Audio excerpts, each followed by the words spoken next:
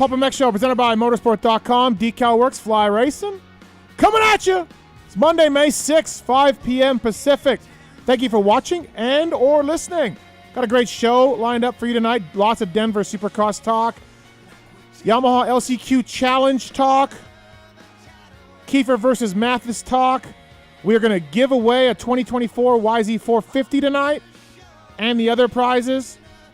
Raffle is open till 6 p.m. Pacific. You got 1 hour to buy raffle tickets, and then we shut it off, and all the money goes to the privateers at race this past weekend. And we'll do the draw as well. We got the prop bets as well, the announcements for the prop bets. Denver Supercross was great. Darren Lawrence will be joining us. Darren Lawrence, the father of Jet and Hunter, and I can only imagine the pride, the love, the feeling he had watching his two sons in 450 Supercross go 1 and 2, man. That's awesome. So Dazzy, as they call him, will join us tonight. And then, of course, everybody's favorite grump, Phil Nicoletti, will call in and talk about his race. I visited him after practice. Breaking news, he was on suicide watch. And then he got it out of 6th in the main event. Not too bad for Phil. Kris Keefer will call and explain. I don't know what he's going to explain, but he's going to explain the ruling from the AMA about him jumping the start on the third race last week. So lots to get into tonight. Wil Hahn maybe too as well. Might get Wilbur to call in as well. But great in-studio guest today. A couple of days of hanging out. First up, he's from Race Day Live. He's a Daytona Supercross winner. One of the great guys in the sport. Had a fantastic career. Chiz was coming on him. Justin Brayton, what's up? What's up, Steve? How we doing? I'm good. Thank you, man. Thanks for coming in. Yeah, we've had a great time. We've been mountain biking. We've been hanging. Yeah, it's been fun. Had to get you a Levo. Yep. For the mountain bike rides. Guy. Yeah, you're a big Specialized guy. That's but right. I mean, honestly, if you would have got on the Taser, that might have been it for you. You might have just, that's it. So, you know. I don't know. We may get into this in a little bit, but I think we said it earlier today. You couldn't hang, and you just let me go that last little segment. Mm-hmm. Okay, so you think that was bike related? I think so. Okay. Speaking of Weech, he is the Supercross play-by-play guy for most of the races this year. He's a voice of outdoor motocross. He's a voice of GNCC. He was the voice of ATV motocross. He's the voice of Geneva Supercross. He was the voice of Endurocross. Jason Weigandt, everybody. Yeah. What's up? Hey, it's in the drop now. I like that. Yeah. Did you play that before your Yamaha PulpMX LCQ challenge? You No. said you played Creed. We played Creed, but You did not play that. the real Creed. The two-stroke. You should delete that video off of YouTube. The best part. Two-stroke, baby. I thought it was great. Okay, all right, okay. Thank you. How good was he on the mountain bike today? Yeah. That was podium speed. He was on me. Unbelievable. I know the trails very well. I know all that, and he was on me. And well, he's an athlete. He's still in the racer mode. And I just want people to know that I couldn't get Justin here without Jason coming, and I couldn't get Jason here without Justin being here. These guys travel in a pair. It's the start money, the expenses. It's all like, yeah, it's a pair. And I didn't hear in the intro to Sir Weigandt. Did you say 2018 Daytona Supercross, the voice of? I did not. You did not. No, so add that. no, That is true. I did announce that. You yes. did, yeah. that. And that's coming out with a re-raceable. We did it today. We're coming out with a recorded it re-raceable today. on that. It was great. And I heard you mention me announcing the Geneva Supercross. Yes. Can we please give the proper the Geneva. 5-time? 6-time. 6-time. Six. 6-time. Paris as well. Oh, broke the tie. Broke the tie. Yes, Yeah, yes. I yeah. believe me and Marv were tied. And Yes, broke the tie. Yep. And as of now, I mean, that's it. Unbreakable record. X Games Gold, last one. Mm-hmm. Can't take that away from Reigning champ, Geneva, reigning champ. Summercross, reigning champion mechanic right here. So I got it too. Thanks for listening, everybody. 702-586-7857. Give us a call if you got something on your mind. We'll talk Denver and more. Darren Lawrence, like I said, that's such a cool story. Unreal. Yeah. Gonna really great to talk to Darren about it. And he's not just the dad of these. I mean, he is an integral. JB, you know this, an integral part of their success. He really is. I mean, from the very beginning, right? And I love just talking to him just about everything. Like, I actually can't wait to speak to him just about life and parenting and all of it. I feel like he has so much to teach all of us, not just about what he taught Jet and Hunter on the track, but also off the track. Like, Yeah. they're great people. I mean, Hunter's interview this past weekend on the podium was amazing, and sometimes you can't teach that, but I do feel like just the way that he raised them was incredible. Yeah, and he helps Great with guy. bike setup. He works with Honda closely. I've talked to the Honda guys. They're like, sometimes we tell them, hey, I don't think so. And sometimes they're like, that's a good idea. We're going to look into that. And, we're going to call Japan and we're going to talk about it. He's smart with the bikes. He's very, very on it with that. So riding technique and all of that. So Darren Lawrence, Phil Nicoletti, Kris Keefer as well. We watched the 1v1 race and Mike Pelletier's ruled. So there will be a rematch. So He jumped. He jumped. He heard the air? Yeah. Something. Yeah. Or the wind, the desert air. Yeah. The branch. The branch. It was funny hearing the AMA official, the director of racing, Yeah. have to use the term Yeah. branch. Yeah. When the branch, he moved before the branch. Wow. Loose program. We got Yeah, the race. that was. We got the Race Tech rant coming up. X-Brand Goggle Tear-Offs, Motorsport.com, tweet at Tits segment as well. I want to thank Motorsport.com, Fly Racing, Decal Works, X-Brand Goggles, Michelin, Race Tech, Renthal, Acerbis, Firepower, Maxima USA, OGO Power Sports, Renegade Race Fuels, ORW, Pro Filter, FMF, Guts Racing, Atlas Brace, official brace of Dylan Wright and Kyle Chisholm of more. Works Connection, MotorcycleIndustryJobs.com, WUSA, Get Data, Weisco Piston, Rocky Ridge Trucks, Factory Chassis Parts, MTX Braking, Ethica, and Troll Training all on board with us. And like I said, looking forward to talking to Darren Lawrence, Phil, Kris Keefer. We're doing that draw tonight. By the way, speaking of the draw, he brought his little randomizer here, working the cameras. The Travis Marks. Hi, Marks. Hello. So we got, How are you feeling? I'm fine. Leafs suck, by the way. I'm fine. Just That FYI. shirt sucks. That's a fine. That's fine. Your team Worth lost it. too. Worth it. Your team lost too. Yeah, we won a cup last year. That's all right. Okay. So we're cutting it off at 6, the raffle, Yes. and then we will announce the money for everybody Yes. and the props, And the props. and we will give away prizes later tonight. Yep. Sounds like a plan. You got your little randomizer? Okay. Yeah, it's in the little box over here. Okay. Thank you. And taking your phone calls over there in the corner, holding things down. Back from vacation, getting ready for his next one. The Tits Legendary. Tits, what's up? Always be vacationing. Yeah. That's my motto. That is your model. All right. Okay, so I'll start with you, Weege. Do you want to start with Jet and Hunter, 1-2, Hunter leads, Jet gets him, or Cooper Webb, injured, finally came out with that, and Webb and Tomac also crappy race in his hometown? Where do you want to start? I think I'm going to start with the Lawrences because I did a video about this, the Weed Pull Show. the mic up a little bit. Oh, really? Yep. Okay. What Thank you. a professional there you go. broadcaster I am. Yep. I'm used to being too loud usually. I did a Weed Show on Sunday morning, Saturday night after the race, after watching the press conference. All year, everyone has talked about this season being the season of stacked field, and we've had 6 winners, and we almost had 7, and it's been so close, and the points were so close, et cetera, et cetera. That's what, in the moment, we are thinking of this season as. But down the road, we are probably going to remember 2024 Supercross as, yeah, that's when it kind of started. Like the same way we talk about 93 with McGrath, or when maybe RV and Dunn started to make their moves and start winning. I think that's where this will ultimately be if Jet holds on and wins the title. That's where we'll end up remembering this season for, and then that's a real exclamation point to be like, oh, yeah. And then it ended with 1-2, the other Lawrence brother. That, to me, is going to be the defining what the season ultimately was. Great job by Webb and Tomac and Sexton and Plessinger and Anderson to keep the heat on and try to beat the kid. They threw everything they had at him. But in the end, he's probably going to get this done. JB, do you think this is like, are the odds leaning that this is the start of an MC era? I mean, you could say odds, you could use whatever word you want, but yes. Yeah. I'm not saying Yes. 72, but just this kid is going to win a lot of championships starting now and going forward. I don't think there's any rider, team, anybody in the pits that would tell you otherwise. Yeah. I really think things are going to happen for that not to happen. Yep. And also, to add to Ouija's point, Mother Nature even threw everything they could at him this year. And a couple of those were the bad races he had, right? Yeah. So the kid's unbelievable. Yeah. The riding, I love watching him ride, his technique, breaking all that down. Like, it's so fun to watch. And he's unreal. This is the start. This is the I start. mean, look, we lived through McGrath, we lived through Ricky. Well, the start was in May of this year. Yeah. Okay. Really. Right. Yeah. Yeah. May of last year. Sorry, May of last year. Yeah. Correct. Yes. I have found myself thinking about this a lot. We all knew that he would be going to the 450 class eventually, and we knew he was great in the 250s, and I think we all knew he was the next big thing. But I cannot remember 18 months ago, 2 years ago, what were my expectations, or what were yours, or what did anyone think this was the level? he was good in the 250s, obviously. But I don't know if it set us up for this. Well, was anyone thinking 22-0? I mean, I made that point last summer where I was like, he's better on a 450. Like his 250 motocross, good. Yeah. So was J-Mart. So was a lot of guys. But I'm like, he's better on a 450. And I'm like, uh-oh.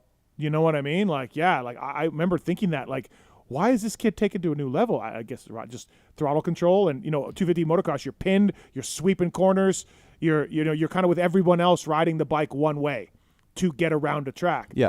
And 450s, he can ride all over the place. Yeah, more technique comes into play. You're not you're not handicapped with any sort of speed or horsepower, anything like that. You can use it all, right? Yeah. If you need some more, it's there if you want it. And yeah, I just think the way he rides, it really suits that style and his mindset, like all of it. It really is like his, from top to bottom, there's nothing that you can really point at that he has a weak spot right now. Yeah. The Yamaha boys, rough weekend for them in Denver. Again, Webb's going to have surgery. Not surgery, sorry. Webb's got an injury. I expect him to have surgery and be out for outdoors. Coker, the team manager, told Aaron Hansel at Racer X it does not require surgery. Okay. He just needs some time off. So that's going to, either way, I don't know if we'll see him at Pala. Yeah, I think that might do it. But and then Tomac, like in hometown, we talked on Moto 60 show on Thursday, like, hey, man, how cool would it be that he could win? Can he win? Absolutely. He's been fast. Like, this could be a great story. And he washed out, crashed again later on, hurt his wrist maybe, shook his wrist off a little bit. Thumb also, but not as bad. Not the ligament damage. But. So, like, we're now getting to the Yamaha guys who were coming close to Jed and looking exciting, and we got one more round left, and they're petering out a bit. Eli, to me, has been, like Anaheim 2, that final Triple Crown race, we're like, oh, my gosh, here he is. Like, that was amazing. That was unbelievable. He's back. Yeah. And then, like, not so good, not so good, not so good. Then all of a sudden he has another one like that, and we're like, yep, here he is. Not so good, not so good. Another one good. And it was like, wow. Like it hasn't been, when he's had a good one, the next weekend isn't like as good or better. I hate to give my friend across from me any kind of props, but one thing he has said from those damn review shows for 10 years But now. you're adopting this theory on Tomac. I'm not touching this one, but go ahead. Go ahead, tell me. No, everyone, you tell this people is my theory, but I'm not applying this theory to Tomac. Well, it's you there. Are. It's there. In your mind, it is. It is. Yes.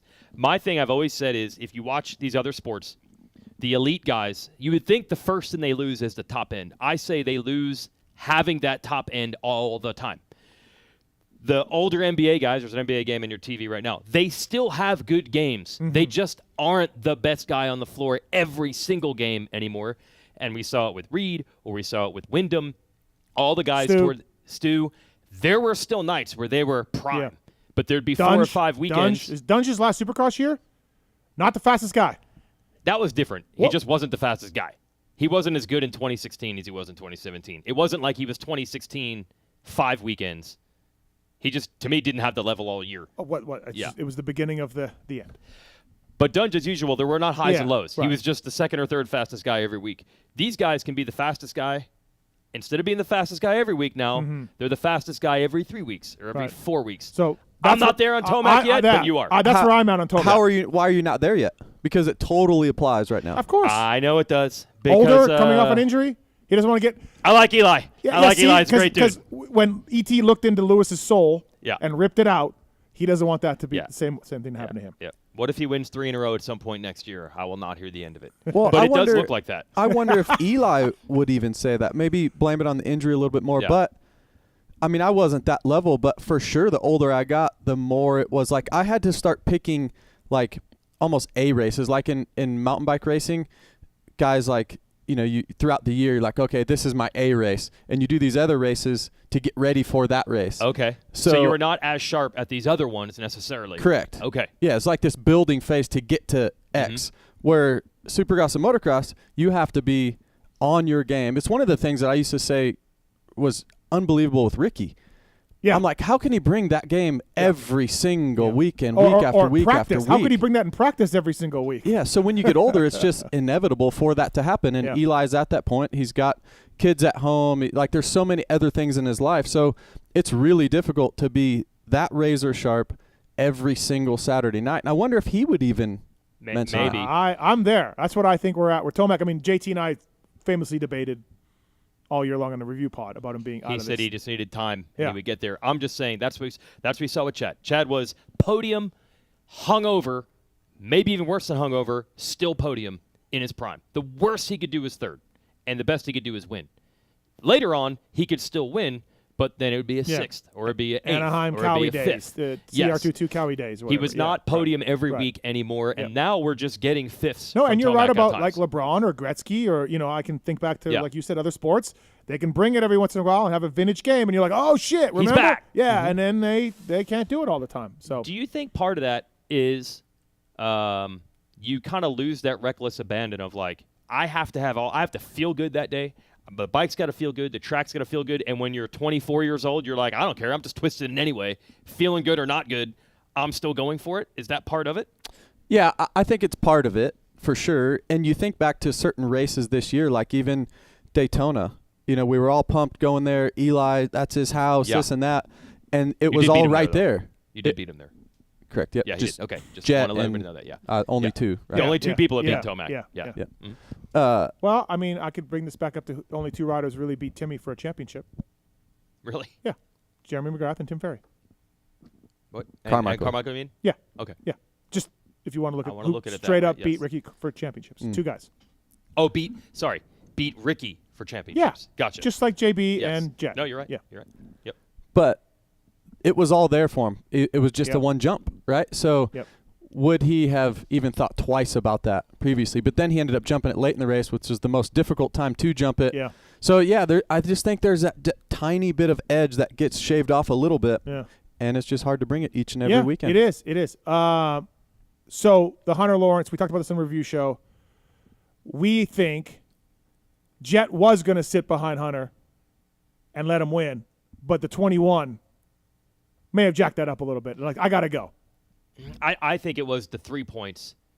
You don't have the title clinched. I don't think you can just leave 3 points on the table. I That's think what Anderson forced his move. Yeah, I think if he had the title clinched, it might be different. Okay. Yeah, I don't think it. I'm putting it on the 3 points more. Okay. All right. Well, we'll ask Dazzy. We'll ask Yeah. Darren. Yeah, we were kind of talking about that, like you said, on the review, and for sure, different scenario, he sits there, Yeah. I think. But to Ouija's point, you have to take those 3 points. You just have no idea what could potentially happen in Salt Lake. Yeah. I think Anderson forced that issue a little bit. I think he was happy to cruise. But maybe, you know what? We've seen him cruising, quote-unquote cruising, and then I'm going to go. It's crazy. Whether it was Yep. Philly, whether it was not Philly, Yep. Nashville, the race before that, Foxborough, where it's like, oh, it's time to go. All right, I'm going to go. Yeah. So Jet did say in the press conference that once Eli crashed and they didn't see anyone behind them for a little bit, that he did think maybe I'll just settle for second. Then Anderson did start getting close. Yeah. So maybe that did Yeah. change his mind a little bit. Justin Brayton brought to you by the folks at Decal Works. We talk about SoCal Gear. JB. First arena cross podium in SoCal Gear. SoCal Gear. wow. Yeah. It's the Decal Works got into the gear business years ago, and Justin Brayton was one of their guys. So was JT. DecalMX.com. PulpMX 24 is the code to save with those guys. Red Bull KTM, Husqvarna Off-Road. Great company, great stickers, great service, all of that. They'll put your number plate on it. They'll send Weege Plastic with the pre-applied. graphics on it. Yeah, because we Yes. all saw what you did. So thanks to the folks at DecalMX for bringing you Justin Brayton here on the show. And Weege, brought to you by OGIO Power Sports. You finally got a new OGIO. But I'm not using it yet. What about the gear bag? Yeah, I am using the new gear UK, bag. yeah, because you showed us with the wheel broken I was and dragging it. you were dragging it. Yes. Did you ever see this, JB? I did, yes. Yeah. So thanks to the folks at OGIO Power Sports. Pulp 15 is the code to save with OGIO. And also Fly Racing, bringing you Justin My Brayton as 8-year-old well. mountain bike gear. And JT is so angry at you for this gear you're wearing today. I wore Fly. I mountain thought bike gear it today. looked good. Thank you. Here And we go. by the Thank way, you. you rode great today. I was really impressed. I mean, you were flying. It was the corner speed was unbelievable.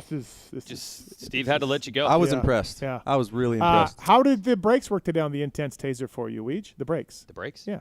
They were fine. Why? MTX braking pads in that Uh-huh. bike, available over 800 power sports dealers out there. PulpMX is the code to save.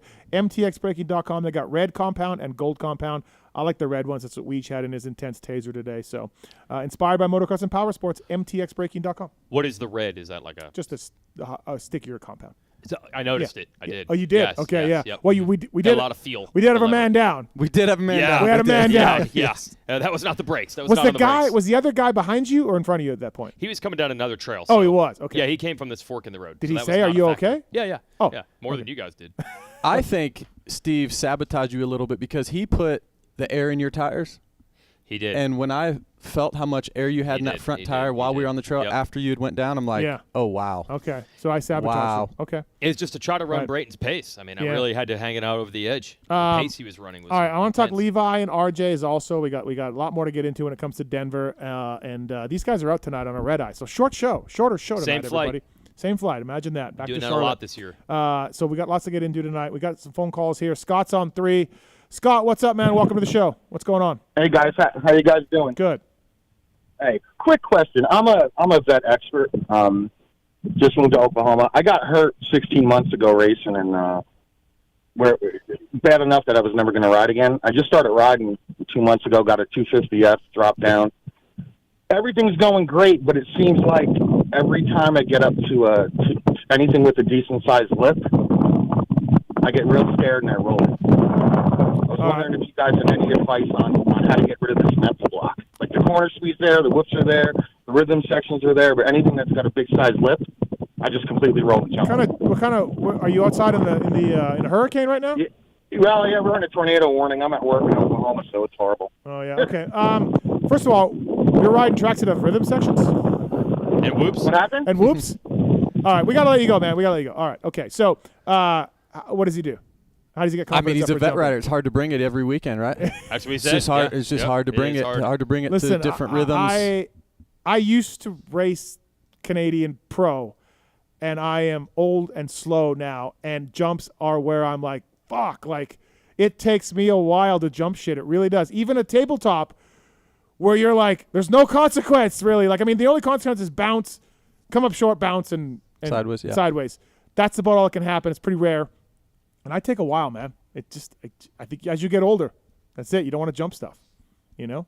So, I guess we already discussed this if yeah. you think about it. I mean, I guess you just pace yourself off, you know? Like, yeah, I don't know. I don't know what he means by big lip, big Yeah, takeoff. Yeah. Right. I mean, I rode in Oklahoma at Cooperland one time. And if Oh. he's hitting any of those jumps, Oh, I can't even imagine. yeah.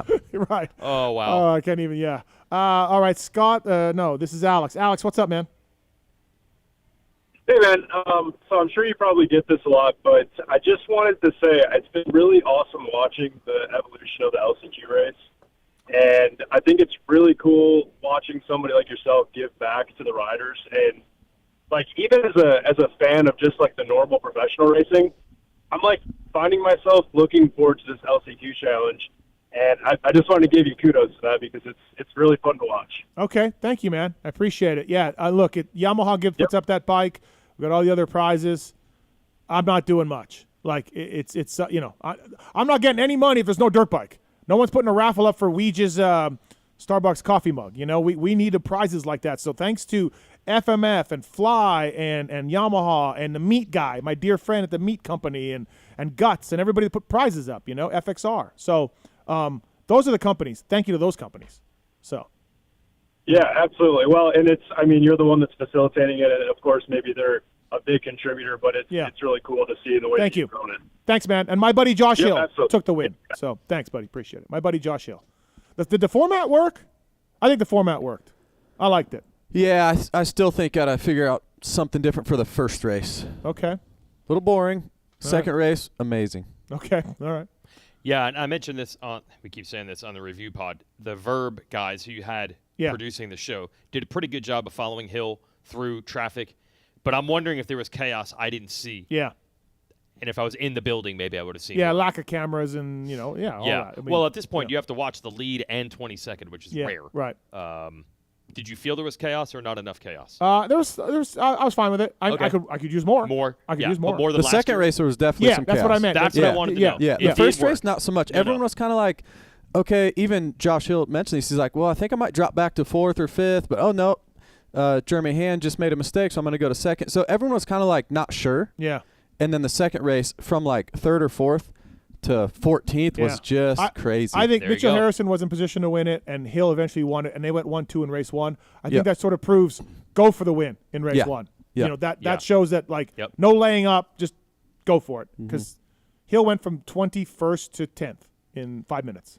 Harrison had passed Hill early. Yes. Yep. What happened? He went down.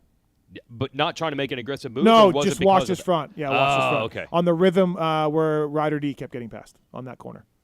We'll no, we'll he talk about crashed in the switchbacks after the start. Oh, he did? You go Okay, right, then he crashed. 180, Oh, I'm thinking left of Master 180. Pool. I'm sorry, Master Yeah. Pool. I'm getting same team, but Mookie? or Or Mookie. Mookie? Harrison yes, correct. Yep. Harrison tried to go inside of somebody Yep. and just kind of push the front. Yep. And So Master Down Pool to- went down over there. That's what I was wondering. yeah. Was him trying to make as many passes in as short amount of time as possible maybe. led to yeah, a I crash? think it was Yeah. some urgency for Yeah, sure. Yeah.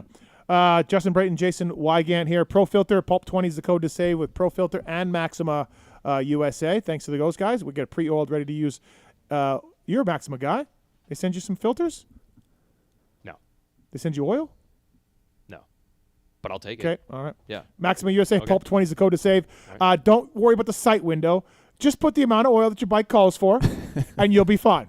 I don't know if I could trust that. The bike comes with an instruction. You can't trust the manual. It comes with an instruction manual, and it says, look in the sight window. Yeah. So I'm going by what the manual says. Okay, all right, fair It doesn't enough. say how many cc's. It says It both. does. Do this many cc's, and it will equal this As in the I sight said to him window, in group and it text, did not. where do you think the oil's going, Weege? I don't know. Is it on the floor of I your don't know. I'm garage? like, is there a seal? Does it have internal bleeding? Is there a seal inside? He was asking. pour it in. Yeah. I put in the proper amount, and it said if you do that, it'll look like this, and it didn't look like that. Okay. So you just kept adding more? No, I just didn't ride it. I was Yeah, so he scared. was Gotcha. scared. He was just scared. Then I went to a race for the weekend. I got home 3 days later, and it had settled, and boom, we had it in the sight window. All right, we got Yeah. some more calls here before we come up with Darren Lawrence. Scott's on 3. What's up, Scott? Hey, thanks for taking my call. So I heard you guys talking on the review show about the tracks and the amount of 90-degree turns and whatnot. Yeah. And I think a week ago you talked about getting rid of the over-under bridge. Yeah, they don't Think have it. those- Yeah, they had it those one two, time this year. Yeah. Those two might be related. I seeing that asked. they can't I asked. crisscross the track and I asked one of the dirt jerks, is the over-under bridge the reason there's so many 90s? And they said no. no. Yeah. No, I don't know. surprising, Yeah. but For track design. one right? other thing I wanted to get in about the announcing this weekend. Weege, I'm sure it was tough to watch. Sitting at home, it was tough for me to listen to. Lee, can't wait to get Weege in there full time. No, I'm in this weekend, and this is my wife's birthday was Saturday. It doesn't bother me one bit. I don't mind it. There definitely have been points in Supercross history where it was beyond frustrating because I wasn't part of it at all. But this is just fine. But I do appreciate the compliment there. I'll be Lee's in this fine. weekend. Lee's fine. I always say this about Lee. Never once do you see him have a guy on the show, and you're like, he does not know who that guy is. Yeah. Just when you Well, think he does. there were a few moments this weekend about three wrong rider calls, and they weren't even on the same type of bike. Yeah, but I will say this. Even like at the start of a race, like I'll give a perfect example. Even in Nashville, which one was Kitchen and which one is McAdoo when they're going to the first turn? Yeah. It's virtually impossible. Yeah. Believe it or not, we Yeah, have the same bike. Yeah, same bike. They both have red plates, same gear. That kind of stuff happens a lot. I guess you're saying that he got wrong brand. I find that hard to believe. If you said it, I'll believe you. But Yeah.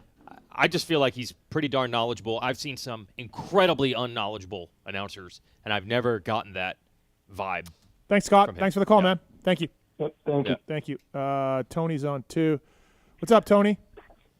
Hey guys, just checking out the show, and I was just wondering why Josh Hill wasn't in the lineup tonight after winning the challenge race. I thought about it. We had him on the live show Friday night in Denver. He came on the live show, which was pretty cool of him, and he told some good stories.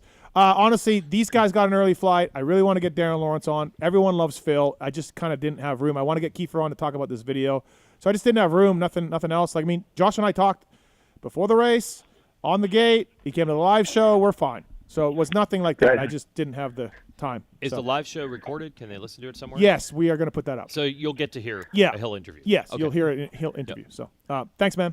Right on. Thank you. Thanks, guys. Appreciate it. Thank you. All right, Darren Lawrence coming right up here. Hill's kind of the king of North Carolina, low key. Yeah. Really a mover and shaker. Oh, yeah? In the Statesville, Charlotte area. Hill Yeah. on the live show was great. And Yep. he gave Steve a lot of credit. said he was a casual listener of the Yeah. show. Oh. Yes. Said that Steve is allowed at the monster parties. If it was if up it's to him. up to him. If it was up to him, I'm Oh, allowed. okay. Which then JB jumped quickly in and was like, "Well, It might not be up to him. Yeah. Yes. Yeah. And then he talked about too his his feet are so fucked from that backflip attempt that went wrong, and it's still that way. He talked about how he has to wear Tech 7s. He can't feel the His brake. left foot. He can't feel his left Yeah, foot. can't So feel the left foot. shifting and shifting. can't feel it. Still from all those years ago. And to So be that good. what I don't like, and this could be my race tech rant, was I don't like all the people saying it's bullshit that he won. Like, for one, he got the number of points to get in, and he was a factory rider a long time ago. This dude is not making millions and living on the factory rider life. He's as privateer as they come. He had a great year last year, made most of the mains. I don't get the heat he's kind of getting from being able to race. Like he's eligible for this money.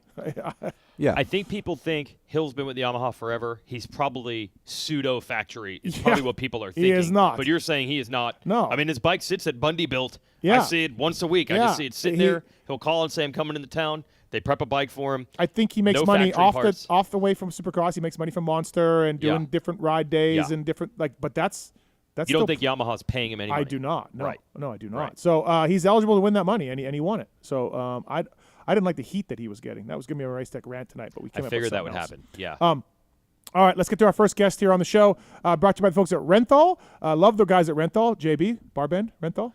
997. 997. And Twin Wall. Twin Always. Wall. Yeah. Yeah. No, Crossbar. got to have a crossbar. Yep. We went over this yesterday in my garage. Renthal.com. Please check them out. Official bar and sprocket of Factory Honda, who went 1-2 in the 450s this week and number 1 in 250. Lars Lindstrom probably really had a nice weekend. Bringing you our first guest on the show, the father of Jet and Hunter, Darren Lawrence. What's up, Dazzy? How are you, man? Yeah, good, Steve. How yourself? We're good. Thank you for the time tonight. Really appreciate it. No, my pleasure, my pleasure. I wasn't sure you were going to say yes because you're a background guy. You're not running around to the media and you're not always looking for acclaim. So I wasn't sure if you were going to say yes. So thank you. Well, I'm trying to be better because I am that guy. I'd prefer not to. And just go to work and do my work and let the results speak. So I'm trying to be better, mate. Okay. No, that's great. No, thank you. I appreciate it. Well, actually, you probably only agreed yes because Justin Brayton's in here, right, Darren? Is that it? True, and Weeds. He's a good-looking man. Oh, wow. Man, we just became best friends. Yeah, exactly. Appreciate it, Dazzy. Man, I can't even – I tweeted this out, Darren, on yesterday. I can't even imagine the love, the pride, the sense of accomplishment. I mean, 450 Supercross, 1-2. I can't even imagine what it's like for a dad. I had my dad took me to all the races growing up, and we know how important fathers are to everybody's career. And I can't even imagine how you felt, man. Yeah, it's funny when it was about the 18-minute mark, and I was like, you know what, boys, if it stays 1-2 or whatever now, I'm not really that phased. I'm just so proud of you have gotten to this level. And as you know, and JB, you win some, you lose some. It's just the way it goes. But if you're actually in the conversation and you're in the fight, you've obviously done 90% of the stuff right. Yeah. And then 5% is a bit of luck, and 5%. It's just this sport, as you know, you can go from 0 to 0 really, really quickly. So it's sort of you do. Yeah. Like I said, I never dreamt of it, but you do think of it. But when you do think of it, you go, wow, that'd be unreal. You probably spend 2 seconds thinking about it. Then the other 98%, you're just working your butt off to try and get there. Yeah. It had to have been such a cool feeling to do that. So I congratulations on that. That's awesome. Yep. Nah, thanks, guys. Thank you. Yeah, that was awesome. Dazzy, congratulations. And I had a question. So your calm demeanor, where do you actually get that from? Because you're right, the highs and lows, and as a parent, you can get really high, and then you get really you can ride that wave with We've the seen boys, parents right? get really emotional. And we've seen that over the years. We've seen countless numbers of them, right? Yeah. But Darren seems so mellow, even through the San Diego incident with Anderson and Jet. It's like you were so calm. So where did you get that from? I think, I don't know. My mum and dad, we lived in the middle of Australia on a farm, so farmers, Australian farmers, if you've ever met them, are real just casual. Everything happens slowly. You don't rush nothing. You plan out your day, and it's just the way your demeanour is. You don't ever rush into stuff. You plan stuff. So I guess I've been brought up that way. It wasn't a fast lifestyle, and I always think myself I'm a pretty slow thinker. I'm not the cleverest man, but I'll definitely break things down and pull things apart. And the whole Anderson thing, like at San Diego, like I said to Jet, it was, and people don't understand Jet and what was said between them. And I was like, well, Jetson, I'm proud of you for standing up for yourself, because a lot of people in today's world, as you know, will just turn a blind eye. Oh, I don't want to get involved in that, and they don't like confrontation. Whereas I'm old school, like men are men, and you confront someone. If you think it's not right, well, you confront them, and you sort it out, and you shake hands at the end, and you move on. So for him, it was like, mate, I'm really happy and proud of you. You stood up to a guy that you thought was just dicking with you. I'm not impressed that you lost your temper, because I've been known to have a bad temper. So I said, I want you to be better than me, So I said, I'm not impressed with that, but I said, I'm glad you stood up for yourself, but there's a better way to do it, mate. And so it's just, I'm just a very analytical person, and I look at things and try to go, all right, well, that's not so bad if you would have done it this way, I think it's my upbringing, JB, just a bit of a calm, casual thinker, but a bit of a slow thinker, And you can kind of tell that, actually, when you see Darren or the conversations that I've had with him. You really do think things out. You don't make decisions on the fly, and I think that's so awesome, and I respect that so much from you, and it makes you a better person, a better parent, and I really look up to that. No, thank you, JB. Thank you. And I've heard from the Honda guys that at times, Darren, if things don't go right, you'll tell one of the boys, hey, it ain't the bike, it's you. Pull your head out of the ass. You need to pick this up. I can see you're not doing this, you're not doing that. You are not running to the team and being like, this bike sucks, what can we do? I've heard this from the Honda guys. Yeah, well, that's the funniest thing I sort of look at and I laugh, because we developed the bike together. Mm-hmm. And every rider's the same. You develop the bike with the team. So if the bike ain't right, how in the world is it the bike's fault?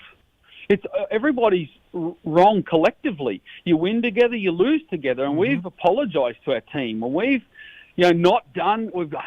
Sorry, boys. Like when Jepson, I can't remember what round, he was leading and he just got cross-rutted, and he was like, we said, sorry, boys, we should have won that one, and so, it's just being honest and just being, looking at it and going, well, we developed this bike with you guys. We're the ones that say, Hunter and Jet and myself, I watch the boys every day, every lap. So I'm the one that can tell whether they're comfortable or not, or what their body position is, their leg position, so forth. And that's one thing I really love, because Derek Atkinson, our shower suspension guy, came to us I believe he was quite green in the field. Unbelievable at the bench, dynoing, so forth, but he was green in watching a rider. And I loved talking with him and saying, hey, a rider will tell you what's going on with the bike, so much just his body action, not even watching the fork or the shock, with his leg out or so forth. You'll see, his leg's out. It's not even beside the fork leg, because he doesn't know what the fork's doing, and so forth. And I loved working, and I love that man. He's part of our crew, and so good to work with. Our bike, as you've seen, our 450 this year is such a good, solid bike on the track, whereas poor old Changers and Kenny, they had issues with it for so many years. They couldn't get it dialed in on how they wanted it, So I sort of put that down to the team around us with Hutch, Derek, and then them allowing to trust us, and that I just love our team. There's such a good bunch of lads. Because JB and Weege, I don't know if you guys know this, but some fathers, just think it's the bike and their son is great. I don't know if you guys are aware of this in our sport. Yes. The classic quote, your bike's trying to kill my kid. Yes. That is a classic quote. That is a quote. Right. Oh, yeah. Your bike is trying to kill my kid. Right. Yes. So. But look, I know you're at the track with them every day, and you've probably watched them every time they've maybe ever ridden ever, but there's a lot of people that have done that with a lot of riders, a lot of dads. I've always wondered where you got this level of knowledge, because there are many dads who will tell you, trust me, I can see the suspension better than the suspension guy. Trust me, I know more about training or riding technique than the coach or the trainer. Where do you think you picked up on it? Is it you're listening enough to knowledgeable people to eventually get that knowledge yourself? 1,000%. Gotcha. I owned a steel tank XT250 that had blinkers that I'd drive down the track. I was a typical farm rider. Disappear in the scrub with a rifle on my back, go shooting. I was not motocross. I had no clue. So we just went fishing and camping as a family, and it was just a fun thing to do. And then Hunter was like, hey, I want to try motocross. And I was like, oh, okay, fair enough. And away we went. And it was, for me, I think a lot of parents miss that sport is a fun way to teach a child to create a work ethic for life. You know, if you want to be good at throwing a baseball or shooting a hoop, well, go out in the backyard and practice it, mate. There's no excuse, you know. And then they learn that for their business career and their marriage and everything in life, just to you can be better at something if you put some time towards it, you know. So we got into sport due to that, and then I was blessed enough. There was this old boy in Australia called Greg Moss, which was Jake and Matt's old man. Oh, wow. And he taught me so much of the basics. I honestly believe he's one of the best coaches in the world on his little techniques and his little things he taught me.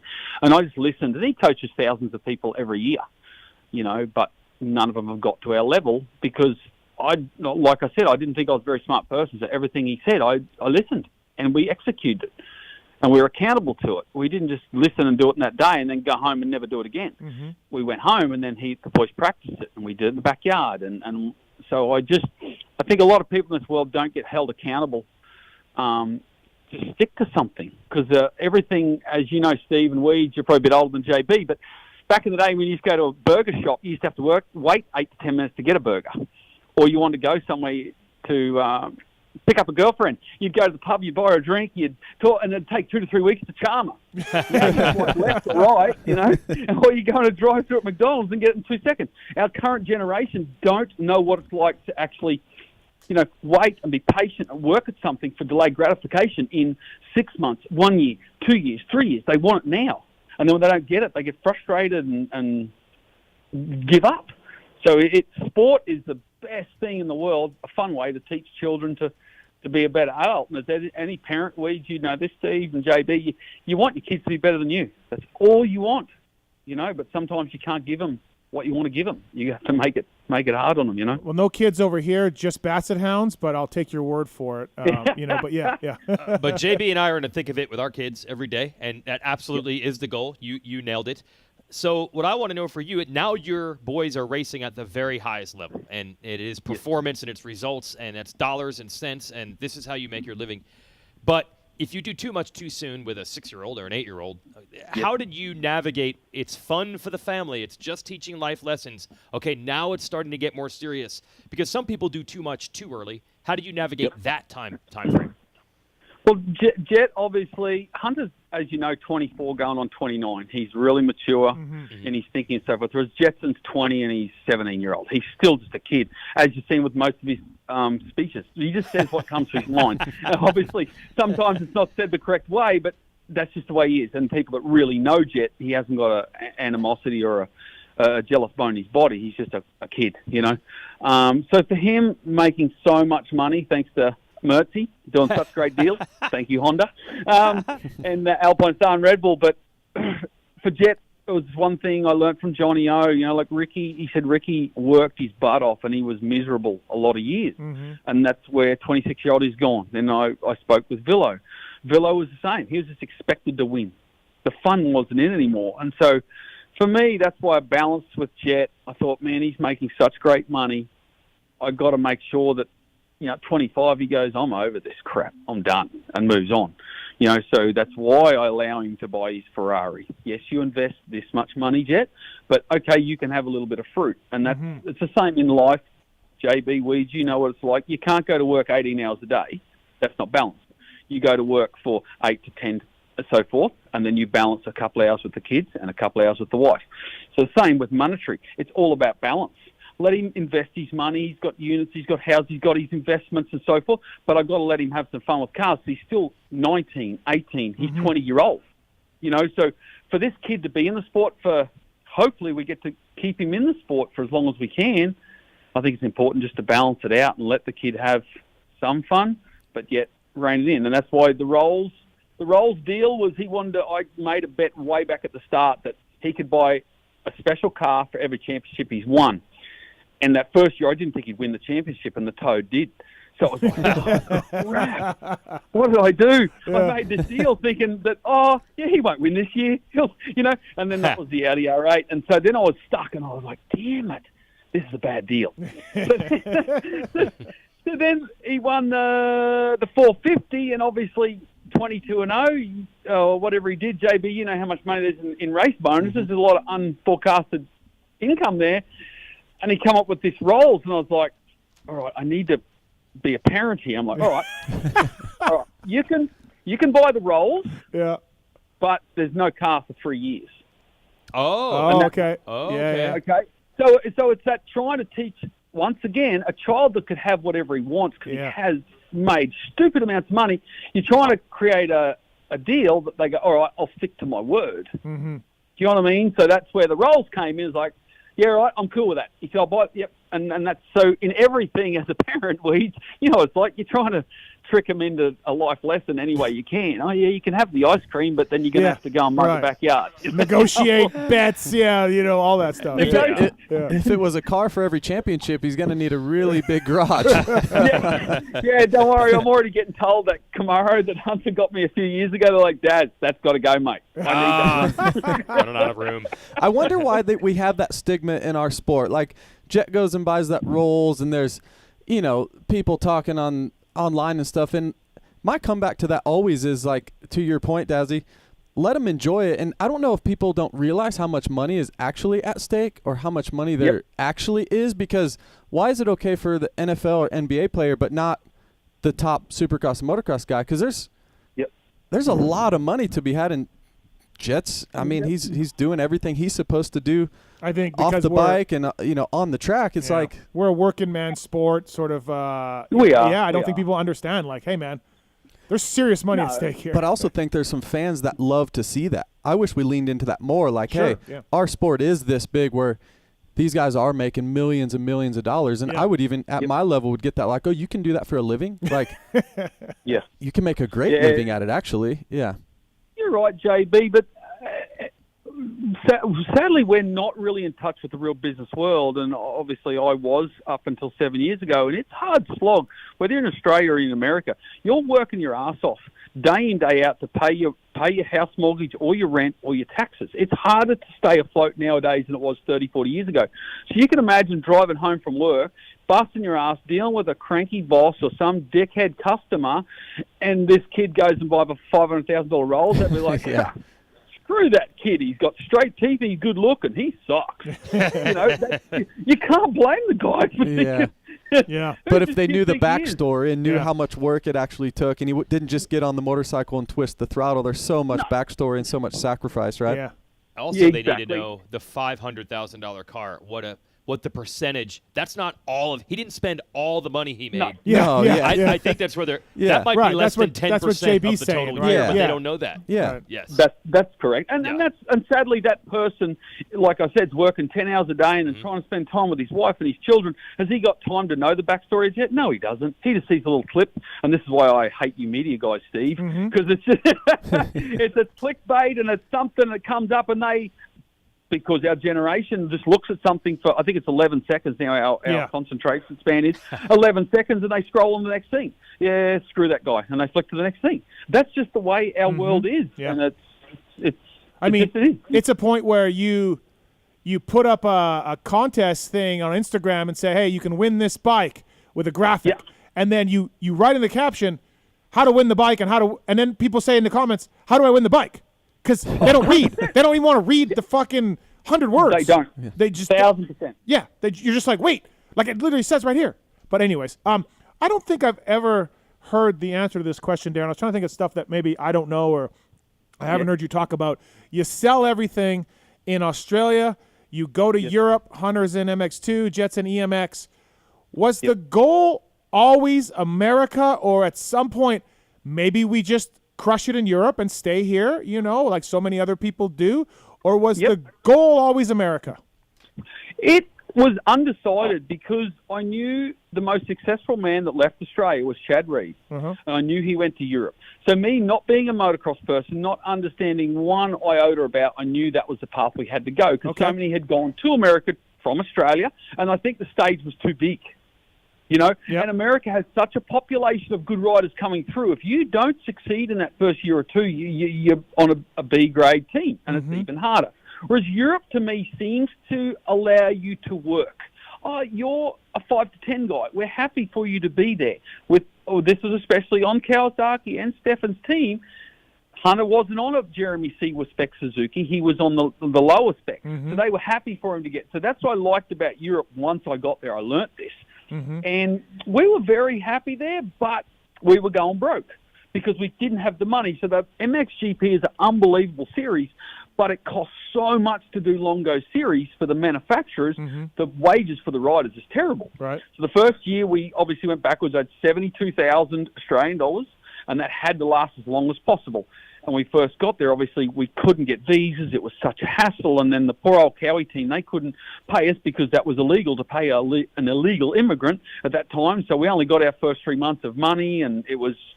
So basically, that was that year. The second year with Stefan was unreal. We got paid. It was professional. We were stoked. Then Suzuki folded. Yeah. So we were like, crap. So Geico was happy to take us. Steve and Ziggy were going to take us then. I said, no, I believe we need to stay. We have more to learn. We aren't ready. And then we stayed and rode for 114 for no money. But Lucas was unreal. He got us a little bit of money from Shift. But then the team took that because they were like, oh, well, Alpine Star want to give us money because Hunter's on the team. We want that money. So we lost that money. Then Lucas got us monster money. So that was 20 grand, but we just went backwards and we ended up using money from mum and dad. Yeah. And in the end, we were pretty much broke. Wow. So, but if someone had said to you when you went to Europe, if someone had said, hey, Darren, your boys are going to be successful in MXGP and, they're going to get rides with Honda, and you would have been happy. That would have been perfectly fine. It would have been. But the one man that had more faith in our system than me was Heiko Klepka, Kenny's dad. Okay. He went and bought a $36,000 Euro camper for us to do the MXGPs. He just showed me one day in his German English. He's like, camper? And I'm like, oh, that's amazing, Heiko. Okay, I get this tomorrow. Literally drives in the driveway at 10 a.m. He got up 5 a.m., gone, brought this camper. Wow. Like, Heiko, I haven't, and he only known us for a few weeks, and this is why I love Heiko, Renee, they put their faith in us, and that's why I repay and do anything I can for that family now. And he said, don't worry, the money will come. And I was freaking out. Yeah. I go, oh my God. Yeah. And he waited till we got across to Geico, obviously because we went backwards in Europe doing what we had to do because we had to pay our own flights. And so he waited until Jet won bonus money. It was the bonus money from Shift. And that paid Heiko back for the camper. Wow. Years later. Yeah. Right? That's cool. That's cool. Unbelievable people that accepted us like family and looked after us. And that's why I speak so highly of those people, and why I got Renee over here, because we used his car. He looked after Hunter. He took Hunter to MXGPs while I was doing Jet with EMX, and just unbelievable people. Darren, is the time now when we talk about Sunshine Coast being the best place in the world, or should we wait for that? Oh boy, 1,000%, JB. It's the best place in the world now. So, where, Darren, did you grow up there, Darren, or not quite close to the Sunshine Coast? Oh, we lose him? Oh, you there? Come back to me. You there? Oh, yeah. There you go. We got you. Yeah. Go ahead, JB. Sorry, boys. Darren, so Sunshine Coast, best place in the world? I agree. It is, huh? It's amazing. So when I go to Australia, I stay where Jet and Hunter grew up, which is the Sunshine Coast. Okay. And every time Darren and I talk, we talk about how amazing it is and this and that. And can I get a what part of the island is this? It's just north of Brisbane. Okay, but is northeast, northwest, southwest? What are we talking? East. East. Yep. East, 3 o'clock. Okay, 3. Also dead east. Okay, got it. Yeah. All right. Yep. But I was telling him, I took my kids to the Australia Zoo and this and that, and he goes, that was our backyard. Darren, your backyard butted up to Steve Irwin's zoo, the crocodile hunter. Wow. The crocodile the crocodile hunter. Sort of. Yeah, he was probably a mile. I'd say 1.4K, a mile up the road. And because my dad knew Bob, Steve's dad, really, really well. They'd come out to the farm and get snakes. And it's crazy, huh? That's incredible. Yes. Wow. The crocodile hunter. We knew him quite well. Steve and Terry, and we'd see them at the Domino's Pizza in Biwa. Like, they're just normal people. Yeah, such good people. Yeah, Bob and Bindi and all that. Yeah. What about Crocodile Dundee? Did you see him around? Or, no, okay. Mate, no. Out of my league. Out of your league. Yeah, and also like you mentioned, Renee bringing him over, and I when I was there this year, Dan and I were talking, and you obviously you guys have Chad Reed's old house, and it's a riding facility and all that. There's someone there, and I can't remember who. Dan's like, they don't have a lot of money, but Darren knows the family. Darren wants to help them. They're here. They're riding. Like, you give back a little bit. Like, you're just like, hey, like, I'll help you. Like, you know what I mean? For sure. Yeah, it's really nice that you do that. Like, it seems like, obviously, look, it's professional motocross and everything has to get paid and the bills, all that have to get paid. But it feels like you're, helping out when you can, So when they're good people, Steve. Yeah. When they appreciate it, you love to do it for people like that. I got a lot of time for Michael Byrne. Always loved Burner when he was Factory Cowie. I was a mechanic. He was a racer. Always thought the world of Burner. And then obviously when he was helping Chad out, I was finding out that for riding technique, bike setup, training, the dude's really smart. He's such a big part of your program. And how big of a help is Burner? Yeah, love the man. Yeah. He just turns up to work every day, helps me prep the tracks. Just such a consistent personality, never a mood swing, just the same dude every day. Yeah. Turns up and we chin wag about different things. And what about this? And what about that? And, he's helping Hunter at the moment because obviously that left shoulder of Hunter's that got dislocated umpteen years ago. It's still been an issue, with just strength because they had a cut where the bicep joined the shoulder was cut off and it was moved over, so the bicep died. And so Burner's actually helping Hunter with that, just trying to get a little bit of strength. Because the 250 Hunter was okay, but the 450 is a bigger beast. So Bernard's helping HJ with that, which is unreal. Because Johnny O obviously is based in Cali, so Johnny O does our programs and so forth, but just Bernard's just a legend of a guy. Yeah, I got a lot of respect for Michael Byrne. Like, love the guy. Yeah, he's an awesome guy. Awesome guy. Speaking of Michael Byrne and great people in your corner, you mentioned Johnny O once again. Yeah, amazing guy. I think so much of Johnny O and just the person he is, the athlete he is still to this day.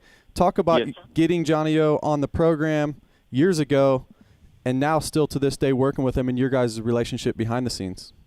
Yeah, he's family, old Johnny O, because like Jet stayed at his house when we first started and just so Johnny O could really get to know him because I'm the type of guy that your company and the Lawrence company, I call it, because we are, that's what as a group, if I get hit by a bus, who's going to carry on? So I needed Johnny O to know my boys as good as I know, and if anything happened to me that Hunter, Jet and Emsy and everyone, they'd be all fine, and so you're always sort of preparing for those things. And he's a legend of a guy, and I wish I would have got him earlier. A little bit pig-headed on my behalf because we always worked stuff out ourselves.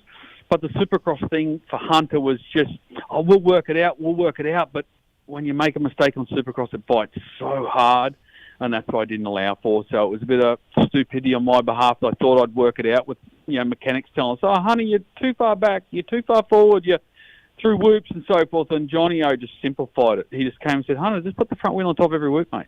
Because he could already see they were technical. He already could see they could put the bike in that 6-inch slot every lap. And he just said, no, they're just complicating it. Just tell the boys what they need to do, and they'll do it. And so he was our saviour, honestly, for Supercross. Because, Jet and Hunter, they hadn't ridden Supercross until we got to America. We'd done a little bit in Australia, played, but it was nothing, obviously, compared to what an American Supercross track is, Well, and speaking to your personality, the patience, and I was at the test track with you guys a lot. I was riding for Factory Honda at the time, and Hunter was learning, and the patience that Johnny O, and Hunter showed at the test track. Like, there were certain days where it was like this lap time, we're 100% okay with that. And I had never seen that before because typically as a rider, you go to the track and your trainer's saying, well, that's the lap time today. It's a 54.6. You got to be a 54.5. And it was never that. Like the slow roll and the patience and the learning, I'm so impressed by that. Yeah, and even with Jet, it was even more, JB. What we found with Jet, because he was 16, 15-year-old, whatever he was, 16, I think. Crikey, old age, man. Some days by the end of the week, his brain was fried, JB. It wasn't the physical. We'd get there and he'd do maybe 20 laps on the Friday, and Johnny'd be like, yep, that's enough. We're done. Wow. Yeah. He'd just see those little mistakes, and it was just, I remember Mertzi organising an interview that on a Friday night, and Lucas was like, oh, that was a waste of time. His brain's fried. His mental of trying to focus was what was what was going to lead to a mistake. And that's where I love Johnny O, because he had that experience of going, no, he's good. He's good. We're done. We're good. Yeah. Whereas sometimes for us as a family, we had nothing to go back to. So I think we might have tried too hard with Hunter. We've got to make it. And just work too hard. Because in Europe, it was 90 minutes no matter what. Monday, Tuesday, Thursday, Friday was a 90-minute moto. And you split up between, a 10 and 420s, or a 20 and 235s, or 240, whatever it was, So we come to Supercross and we're thinking we're going to do 90 minutes. What idiots. It's 90 laps. We just stuffed it up, and that's why so many in our circle and myself love Hunter so much, because he got thrown to the wolves and he was our test dummy, the poor kid. And and his brother got not the easy path, don't get me wrong, but he got to learn, and Hunter's okay with that. Sure. Hunter's okay, like, hey, Jet, you're better than me now, but now I'm going to learn off you, mate, because you learned off me when you're on 85. So, no, that's why a lot of people in our camp, and Jet's Jet, he's an amazing kid, and he's talented and a lovely heart, but Hunter's a gritty bastard, I can guarantee you that. Yeah, and that was what was impressive even in the press conference this weekend, where, they were being honest about it. Hunter's like, I taught him a lot. Now I'm chasing him. He's the best rider in the world. I'm trying to get back up there. And that we don't have sibling rivalry. I mean, I only have a sister. We never compete in anything. But there are a lot of people that will tell you there is no one on earth that pisses them off more than if their brother puts it to them. And I'm sure they motivate each other. But I think we were all waiting when Jet really started to hit his stride and poor Hunter was just on the couch. I think we were all waiting for, there's going to be drama, there's going to be a fallout, you're going to see jealousy. I don't think that ever happened. No, well, it's up to the parents to control that. Yeah. To tell Hunter, hey, mate, I'm sorry, but I stuffed up. I didn't know what we're doing. And to be honest with your children and go, mate, you've taught him so much. That's you out there. You did that to your brother. And Hunter was obviously a lot like me. There was no slacking in our family. If Jet wasn't doing things right, Hunter let him know. And it's just being the honest truth of and I say this to some parents. I was only speaking to people on the compound the other day. A lot of kids want to beat another kid in amateurs out of an aggressiveness or a hatred, because mummy and daddy want to see little Johnny win.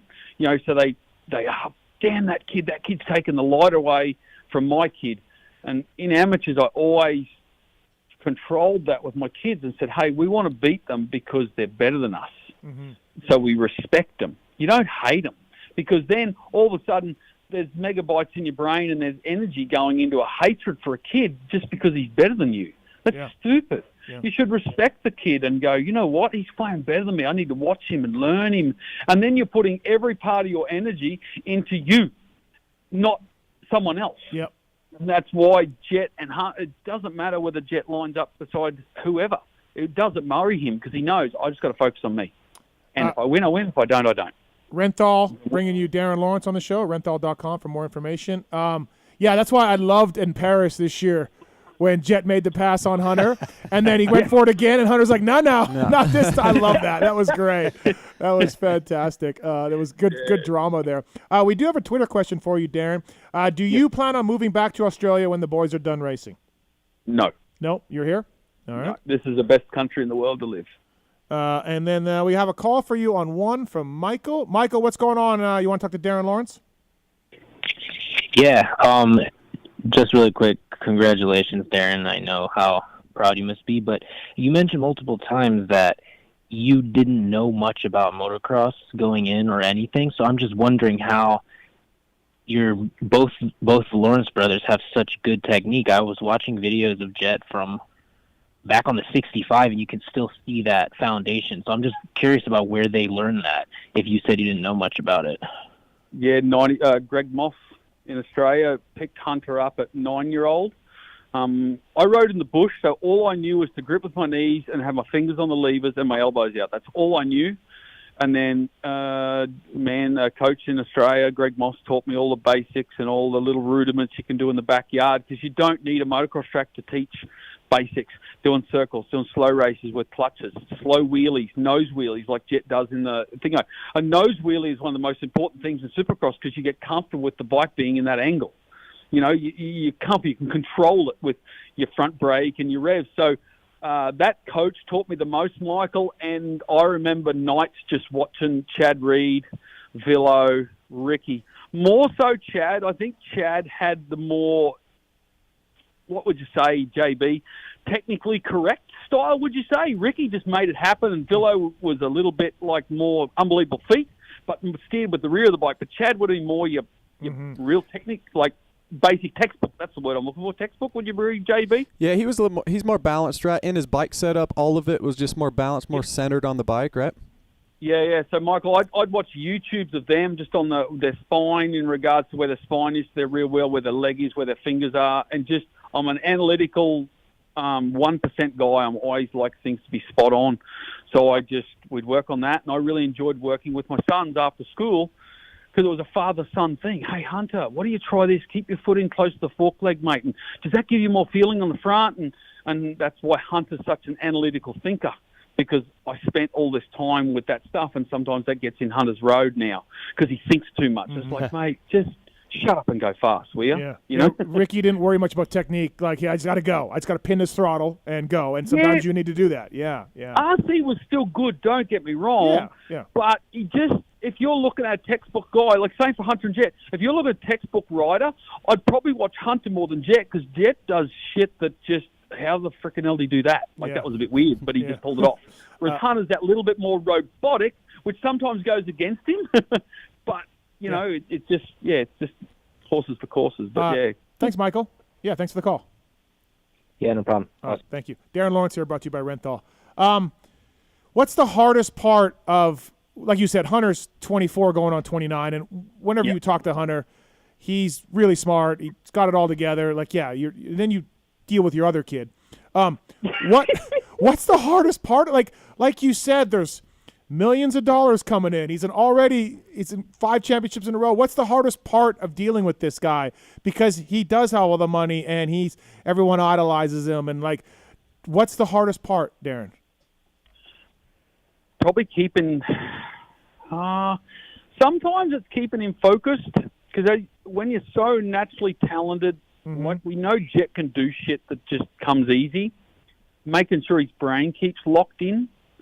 You know, so that's why we talk about goals and different things, which, you know, his main goal is to win as many championships as he can. You know, that's his main goal. But obviously the second question that got broadcasted across the media that everyone shitted on him for was, I wouldn't mind trying to see if I can get close to 72 wins. But obviously that got twisted that he wants to beat it. Crock of shit. But that's what he uses to keep himself focused and motivated to go for it. And what disappointed me with the world and so many people is they said, he hasn't even won a main event. Well, that's like saying to your child that's 10-year-old, like, don't bother getting a job, mate. You haven't worked a day in your life. Okay, yeah. You know what I'm saying? Yeah, it's stupid. Why are we teaching our children just to be mediocre? If you want to jump the fence, kid, you aim to jump the fence. You don't aim to clip your ankle and launch up the other side. So why is it so bad that they want to aim for something high? So that's what I use for Jet to keep him focused. Mate, you're good enough to go for that thing. You know? Yeah. Yes, you've got to get to 20 wins. Yes, you've got to 30 wins. That's common sense. Hello, oxygen thieves, you know. That's normal. But you can get to that, mate. So let's frickin' have a go. We came from the middle of Australia, and like Hunter said, we shouldn't be here. We're not the perfect thing to go, oh, wow, these people will be pro motocrossers. Not even close. Yeah. But we just never gave up. So we keep him. That's how I keep him focused, is just goals. And come on, let's be the best we can be. That's all you ever want your children or anyone. It's the only thing that pisses me off when people don't bet on themselves. Right. Because they're scared to fail, you know. Sure. Oh, I can't do that. Bullshit. Come on. If I can do it, you can do it. I guarantee you. Just focus on it. So that's how we keep him in. Like, he's a funny kid. This afternoon he came home with a pet freaking bearded dragon. Oh, jeez. Oh, God. Oh, Jesus. That's Jed. He just won 100-something K on Saturday night. Yeah. He'll come up with a bearded dragon and a shitbox fishing rod that probably costs $12. He goes down and catches a 3-pound bass out the back of a house. He's still a lovable, normal kid, you know, and that's what people don't see. They see 11 seconds of what they want to picture him. Yeah. and then they hate on him, and that's why I just ignore it. I couldn't care less. You can't. Yeah, you can't deal with it. You can't. You got to put your head down and move on, right? You can't. Yeah, it's like these people don't know him. You're taking 11 seconds, and that's fine. I understand that. That's their right. They can do that, but they don't understand who the boys are. I would never let them be that type of kid or person. As a parent, you want your kid to be something that society ain't going to deal with. So yeah. You literally answered the question as you were saying that I was going to ask you with, that's another weird thing, right? You go from just in the middle of nowhere, Australia, then maybe you're in Europe, but it's still pretty obscure. And then at some point you get to this weird situation, this is rare, where your child becomes a public figure. And that's only something that happens. Now, there are more popular people in the world, but there's 1,000 people that are popular enough where people that don't know them are going to weigh in on social media with opinion. That has to be such a weird, hard to manage thing, because if your kid my kid wanted to play with the neighbors today, and he asked my wife, can you ask if I can play with them? And we're like, no, you can do it yourself. You can do it yourself. We're managing our neighbors. You're managing 1 million people, maybe. That has to be so weird, and it must hit you in the face so hard the first time they turn, and they did turn. Yeah. And they go from loving you to hating you in 5 minutes. Yeah, but I think once again it's being honest with yourself, Weeds. Every human being has jealousy, has hatred, has love. You know that in yourself but it's a choice to control it. Do you know what I mean? Like when someone beat your kid back in the day, you'd be like, fuck. You'd be pissed. Yeah. But it was your choice to go, no. The kid got a better start. He cornered better. He did that better. We need to learn that. So it's, as a parent and as an adult and human being, you have to know you have some pretty fucked up things in your human nature. Your ECU cross-wires how much. But it's a choice to sit. We fly so much, guys. Isn't it a choice? How many people on the plane get up and try and push out and you're like, yeah, good job, dickhead. You're going to get off the plane 7 seconds earlier than everyone else. Yes. Yes. But how good is it? It's a choice to go, no, ma'am, you go first. Would you like a hand with your bag? That's a choice to think of someone else. And our human race doesn't do that now because we're generally selfish from birth. I'm going to yell at the airport person because the weather canceled the flight. I'm going to yell at this poor gate agent. Exactly right. Like, good job. You're pissing your day off, pissing yourself off for what?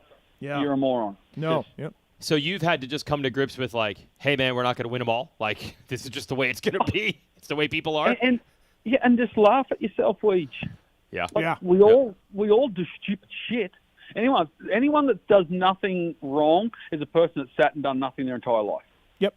You talk to every champion, and I was only talking to Wesling. What's that lad? Wesling, mountain biker, beast of a guy. John Wesling. John Wesling. I was talking to him and said, I so respect champions so much because if you're a champion, you obviously have to get on the line, look up and down, and go, right, bitches, let's go. I got you covered. Yeah. But then you have to come back the truck and you have to be humble enough to accept criticism. Oh, you didn't do this right, mate. You didn't do that good.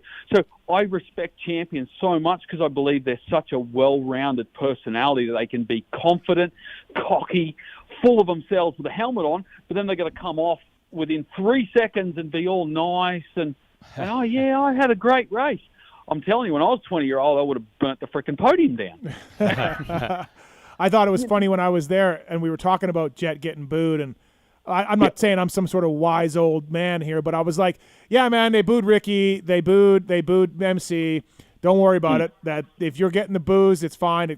Every great champion gets it, and it really does. It's like whatever. Like it didn't last long either. It didn't, no. And it's just a thing. Like it happens, and you move on. It is, and it's. RC warned us about it a year or so ago. He already told us that, so we knew it. Yep. And he said, if you're doing everything right and you start to do what I think you can do, you'll be hated for a while. That's why Jet handled it so well. He actually was like, yes, I'm in that conversation. And we never ever think that we're Ricky, Carmichael, or James because we looked up from our entire lives and Reedy and Kevin Wyndham. What a freaking legend, dude, Yeah. But the fact that we get to meet those people and talk with them, it's still surreal to us because we just think we're still, Aussie guys just having a crack. So I just love we're in the conversation, mate. Honestly, just love that fact. Yeah, it's fantastic. How is the outdoor stuff coming along? I mean, because sometimes we've seen this. You guys have seen this, Weege and JB, when you're in the thick of Supercross stuff, you don't really want to go outdoor stuff. You don't really want to think about it. You want to clinch this thing, get on with it, then worry about outdoors. I know you guys have done some, Darren, but how's the outdoor prep? Has it been as normal as normal? No, we didn't touch it. We did it that 1 week with testing. Yep. And Jet and Hunter got their motocross legs back so quickly by just that 1 week. Yep. I was happy to go, you know what? Yous are pretty good. We have the bike set up from last year. Derek's so freaking good. We had an updated show of stuff, of course, that he dialed in, and the bike looked so good. I'm like, you know what? I believe Supercross is still a learning curve for us. So I sort of want to stay a little bit more focused on that. So I haven't touched it yet, Steve-O. I'm just going to wait till after Salt Lake, finish the job at hand first, right? I'll say it looked pretty good last year, so the bike looked all right last year. Yeah. Keep those settings. Keep those ones. And like I was saying before with Jet, I sort of don't mind Jet going in there a little bit like, oh, I got to focus. Because I think I'll get a better Jet. Like Daytona was probably the most relaxed I've been because the track was so gnarly. I knew he'd stay focused. It's when the track is easy, like on the night we just gone. Like that track was so slow. It wasn't anything majorly difficult. But you just had to hit your marks. I'm like, come on, Jet, keep your brain switched in. Especially with Hunter in front of him, I knew he'd be like, shit, I don't want to push Hunter too much. I don't want him to crash. But I don't want to pass him and then make him chase. Like, I could just see Jet's brain clicking over like 35 different things. I'm like, dude, just ride your bike. Just ride your freaking bike. Awesome. All right. Well, good stuff, Darren. Thank you, man. Really appreciate the time. Congratulations. 1, 2. I mean, like I said off the top, it's got to be. Boys, remember when we were in Lowell and it was fucking snowing on us and like we were losing money and we were eating waffles because we had no money and shitty coffee. $70,000 had to last a year. Yeah, remember that, boys? Well, we just went 1, 2, and 450 Supercross. So I don't know. I just think of that, Darren. I really do. That's awesome. Yeah, well, that's just never give up, kids. Yeah, kids that listen, parents, just never give up. Just turn up every day and keep going, and you'll fail.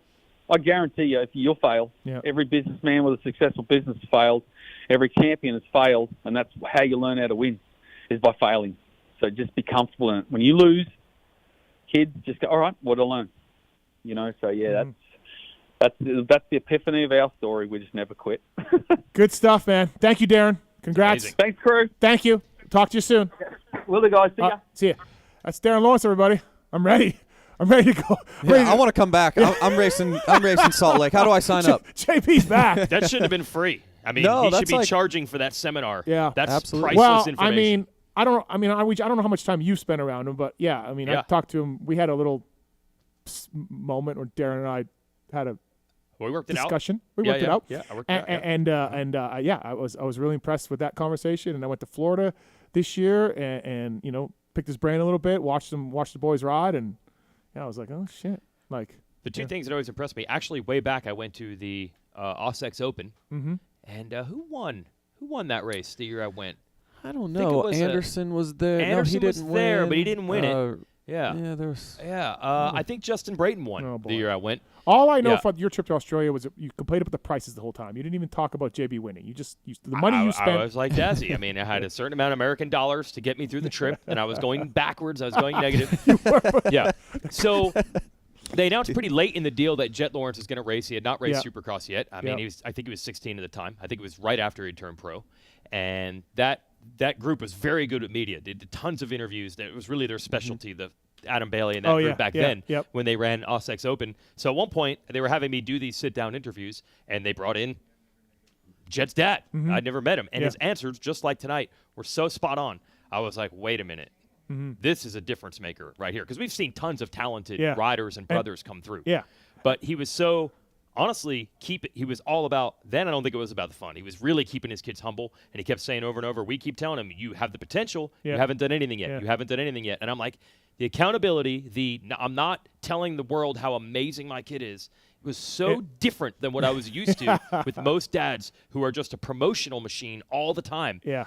Right then and there, later on, some people I know in the industry were like, what do you think about them? And I'm like, don't worry about the kids. If you talk to the parents, you'll learn all you need to know. Yeah. And I'll be honest, too, when we had Jet and Hunter on the Pulp Show in Salt Lake City during those 7 races, Mertz helped set it up, and they raided the bar and charged it to my room. Did they? Yeah, which I was not happy about. Just the snacks, though. Yeah, the snacks. Yeah. The snack bar. Yeah. Darren came in with them and sat at the back for the interviews or whatever. But at the time, I'm like, it's just a mini. That's what you would think. I was just like, I don't care about the dads so much because most of them are crazy. I got my guard up for a lot of dads. I'm right there with you. Because I'm just like, we've seen it, man. Oh, yeah. The three of us have heard the stories, yes. talked to these people. I mean, Weege, you were once accused of taking a bribe for another racer because you didn't talk about yeah, absolutely. We've been there. And so when I saw Darren, I didn't know. And I'm just like, I got two kids on, and I almost wish I would have brought Darren on the show. Then I didn't, but you know? And that was the difference. I had to interview him. That's what I wanted to do. And once you talk to the guy like we just did, it explains a lot about the success. And you know, and also their success. I mean, you know, the success. Well, there's also, we unearthed it today. Yeah. When Jet was first getting on the 450, Honda had to helicopter in a rider who had been around, had been with Honda for a long time. Yeah. What? Give us some baseline here. How are we doing, JB, with the setup? Yes.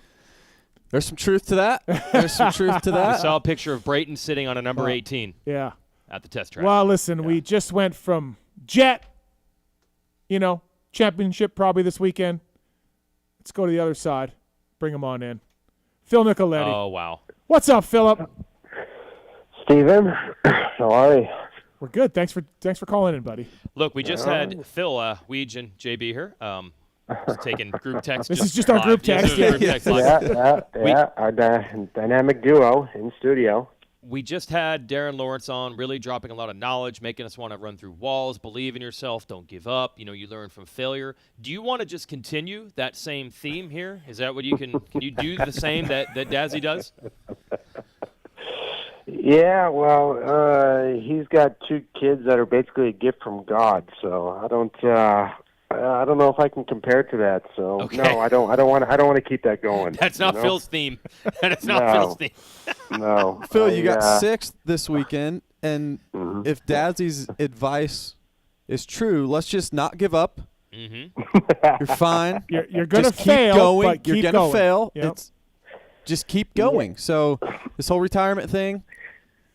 JB, you were on record as saying, you said on Race Day Live. I'm on a lot of records that saying this. Yes. He's coming back. Yes. Oh, I did not hear this. Yep. At the live show, I scripted it for all the fans. Yep. Would you like to hear this, Weege? I would love to. Phil, because I've been through this, right? Tomac's living it right now. This is Phil still rides very, very good. And he's going to have a great motocross season, 450 class.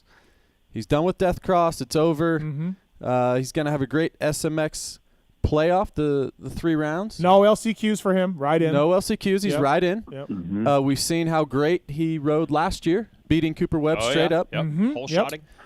And I think he's going to have that success. And lo and behold, Club's going to need a 450 guy for motocross only. They're going to need some help with testing. Yeah. FXR is going to say, you know what, we could give you an extra $50,000 for that. Phil's going to find the grass isn't so greener. That's the key. When you're not racing, income-wise, Phil's going to find out that kind of, I'd like to make more money. What happens if grass isn't already greener on the side that's supposed to be green on the making money part? You're about to find out how brown grass can actually be, though. Yes. Exactly. That's the fucked up part. I'm going to go from making no money to continually making no fucking money, so it doesn't matter.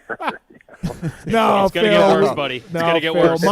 Money is like, you're like Weege, a little frugal. We covered this money. You're a big You're gonna find out 2025. Like, it doesn't really pay to do the program you want to do. And then JB will his prediction. I'll just sit back like Lars was doing on Saturday night. Sit back and light my cigar and watch him race motocross. Yep. It reminds me a lot of. McGrath was retired. He was going to the test track doing some testing for Honda, and he was just casually going as fast as the other guys on the team. Still got it, and eventually it's like, hey, he's so good. Yep. Hey, why don't you try a race or two? So that'll be Phil. Phil's testing. still really good. Yes, so he'll be testing next summer, and really they'll be good. like, or next spring, and they'll be like, you're going just as fast as the guys on the team. Here's a small sample. I'm at home, all kind of off preseason, right? I don't have any reason to be at the track. I show up one day. It was mid-December or something. And I just happened to, my son Beckham was riding. I happened to watch a couple motos in Supercross.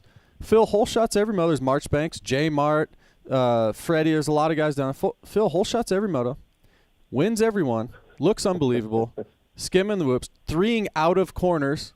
Threeing into I'm sections. like, yes. What's going on? So my point is, Yep. Phil, you still ride unbelievable. You're not done.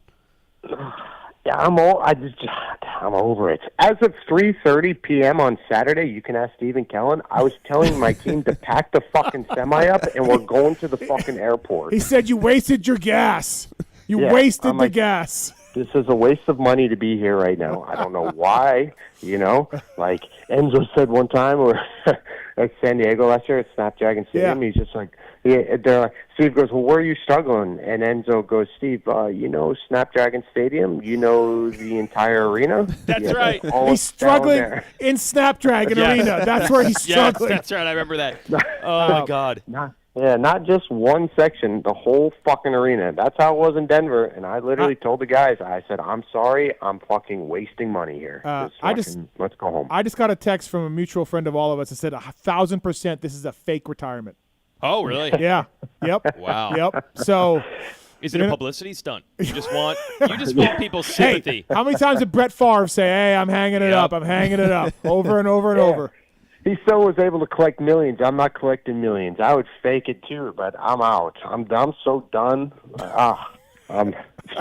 So not only that, but to come back for outdoors only, maybe 10 years ago, JB, I would, but not now. I had, even last year coming back after my wrist, I'm like, fuck this.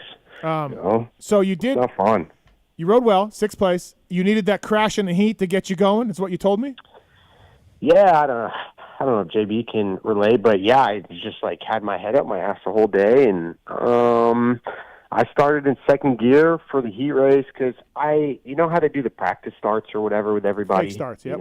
Yeah, the fake starts. Like I don't do those because I don't trust any of those pricks going down into the first corner for a practice start. Like it'd be my luck to break a hand or something going down in there. So I let them all go.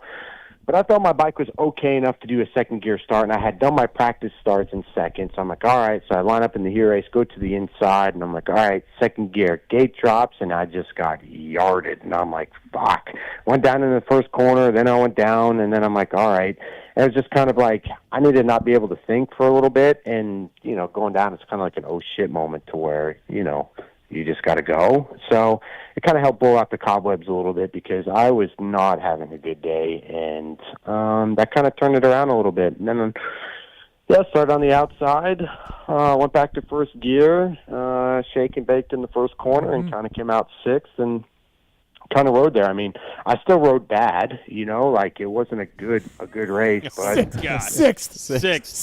Yeah, I do like I you don't- were 8 minutes behind fifth, but like you said on Instagram, on paper, it's still a sixth. So yeah, I was 18 minutes behind sixth, or 18 seconds behind sixth, but it still is like, fuck, But, like, I look back and Shimoda's, like, a couple corners behind, and I'm like, damn it. You know what I mean? Like, I'm not delusional. Like, some kids or some racers will be like, oh, yeah, I got sixth, but then, like, you're still 45 seconds off the lead guy. You know what I mean? Like, obviously, that's the goal, Like, you still want to go to races and say you potentially can win, but when you get smoked by that much, it's like still a little bit deflating, Like, it's like everyone going down in the first corner, and then it's just like, oh, yeah, you still got, sixth or something. It's just like, no, is it really a sixth, So, it is a sixth, Phil. It is. It's a sixth. You just take it, and you put a positive spin on. You go to the next race. That's what he's missing. This is unbelievable. That's what he's missing. JB, you know what I'm talking about. Well, I do, but I don't a little bit because Thank you. That's Thank you. why Thank you, I JB. think Thank people you. quit too early is because when I look at this, Shimoda, Kitchen, Hampshire, Thrasher, Smith. Do you expect, should you beat any of those guys? No. Okay. So you fulfilled your max potential by getting sixth, which is a great result. Absolutely. I did, but Beaumare should have beat me, but he was just a ticking time bomb the first two laps and yeeted it. Ryder D, who the hell knows what happened to him? He went outside the 90-degree turn. Over and over and over. I went. That's actually funny. I went back and watched the race, and I'm like, dude, are you fucking for real? Four times in one corner. Like, dude, what? JB on the on the live thing, he's like, I don't know, Dan. I don't know what he's doing. It's just he did it again. One time, okay. 2 times, all right. The third time, I was like, oh my gosh. Okay. Like, I saw Cole Thompson coming, and I saw, like, what lines he was taking, and he was still, like, 6 seconds behind me. I'm like, all right, I need to change it up to his lines because he's gaining on me somehow. I didn't get past 4 times in the same fucking corner, you know, but I just, Ryder will learn from that one, I hope, you know. But, yeah, I don't know. I just, it was it's a win. I mean, yeah, it was good. Yeah. I gotta say, guys, he was really down in the dumps before the night show. This is the problem, Phil. Okay, look, guys, and when I don't think you've ever said that you were known for your hot lap in practice. Was that ever your thing? No. Even prime? Never. I don't know what your prime is. Your prime now? When was your prime? Yeah. When was your prime? That's a great discussion. Actually, when was Phil's prime? This is I don't great. know. I don't know. I mean, JGR, the outdoor year? No, that's the best. That's the best thing. There's never been a prime. It's Never got there. He never got there. You know, But for when was Phil riding his best? Yeah, when what? Yeah. I don't know. Like, it's not too bad right now. Like, Yeah. no? Phil, do you feel you're way worse than you were 8 years ago? Outdoors, yes. Okay. I mean, we could pull up the motorsport Supercross, Cowie crash. We could pull up the Cowie crash. That was not prime. That was not prime. That was not his prime. That was definitely not prime. First 4 or 5 years were not prime in my career. But, yeah, I mean, 2015, 16, yeah, I mean, that was 17. Those are good years. 18, I mean, that's not that long ago. But, 10 years ago was okay. I mean, Supercross-wise, I might be the best. But outdoors-wise, I definitely decreased by a substantial amount. All right, look, there's a long way for me to get to this point. Look, I feel like even when you were in your prime, whenever that was, you were not known for qualifying necessarily, hot lap pole guy. Now, what most racers do is if they are good at that, and then that starts to get worse, they just start saying, doesn't matter. Yep. I'm a racer. I'm a racer. Chad Reed eventually, once he couldn't beat Stu in qualifying, I'm just a racer. Yeah. I think Chase Sexton is probably flirting with that line right now. I don't worry about qualifying anymore. A year ago, apparently was really important. Phil, how many times have you been down in the dumps and said you suck, bring the truck home, only to get a good result in the main? How many times does that have to happen for you finally say, it's fine, I'll be better in the race? When are you finally just going to say that? That should be Race Day Rant. Yes. Like, we know, Phil. It's happened. You've been 22nd and then got 4th. It's happened over and over. I know, but it's still fucking deflating. I don't know how to explain. It's fucking deflating. I come off and I'm 2 seconds off of people that I beat in the main event almost every single weekend. Then go with that. Then go with that. We have enough evidence. There's some evidence there. Yeah. There's so much data. It's the 74th time it's happened in your career. It's fine. You're going to be good. I'm glad this has turned into Phil's therapy session. Fuck. We're just trying to keep you racing next year. Yeah, this is what this is going to do. It's not going to be good without you. So I'm a keep it racer. going. I'm not a qualifier. Just say it. Yeah. Look, we're going to the truck. All 3 of us this weekend. We're going to the truck, and that's what we want to hear. I'm not a qualifier. I'm a racer. Well, if we have a good qualifying time, there's something really wrong then. Okay? That's So when even you don't. good is bad. Yeah, even good is bad. Yeah, it's like reverse psychology. What's you know? okay?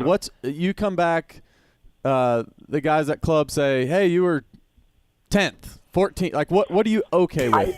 I was actually, for the first time, I was 8th at Nashville, and I thought my transponder broke or something. And I'm like, what? 8th? I was like, did they forget to put a 1 in front of the 8 or something, or what? You know? But yeah, I was 8th. I was like, wow, that's actually okay. You know? Kind of set the mojo. I was a little bit happy with that, but right back to it, fucking 14th at Denver. It's phenomenal. It's like you said, like you're, Yeah, Sixth you would is- think by now he would know. Well, is this I'll be fine. Is this the grumpiest 6th place in Supercross history on the line right here? I would say. No. Yes. No one else getting 6 is being like, really, it was 8th, Boom Air, and Yeah, Ryder D yeah, messed yeah, up. yeah. No one's And claiming maybe not 8th, maybe 10th because No whatever. one's doing Right, that. right. No. Yeah. No. For the way the day was going, yes, I'll take a 6. It'd be okay. You know? By the way, the person that said it's 1,000% fake retirement was Lucas. He did. Oh, dude. He doesn't know what he's talking about either. You know? He's probably trying to get you deals for 2025 and realizing there's nothing out there. Yeah. Like there's nothing out there. I'm out. Who knows? If the money is actually really good. Oh, here we go. Wait a minute. Here we go. The money's always got to be right. I mean, anyone will do something for money, you know? So Yep. Coming around, Yep. JB. Weege, true or false? He is going to get a press conference this Friday. I still have not heard that yet, but you seem to know more. yeah. You're in tighter with Phil than I am. Yeah. I mean, Well, you're holding a race. I'm getting on my there. own. I'm getting Creed played over the speakers. You are. I'm not doing You any of know, that. yeah, right. Yeah. So Steve's the real sellout. But if you go up there this Friday and talk about retiring and it's your last Supercross and you come back, I'm going to destroy you. I'm not coming back. I'm not. It's over. I'm not doing it anymore. I do have to say, I think one of the reasons JB has podium speed today. We know it. Yeah. And if you race Salt Yeah. Lake City, Right. watch out. Right. But I do think one of the JB 's reasons that JB has to sit here in this chair and not race is because he fears the wrath. Yes, I heard this. If he were to come back, Steve would unleash fury. I hate that. I don't have a problem with guys coming back, but just don't make a big thing about when you quit. You I know? didn't. Oh, you got a parade? You got a vinyl I lap didn't around the do track? Oh, did someone make you ride around the track, Phil JB? did that for me. I'm like, sweet. I get a hot lap before the. Did someone make you go out there? Like, did someone hold a gun I to wanted your to head? see the track. Oh, okay, all right. Heat race okay. was coming up. I wanted to see the prep. Yeah. The man's always thinking. Always thinking. Great move, JB. Yep. It's a racer's mentality, you know. Yeah. Well, think about that next time you're qualifying. So 18th. I probably should put this out there. It might be a little early to put this out there, but we are looking to do something for Phil after Vegas SMX. So stay tuned, everybody, for the public. And, Phil knows this? Yeah. Oh, okay. Yeah. So we're trying to do something. I don't know. Hopefully we Chance make for it the to fans SMX. to say goodbye to Phil. Yeah. Hopefully we make it to SMX. Still a long ways off. You know. I go flashback to that Lakewood photo. I mean, that could happen at any moment. Oh fuck, dude! It's the worst photo ever. You know, worst photo ever. Yeah, okay. I don't know. I heard about the press conference, but I haven't heard for sure. But I'm sure that I'll get stuck in the basement or something with a little. So I doubt I'll be with everybody. You don't think they'll have you and AC together? Two legends. No. Two legends. So keeping the positivity going, Phil. How's the track in Denver? Yeah, not one of my favorite tracks. You know, I did track walk and it was nice and dry, and I'm like, okay. And then as I'm riding down there for first free practice, bikes are coming off like they just went through. Whatchamacallit, High Point. What was the mud race? 97? 97. Yeah, 97. Yeah, or whatever, 97. Like they look like that. I'm like, what the fuck happened down there? And I get down there, it's a full blown quagmire. And then from that practice on, it just set precedent on how the rest of the day was going to go. So yeah, I wasn't a fan of it. I wasn't a fan of the 90s. I don't know. I could talk to you in your little pulp recap thing. I don't understand the 90 aspect. I don't know. JB can see. He sees all the tracks and stuff like that. But Super One Line, I don't know. And then I did see Thrasher's attempted pass on RJ. Which, Yeah, what was your take on that? Yeah, I don't know. What would be your anger level, Phil? From I would have been really, really mad at that. Yeah. Yeah. If I was RJ, Yeah. you know what? If Thrasher was in the points, like okay, yeah, I kind of get it, but Yeah. dude, you're not even in the ballpark. Where are you going? You know. So if I was RJ, I would have went and had a little RJ Phil Nicoletti chit chat. You know, and Yeah. kind of Yeah. said, dude, what the hell? But yeah, I mean, I don't know. It's the tracks are 90s, and like I said, I didn't ride very good. Cole Thompson was actually faster than me, but all I had to do was just go a half a second slower than him and just hit my marks. Yeah. And What's he gonna do? make right? it, yeah. What's he gonna do? You know what I mean? And to me, that's not really racing, and that's kind of hard. But The yeah, I'm whoops not were sure. skimmers, though. Yeah. They were skimmers, but they were still like you had to go outside, and then they got super V that you couldn't really move around in them, though. You know. And then you had to stop for the flat turn. You couldn't really carry speed out of them, huh? Yeah, it was like I don't know. I wish the whoops were kind of had a straightaway or just put in a little different spot or something. You know, like I don't know. I don't know the reasoning for all that. Maybe you guys do. I don't. Yeah. We've been trying to figure it out. We have been. Off-Road Warehouse bringing you Phil Nicoletti on the show. ORW.com. PulpMX is the code to save with Off-Road Warehouse. It's the butt patch you see in the back of Phil and the rest of the Club MX guys. So please check out offroadwarehouse.com. They install everything they sell. Use the code PulpMX to save. Phil Nicoletti on the show. So Philip, any Supercross this week or like outdoors and then just like go to show up at the showdown? I'll ride outdoors tomorrow. Maybe if JB gets in time, he can pin it down the club and put on some tear-offs and come do some motos. But, yeah, outdoors tomorrow, Soupy Wednesday, and then press day Friday. So. JB, you did go to 10 Cycles and get a CRF 450. I did, yeah. So you are... Got a Works edition off the showroom floor. And great deal on that? I got a great deal, yeah. Yep. Yeah, I just walked in and took it off the floor and drove down to PulpMX. Actually, no, Yulo picked it up for me. Oh, okay. Prepped it all for me. Took it down to PulpMX. Yeah.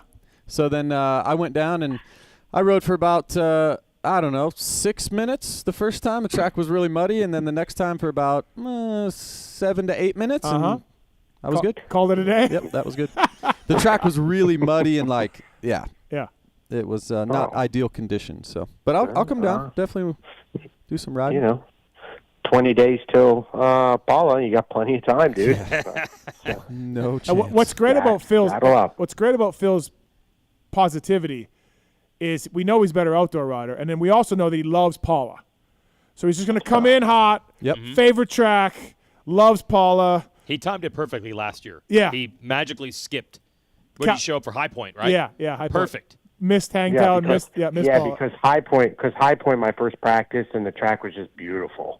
Exactly what I wanted to come back for the first. That was your return, and you had to get towed back on a quad through the fence. Yeah, and the track was a fucking war zone. You know, it was gnarly. I'd rather have ridden Paula, to be honest.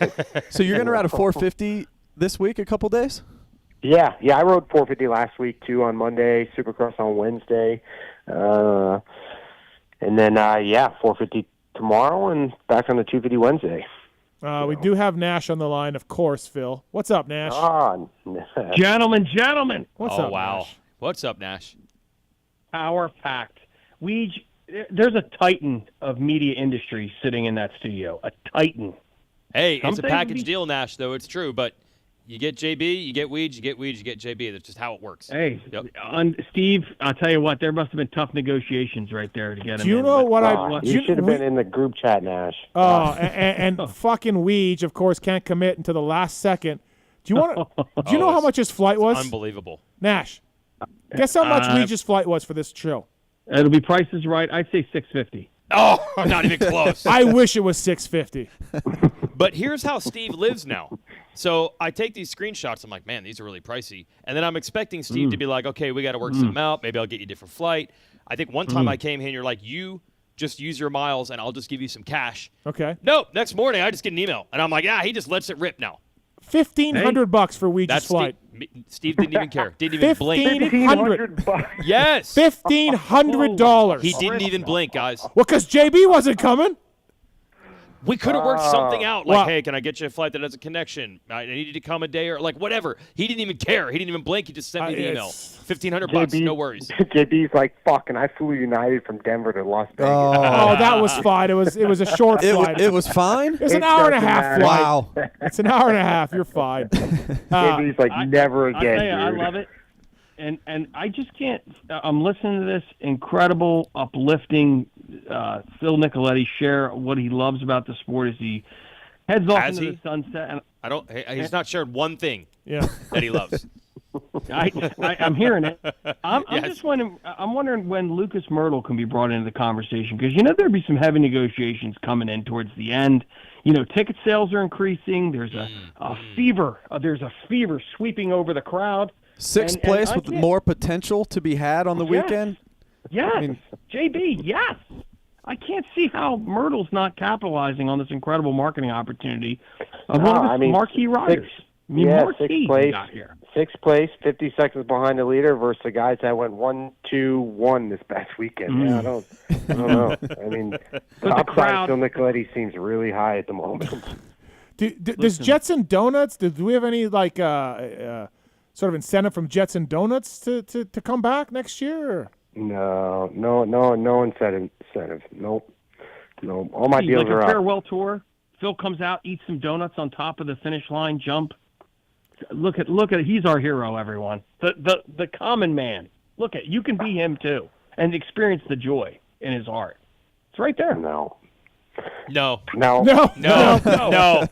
No. So, Weege, this summer, Weege, when the camera hits Phil, say he's laying there, or say he's involved in a first turn pileup or whatever, are you gonna say like this is our last year for our guy Phil? Are you gonna mention this like every time? Well, now I'm worried if I do, and then he comes back next year. Yeah. Then we'll all have been made to look like Phil. But I don't know.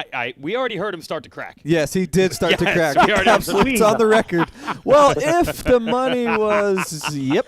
Dude, I got a buddy now that lives. I have a buddy now that lives 6 miles down the fucking road. Just put in a badass new pool, and we're gonna go over there, and we're gonna have margaritas in the summertime, and we're gonna watch Peacock, and we're gonna enjoy our time. And I'll be floating upside down in JB's pool by about 2:30 p.m. You know? Doesn't this just scream shades of WWE, WWF? You know, like storyline building and.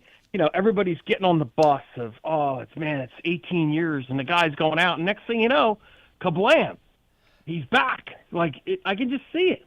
Come on. You know but Nash, that's fake. Phil is all too real. I wish so badly that this was an act, but his heart is truly not in it. When he said his team wasted gas to go to Denver, he meant it. He meant it. Yeah, he meant that. You guys wasted gas getting here. Also, by the way, we really had fun with this one.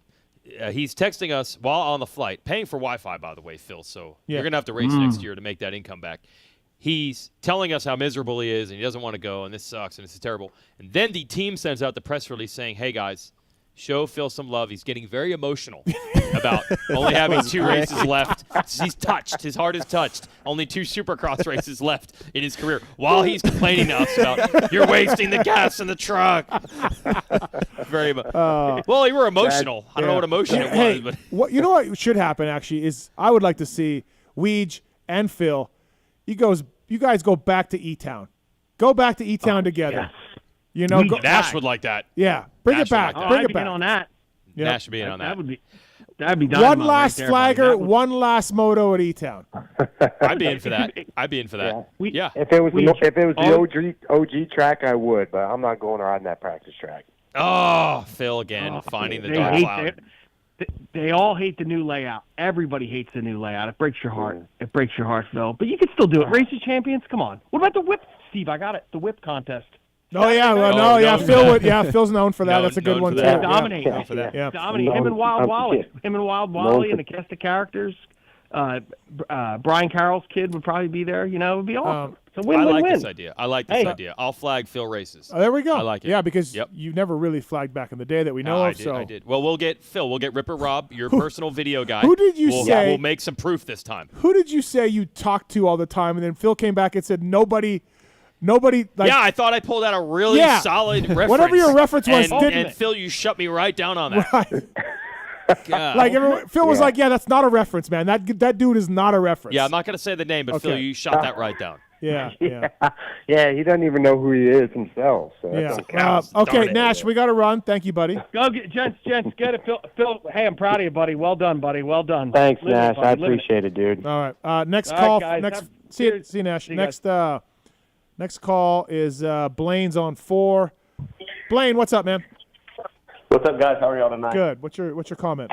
Hey, just had a quick little question or statement. You know, for last round, AC and Phil are, going to be at their last race. It'd be cool if Phil would let them do opening ceremonies. I agree. Yeah, opening ceremonies. Phil and AC. I like it. Let's go. I don't know if I deserve opening ceremonies, but yeah, it would be cool, but I doubt it. They should. I mean, I don't know how stuff like that works, but press conference is cool enough. All right. Thanks, Blaine. Thank you. Thanks, guys. All right, Steve's on 1. Steve, what's up? What's your question for Phil Nicoletti? Hey, guys. Thanks for your call. Before my question with Phil, the review pod about an alternate LCQ challenge race. I think Tony says reducing the field in the second moto. Yeah, I thought JB said that, but okay, yeah. Either way. Yeah, JB or Tony, what you could do, Steve. There's a format called a missing out that they do in velodrome racing. Say there's 8 guys in the main. On the first lap, 8th place gets pulled. 7th lap, 7th place gets pulled. They do that in Paris. They do that. Oh, okay. Yeah, they've done it before. Here's the thing, though. And Shane Drew texted me a format idea too. Feld doesn't want to give me a lot of time, like, to do all that. Like, I appreciate but they're trying to get me. Like, I didn't want the two races to be 5 minutes plus 1 lap. That's too short. But Felda's like, yeah, that's what you're getting. So I would like more time, Steven, for sure. But they're not giving it to me. You know? You wouldn't need more time for the start with 22 guys. Start 3 laps, drop 4, do 2 laps, whatever, drop 4. You think so? Yeah, re-racking those guys and all of that and everything, it takes a while. So. Yeah, like say second moto, like you cut the field in half or something, then you only have 11 riders, and so that's 11 laps. Yeah. What is the advantage of that, though? Isn't it more fun to see the fastest guy come from last than 10th? Yeah, I don't know. I was just kind of throwing it out there, but this kind of like relates to my question for Phil on like the future of moto dads and stuff, because Josh Hill, he won the LCQ challenge. Like, I was never like a big fan of of Josh until last year. Mm-hmm. Like he had a great year and like he's getting older, and you see a lot of these guys like Phil and JB, and maybe Eli's a little of an anomaly, but like you see even Ricky, like people become fans of these guys like later in their career. And I got to say, like Jet and Hunter, like after listening to Dazzy's interview, they were raised right. And I am fans of these guys just because of how they carry themselves. And, listening to him, he's got like this old school mentality, which is kind of, you don't like get very often. And with all these like racers named Trixton and Brixton and, Steve, like what's the future of moto dads? Like at some point, like you're still going to have guys in the paddock with that old school mentality, but like what is the for one, we need more kids named Phil. That's what we need, first of all. That's just a great name. The last one. It's a great name. This is the last one for sure. It is. There's not going to be a Phil or a Pete. Garys. No Gary, Phil, or it's Pete. Done. Ever. Yeah, it's over. Ever again. You know what I mean? It's just with evolution of riders, the sport is changing, and a lot of it has to do with like how the riders are raised too, and Phil, and how they're kind of the sport kind of feels. Steven, like, it's another reason why Phil should stick around. Show the youngsters how it's done. Well, that's what I mean. I'm fancy to guess that he will still stick around the industry, and that's what I hope. People that were raised a certain way stick around the industry to teach the Trixtons and the racers and all that. There you go, Phil. Anyway. Thanks, buddy. Thanks for the call. Appreciate it. Thanks. Yeah, Phil, you could be a coach for like Brixton. No. Pit board stopwatch. I'm good. I went up to Millville last weekend, did a troll train school, and I'd rather do 3 40-minute motos, to be honest with you, in 100-degree weather than stand out there. Not that it's not rewarding. Another clue. It's another clue. It sounds like he's coming back. Yep. No, I'm just going to figure out something else to make money rather than teaching kids how to ride a dirt bike. That's hard. That's hard. Like, I don't know. I like riding dirt bikes for myself. I don't like teaching it. I can throw in a word for JT. Fly could probably step up, Phil, and get you some fly stuff, and I'm good. Get you racing a little bit. That stuff you wore racing Keefer looked good. It did, didn't it? I like that stuff. Did. It did. Yeah. A lot of people, many people have been saying how good your gear looks, Steve. Yeah, it did, huh? Yep. Yeah, I'm sure it did. It looked really good. And your red PulpMX logo on your flow yellow, whatever kind of gear that was. You looked awesome. Thank you, Phil. Thanks. Colby's on 6. Colby, what's your question for Phil? Hey, guys. How's it going tonight? Good. All right, Phil, this is a twofer for you, and it might tie into making some money after you retire, unfortunately. Okay. Have you talked to Feld about maybe, selling the middle finger pictures? You can kind of set up a booth or something like that. I feel like it's a draw. A booth. Phil will flip you off. Yeah. Well, Steve's not a fan of it. I'm not. No. Yeah. But teaching I don't, kids. No. Yeah, I don't know. My other question being, and Steve, I left a message for it, so I might be ruining it. But how do we get the middle finger flying high with the thumb sticking straight out? To me, that just doesn't work. Whenever I do a flip off, my thumb is in. So, Phil, am I doing it wrong, or what's going on with that? No, I don't know. I just always keep the thumb out. I don't know. Maybe I feel more gangster with it out or what. But that's all. That's the way I've done it since I was on a school bus. So it's kind of the. That's where it all started. Well, that's the difference between you and Brixton. Brixton never was on a school bus. Do you think it's classy, Phil, to have little children flipping the camera off? Does it bring you joy? Yeah. No, I mean, I just think it's funny because it's something that they probably can't do with their parents, and I do with them. And some parents are cool with it. Some are like, no, little Johnny, you're not doing it, or little Brixton, you're not doing it. But sooner or later, little Brixton's going to get the bird given to him, so they might as well get used to it. Okay, fair enough. Hey, if the Brixtons aren't if their parents aren't willing to let them flip off the camera, they shouldn't be riding moto anyway. Phil's keeping it dirty. I like it. All right, thanks, Colby. Thanks for the call. Appreciate it. ORW bringing you Phil Nicoletti here on the show. Offroadwarehouse.com. One more Death Cross to go. One more. It's gonna be a sad night. Yeah. Is it though? Is it really the final one? It's the final Supercross. I think it's the final Death Cross. It's the final Supercross. Yeah, I think it's the final Death Cross. I don't think he. All right. It's just 450 outdoors. 450 motocross. Okay. Yep. Yep. I don't know. I got the hardest part of the year is coming up, boys. You know, I got a taste of that last Monday. You know, you love it though. That's the part you love, the grind.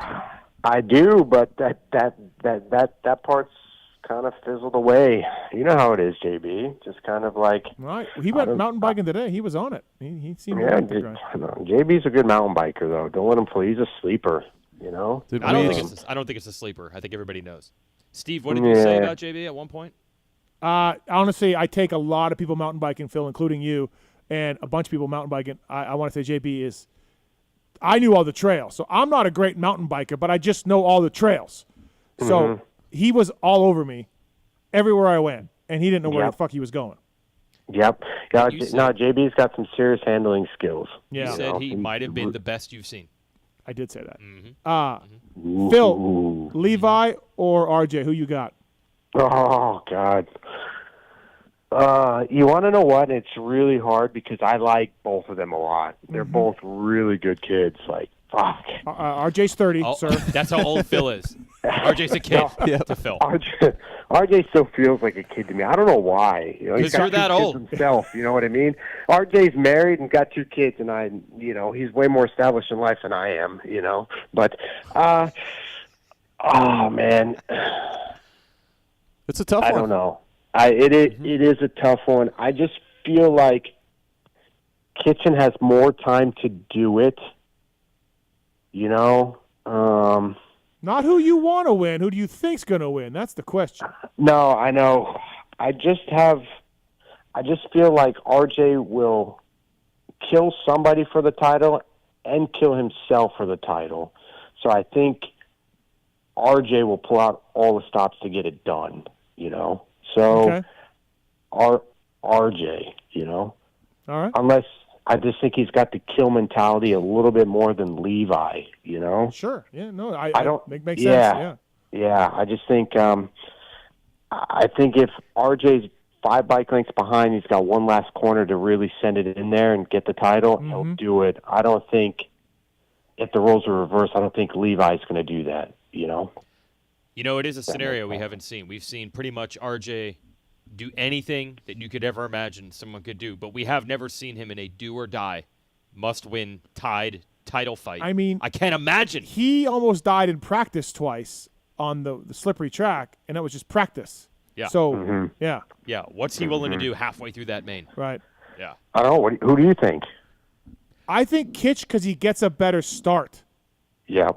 That's why. Yeah. That's the only thing I can think of. His kitchen starts have been money. They weren't this weekend, but they were still third or something. So I just think Kitch will get a better start. But, I mean, whatever. Flip a coin. It's tough. Yeah, I'd be curious. I mean, bikes are a little bit better at Salt Lake, not as high as elevation as Denver. So I don't know. Kind of, it comes down to start. I don't know. Because Salt Lake's like 1,000 feet lower, 1,500 feet lower, so you might be able to pull second. I don't know. I don't know how they play that game, but it's going to be kind of gnarly. Like East-West shootouts, tied. Holy fuck, dude. What if you get in there? What if you get in there and interfere? Will you try to help? Will you? Who would you help? Yeah. I mean, you're in this race, Phil. You're in it. Yeah. Well, I got a proposition if I am in the press conference, I do have a proposition. So. Okay. All right. We'll save it for Friday. Yeah. Yeah, save it for Friday. And then, I just think, JB, racer mentality, who do you got? It's really difficult, man. I was going with the hope and who I kind of wanted to win. Look, I think they're both great kids, to your point, Phil, but I think Kitchen has a lot of opportunities ahead. I think he's going to be a multi-time champion, so I think it would be cool to see RJ win for all the blood, sweat, and tears he's had over the years, and it's nothing against Kitchen. Like I said, I'm a huge Kitchen fan. The way he rides, the way he looks on the bike, I think Kitchen's a better rider than RJ. But I think he's going to have so many opportunities to win. So, yeah, I would say RJ. Yep. RJ's Nashville opened some eyes for me. Big time. I was like, oh. All day. Hard pack. Yeah. You know, all day long, just that whooping that he put on everybody. I was like, oh, shit, okay, you know. Yeah. So, and it's not like he rode good at Denver, too. It's not like he didn't ride bad at Denver. Like, all three of those guys rode lights out, you know. So, I don't even know how they were going that fast on a 250 around that track, to be honest. You know? Their bikes look pretty even, to your point about the altitude and the elevation and slower bikes. You know, typically you can kind of see, like, especially that rhythm lane. Phil, did you ever go 3-3 in that rhythm? He couldn't even get it out. He couldn't even get it out. Come on, JB. He couldn't even get it out. I knew the answer before I even asked the get question. it out. What a dick. We did not. We went table thing, or we went on-off, double, triple out. You did triple out, although the third one was a There size. was non-existent, It was a knuckle, but still count. Where I was going with that was they were both getting that rhythm lane pretty good, right? It wasn't like one bike was casing it and the other one could make it pretty easy. So they looked pretty evenly matched. Yeah. I don't know. I don't know. I don't know how they were even getting it so clean either, to be honest with you. But I saw Beaumare die on it in second lap of the main. I'm like, I'm good doubling through here. I'll see you at the finish line. Phil, what do you think of the LCQ Challenge race? What do you think of the format and the race and all that? First one was kind of a snoozer. But second one, the middle of the pack, there was so much shit going on, I didn't even know which way to look. You know what I mean? So it was, it was pretty good. I think I'd rather if we just had 2 gate drops, but it was second one was pretty fun. It was cool to watch. You know. Actually, breaking news: this is not Phil's last Supercross. He's already committed. Right. Oh, next year. He is going to be sort of like the wild card of the LCQ race. Yes. Oh, that's already year. official. Yeah. Okay. Yeah. Yep. Announced that on Friday. 450. Oh, is that part of the negotiation? Okay. Yeah. Sure. Okay. Yeah. I mean, look, I need star power in that race. Yeah. So I need star power. Well, I would do it. One of your wild card spots are going to me, so I'm going to need the money next year. You started such a shitstorm in my privateer group text when you told Cade that you brought sponsors in and now you were a wild card. You started so much shit in that. So. Well, I mean, I should have been able to do it, to be honest with you. Phil, can you talk about Marchbanks to Pro Circuit? Is that a rumor? Is that something that's really going to happen? Can we get an official comment from you? To be honest with you, I'm not really 100% sure. Okay. You know, I mean, I do know there's factory rides available out there. Yep. You know, I know G is, one of the top dogs, to be honest with you, or next in line for whatever. But kind of heard it, rumblings and rumors of that's kind of spreading like wildfire at the moment. You know. Right. I don't know. I mean, if that is the case, then G would be 250 indoor and outdoor, which would be unique. I mean, he's been on a 450 past 2 seasons, so. Dude, he was so good in the SMX. He really opened my eyes in the SMX. That's series. a good point you just made, Phil. So, career-wise, is that a good move? Because 250 motocross, he's 185, 190 pounds, right? Yeah, he's about 180. Yeah, 180? He has lost some weight. I mean, that bike's great. Yeah, I mean, your guys' bike is good too. The PC bike's good, so he rides the 450 really well, though. He really does. Yeah, no, he does, and I mean, I don't know. I don't really know what his plans are. I mean, right now he's looking to get back for outdoors because he's got a thumb injury, but I mean, in my opinion, I think G would be a hot commodity. You know what I mean? In personal opinion, but the 250, 450 thing is kind of a big deal for him. You know, my own personal opinion. But I mean, you did see. I mean, even though it was 2019 when AC won, I mean, AC's not a small dude, and Kitchen's not a small kid either, even though he's skinny, but still got a lot of leverage and stuff. So, yeah, I guess wait and see. Right, well, we'll wait and see. Anything else for Phil? Anything else for Phil here on the show? Save it till Friday. Press conference. Will there be tears? From who? Well, from you or from us laughing? We were told you're emotional. Yeah. So the press release said you're very emotional. Show you some extra love. Do you think Phil breaks down like? Do you guys ever see when Gretzky got traded? No, no. Okay. I remember. Yeah, he said, "I want to go where the Hollywood stars live. I'm too cool for Canada." No, I'm he too did not big say time." that. Is what he said? But I want to go to Los Gretzky Angeles. couldn't get through the trade. He broke down and he just started crying because he couldn't wait to live where the celebrities do and go to Los Angeles. No, but does Phil do that? Does Phil cry? I've heard he's been emotional. Right. That's what I've been told. Yep. If they told me I couldn't race Salt Lake City, trust me, there would be no tears. What is the mindset? Is it to go there and get a great result, or just go there and kind of? No, I mean, fuck, I went to Nashville. I still wanted a great result. You know what I mean? Like, well, yeah, Nashville's still go different there. than the very last one. The last time you're gonna roll into that gate. I mean, it's obviously a shootout. Anything can happen. 2018, I was on JGR. I didn't qualify for a shootout. It was a fucking nightmare, you know. But I mean, anything can happen. I mean, yeah. I mean, I take it in. There's gonna be a lot of stuff going on, and yeah, it'd be cool. I mean, you work your whole life to make money riding a dirt bike. Finally, there, it finally comes to an end, and yeah, it'll be okay. So, think you have a beer Saturday night, or were no? you emotional in your last lap, JB? I did get emotional. Actually, I shed some tears during opening ceremonies in Did Salt you? Lake City. Oh, yeah. wow. Just, Okay, I mean, it's like I had all my friends and family there. Well, like Weege wasn't there. Weege wasn't there. was not there. No, laid Weege up. has redeemed himself lately. I was laid The up. last few months, he's redeemed himself. But yeah, I mean, just this is the last one. You know, this is really cool. To Phil's point, like for him and I both, like we got to live our dream. Yeah. Seriously, it's cliche, but it's really true. In all seriousness, it is. Yes, Yeah. you're a professional dirt bike racer making money. You know, for years, and it's not over yet. getting sixth and being angry about it. Yeah.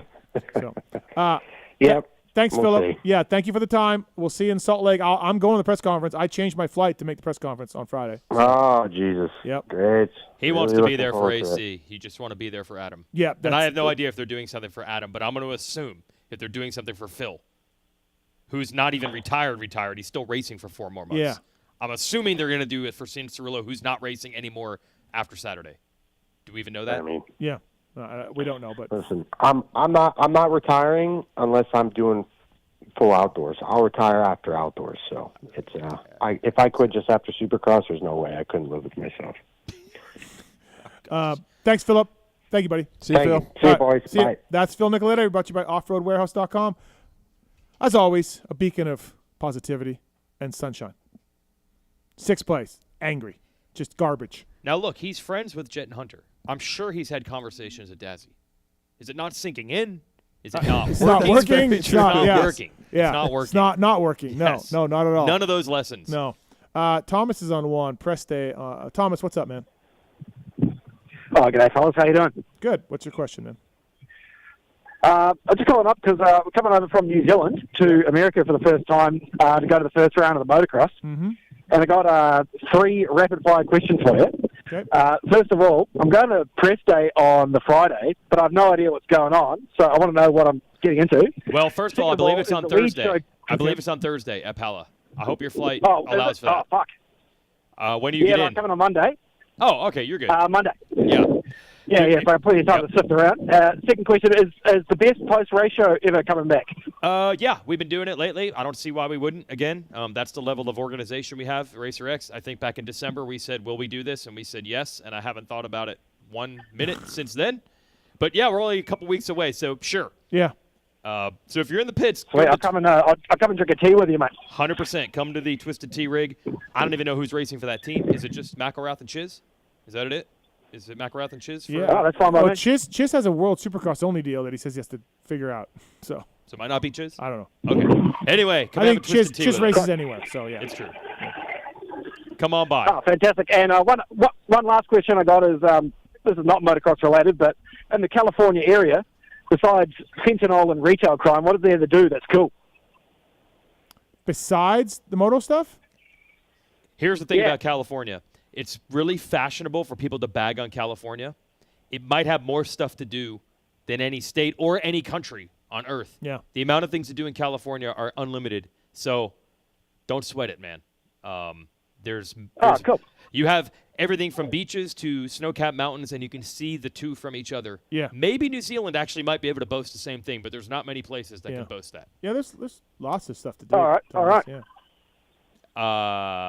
So it is. Google it. It's California. I'll let you get back to it. Sounds good. See you, buddy. See you, Paula. All right. Sean's on 3. No, Levi's on 2. Every single thing you can possibly ever do as a anything human. you want. Levi has a broadcast question for Weege. Okay. All right, Levi? Yep. Yeah, what's up, guys? Hey, Levi. So, Weege,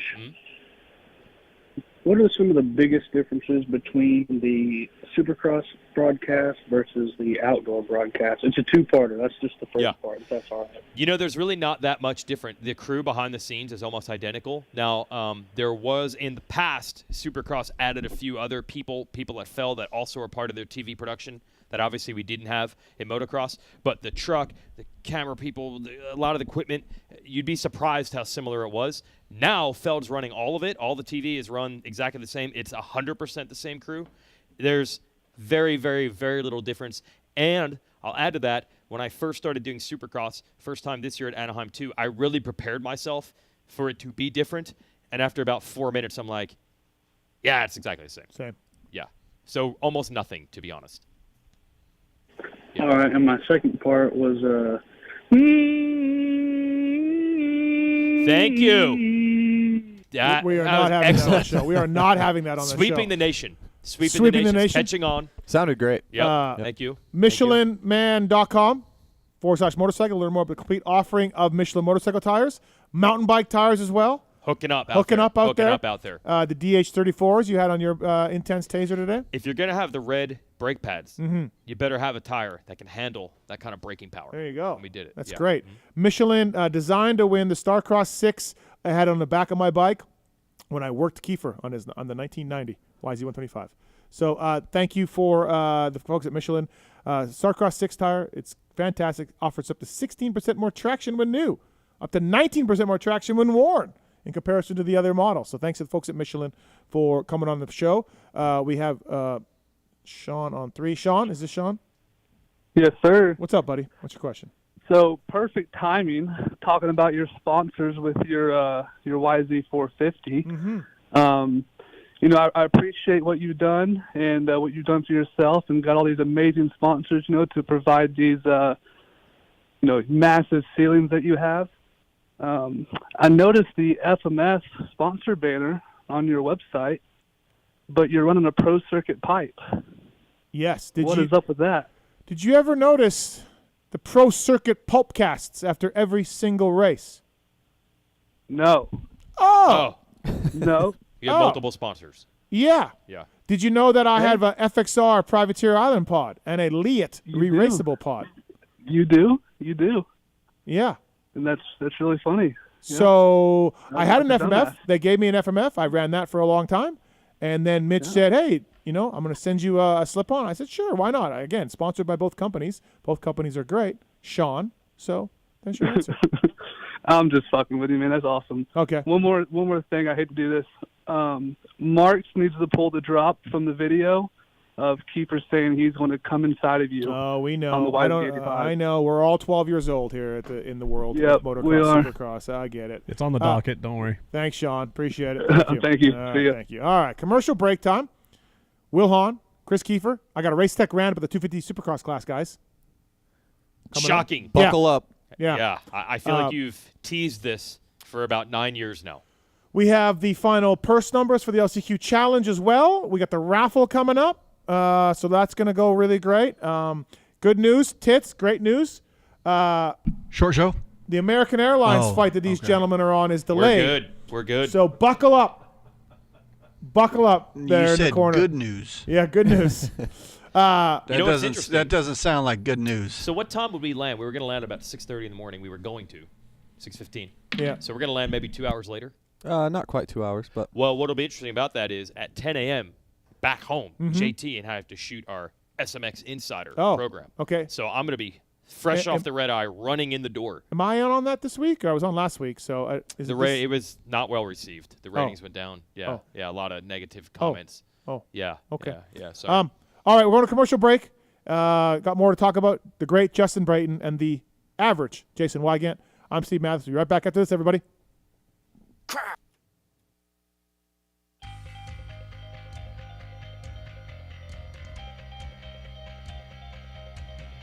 At motorsport.com, our ride started in 1999 with a commitment to making your next ride your best ride. We take pride in having a huge selection of gear, accessories, and OEM parts for moto, street, off-road, ATV, and UTV. Riding is what connects us and makes us a family. From the track to the trail, tarmac to open roads, we're all connected because we ride. And that's what motorsport.com is all about. We've got your back. Our unrivaled and dedicated team of gearheads are willing to go that extra mile. No gimmicks, just high quality parts, the best customer service in the industry, and free shipping on all orders over $79. Our passion at motorsport.com is to ensure your next ride is your best ride. This is our invitation to you, from riders for riders. Visit us at motorsport.com.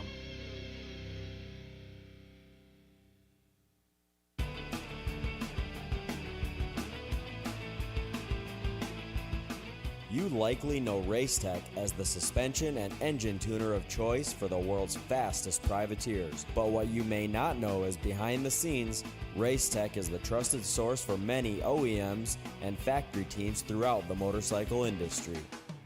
For nearly 40 years, Racetech has been producing high-performance suspension and engine components and services right here in the USA. Racetech doesn't just specialize in motocross. In fact, they have many off-road, hill climb, flat track, road racing, and supermoto championships on the mantle as well. Not a racer but want to smooth out the ride on the street or add some performance to your Harley? Racetech offers a full line of suspension solutions including industry-leading built-to-order G3S custom shocks. All Racetech products are 100% guaranteed to exceed your highest expectations. Don't wait. Experience the Gold Valve Advantage today by logging on to racetech.com. Don't forget to mention PulpMX when ordering for a discount.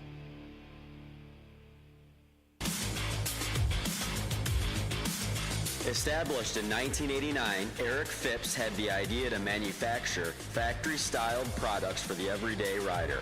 Working out of his garage, Eric quickly gained a reputation for producing quality products and having great customer service. In just a few short years, the factory team started calling looking for products as well, and as the saying goes, the rest is history. Fast forward to 2024 and they are on their 35th year of producing high-quality products while still providing exceptional customer service. While they are no longer working out of a small garage, they are still producing the finest products available. Teams like HRC Honda, Star Racing Yamaha, HEP Suzuki, Phoenix Honda, BarX Suzuki, AJE Motorsports, Solitaire Yamaha, and countless privateers still rely on the same quality products that are available to you too. Products like their Pro Launch start device, radiator braces, skid plates, clutch perches, and tons more continue to be a staple in the pro pits and amateur scene as well. Check all they have to offer for your ride at WorksConnection.com. Use the code PulpMX20 to save 20% off your order. With over 80 years experience manufacturing power sports pistons right here in the USA, Wiseco has evolved into a full range of performance components for dirt bikes and other power sports machines. Whether you ride a two-stroke or a four-stroke, Wiseco has a variety of pistons from reliable forged replacements to the performance-focused Racer Elite series. Wiseco offers race-proven components for the rest of your engine, too. From garage buddy engine rebuild kits, clutch and valve train components, USA-made Racer Elite connecting rods, and their CB4 thermal protection line. Wiseco is proud to be a technical partner with Factory Honda HRC for the 2023 Supercross and Motocross. Driving professional level product development that gets passed down to you. Visit your favorite online or local dealer or wiseco.com to find products for your machine.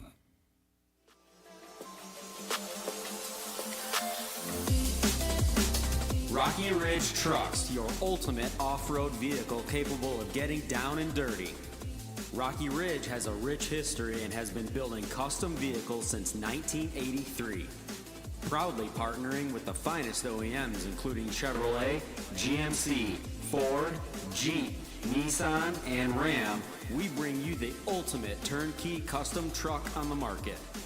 Each vehicle is easily financed through your local dealership and, best of all, retains the factory warranty. Say goodbye to the hassles of DIY customization. No more waiting for parts, compromising ride quality, or risking voiding your warranty. Drive the vehicle you've always dreamed of today. Join the Built for the Bold family at RockyRidgeTrucks.com.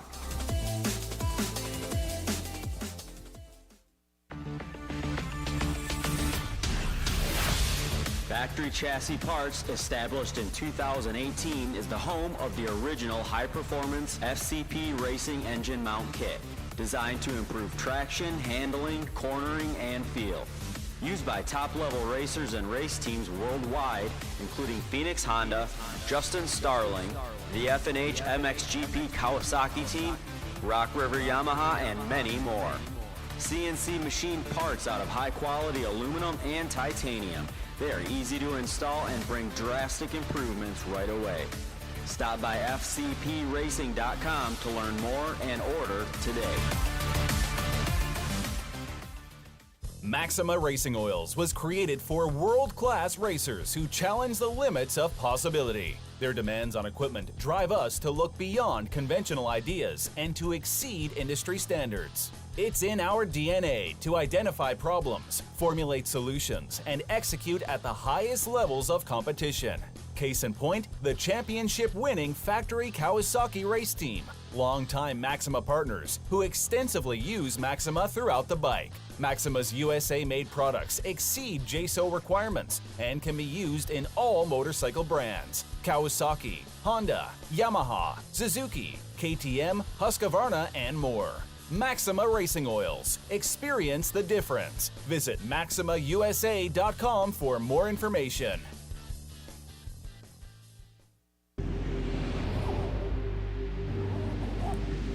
I'm Cooper Webb, and I choose OGO. I'm Christian Craig. I'm Dean Wilson. I'm Aaron Plessinger. I'm Darren Martin. I'm Nate Thrasher. I'm Shane McElrath. I'm Hunter Lawrence. My name's Jett Lawrence. I'm Jordan Smith. I'm Town Hawkins. Sergeant Hampshire. I'm Hayden Deegan. I'm Colt Nichols, and I choose OGO. And I choose OGO. And I choose OGO. I'm Tom Diallo. I choose OGO. And I choose OGO. And I choose OGO. I'm Jiren Ferranges, and I choose OGO. In 1990, my dad, Jamie Gregg, started Guts Racing. Guts stands for Greg's Ultra Trick Seats, because I was just a little kid that wanted a trick seat. And if you're out there looking for a trick seat, go to gutsracing.com, your local dealer, or Motosport, and place your order. Support the people that support PulpMX. You can use Pulp 2024 for 20% off at gutsracing.com.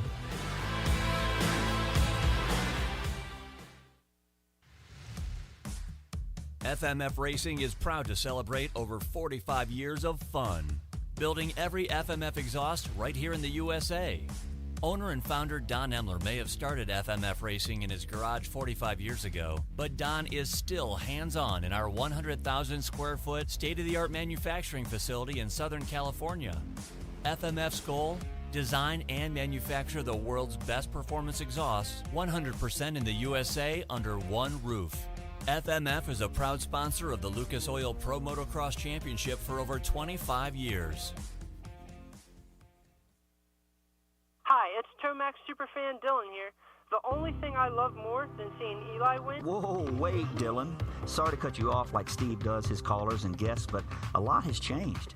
Similar to your favorite rider being on a new team, the new Michelin Starcross 6 tire range provides significantly improved performance and durability. Designed to win, the new Michelin Starcross 6 tire range offers up to 16% more traction when new and up to 19% more traction when worn in comparison to the previous generation. This means consumers will not only benefit from improved performance on their first few rides, but that this performance increase will continue throughout the extended life of the tire. Michelin is a legendary innovator in motorcycle tire technology, and thanks to Michelin silica technology, the Michelin Starcross 6 tire range provides up to 11% more durability than the previous generation. This means consumers will enjoy the significantly improved performance throughout the increased life of the tire. Take it from me, as I too have to buy my own tires, this added value is great news. The new Michelin Starcross 6 tire range is available in 6 versions, specifically sand, mud, medium soft, medium hard, and hard versions, with the naming designation corresponding to the type of terrains and conditions where the tires were designed to win. Another innovation is the Michelin adaptive design, with specific positioning of the tread blocks in 3 zones: central, intermediate, and lateral zones, with the single goal to offer exceptional grip for the front tire and exceptional grip, traction, and longevity for the rear. To learn more about the new Michelin Starcross 6 tire line and all the quality products that Michelin offers for motorcycle segments that Steve cares nothing about, visit michelinman.com/motorcycle. And then visit your local dealer or online retailer to choose Michelin product to maximize your riding experiences. Also, too, make sure to follow at Michelin Motorcycle on Instagram and Facebook. Attention riders! Welcome aboard the all-new Atlas Vision. We hope you enjoy the added mobility, quicker flight time, and additional views. Please follow along as we outline the safety features of this revolutionary device. The first thing you will notice is the added headroom. The fore and aft positions no longer come with annoying restrictions, so feel free to move about the cabin. Quicker flight times can be achieved by unmatched comforts and unencumbered movements.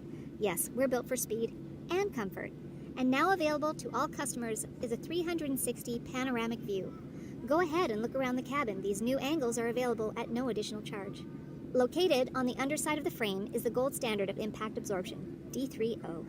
In the event we accidentally take a trip to Indonesia, we suggest that you remain with your neck in the underextended position and allow this proven material to do its job by reducing the forces over 50% better than ever before. Although the Atlas Vision will not be noticeable, it will be there when you need it. If you are riding with a child or someone who requires assistance, secure your vision first, and then assist the other person with a Prodigy, Tyke, or Brole. We ask that you keep your brace on until your moto is finished. We remind you that Atlas makes flexible neck protection. Tampering with, disabling, or destroying the product is prohibited by the limited lifetime warranty. You will find this and all other safety information in the user manual located online at atlasbrace.com. At this time, we ask that you remain standing with throttles in the wide open position with your elbows up and hips fully unlocked, whatever that means. On behalf of the captain and entire crew, thank you for flying Atlas Vision. Enjoy the views. From beginners to seasoned vets, race teams, project builds, and magazine tests, Decal Works' mission is to cater to those who love to ride, upholding the true definition of quality, service, and knowledge. Visit decalmx.com and use promo code PulpMX23 to get 20% off your custom graphics. Decal Works, #1 for many reasons.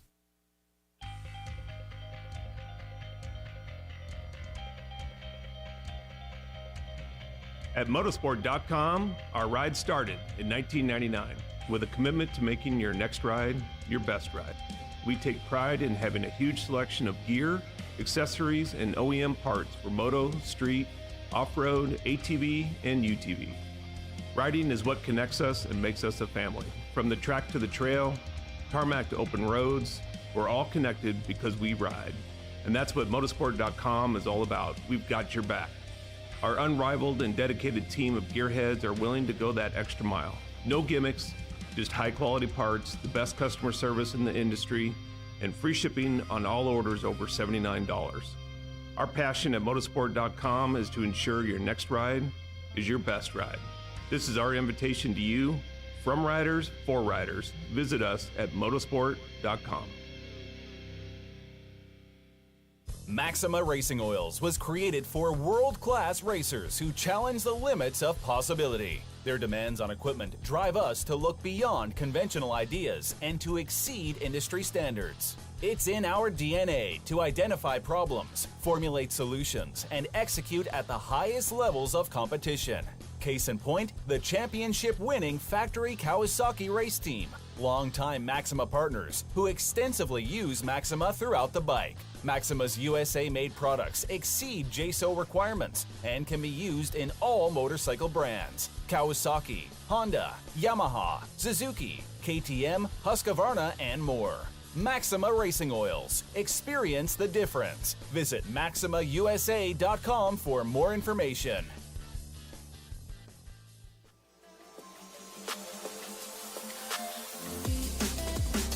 Rocky Ridge Trucks, your ultimate off-road vehicle capable of getting down and dirty. Rocky Ridge has a rich history and has been building custom vehicles since 1983. Proudly partnering with the finest OEMs including Chevrolet, GMC, Ford, Jeep, Nissan, and Ram, we bring you the ultimate turnkey custom truck on the market. Each vehicle is easily financed through your local dealership and, best of all, retains the factory warranty. Say goodbye to the hassles of DIY customization.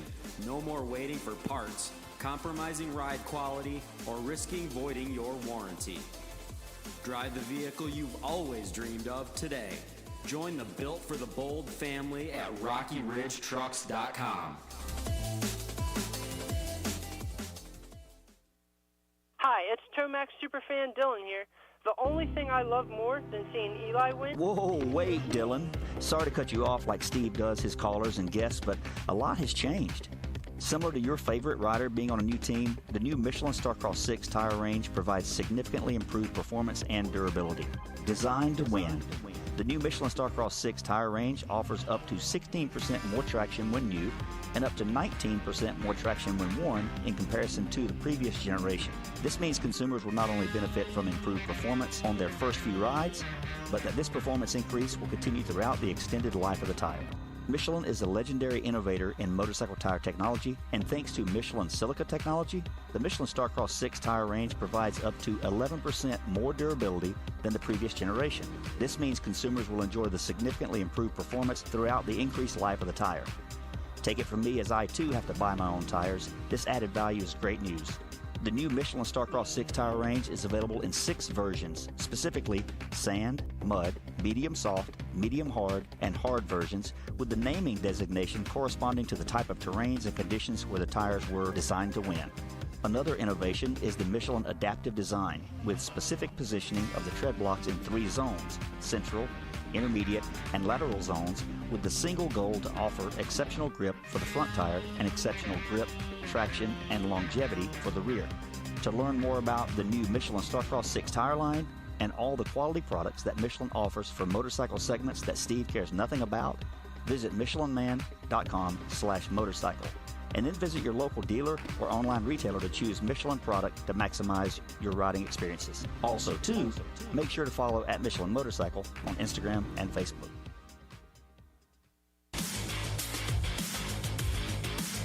Established in 1989, Eric Phipps had the idea to manufacture factory-styled products for the everyday rider.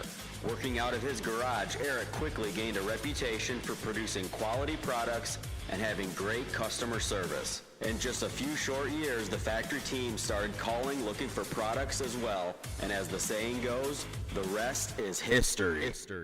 Fast forward to 2024, and they are on their 35th year of producing high-quality products while still providing exceptional customer service. While they are no longer working out of a small garage, they are still producing the finest products available. Teams like HRC Honda, Star Racing Yamaha, HEP Suzuki, Phoenix Honda, Bar-X Suzuki, AJE Motorsports, Solitaire Yamaha, and countless privateers still rely on the same quality products that are available to you too. Products like their Pro Launch start device, radiator braces, skid plates, clutch perches, and tons more continue to be a staple in the pro pits and amateur scene as well. Check all they have to offer for your ride at worksconnection.com. Use the code PulpMX20 to save 20% off your order.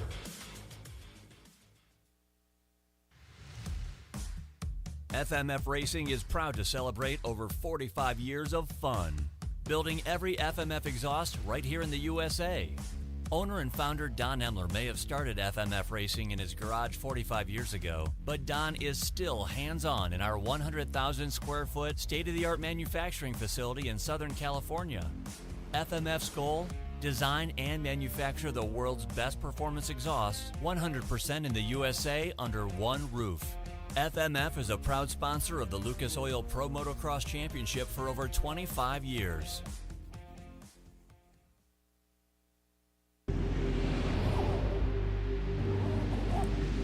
I'm Cooper Webb, and I choose OGO. I'm Christian Craig. I'm Dean Wilson. I'm Aaron Plessinger. I'm Darren Martin. I'm Nate Thrasher. I'm Shane McElrath. I'm Hunter Lawrence. My name's Jett Lawrence. I'm Jordan Smith. I'm Tal Hawkins. Stargate Hampshire. I'm Hayden Deegan. I'm Colt Nichols, and I choose OGO. And I choose OGO. And I choose OGO. I'm Tom Biala. I choose OGO. And I choose OGO. And I choose OGO. I'm Jiren Ferranges, and I choose OGO.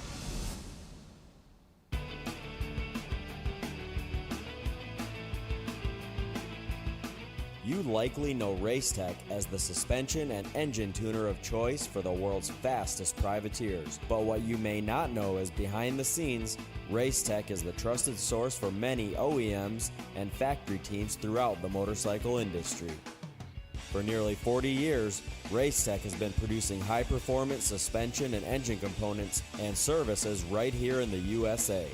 Racetech doesn't just specialize in motocross. In fact, they have many off-road, hill climb, flat track, road racing, and supermoto championships on the mantle as well.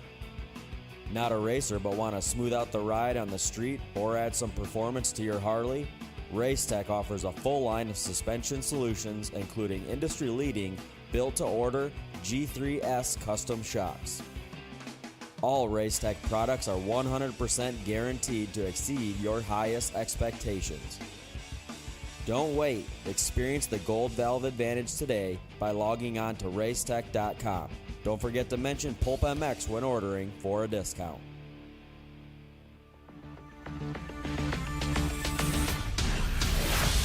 Factory Chassis Parts, established in 2018, is the home of the original high-performance FCP racing engine mount kit, designed to improve traction, handling, cornering, and feel. Used by top-level racers and race teams worldwide, including Phoenix Honda, Justin Starling, the F&H MXGP Kawasaki team, Rock River Yamaha, and many more.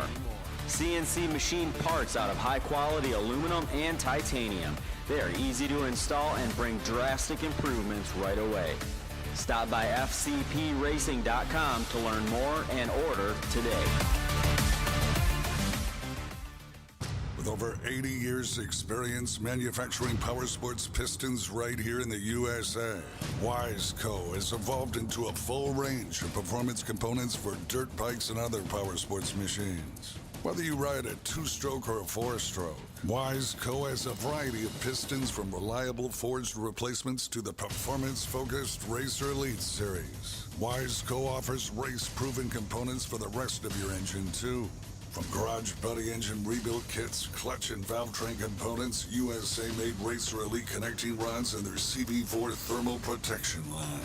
Wiseco is proud to be a technical partner with Factory Honda HRC for the 2023 Supercross and Motocross, driving professional-level product development that gets passed down to you. Visit your favorite online or local dealer or wiseco.com to find products for your machine. From beginners to seasoned vets, race teams, project builds, and magazine tests, Decal Works' mission is to cater to those who love to ride, upholding the true definition of quality, service, and knowledge. Visit decalmx.com and use promo code PulpMX23 to get 20% off your custom graphics. Decal Works, #1 for many reasons. In 1990, my dad, Jamie Gregg, started Guts Racing. Guts stands for Greg's Ultra Trick Seats, because I was just a little kid that wanted a trick seat. And if you're out there looking for a trick seat, go to gutsracing.com, your local dealer, or Motosport and place your order. Support the people that support PulpMX. You can use Pulp 2024 for 20% off at gutsracing.com.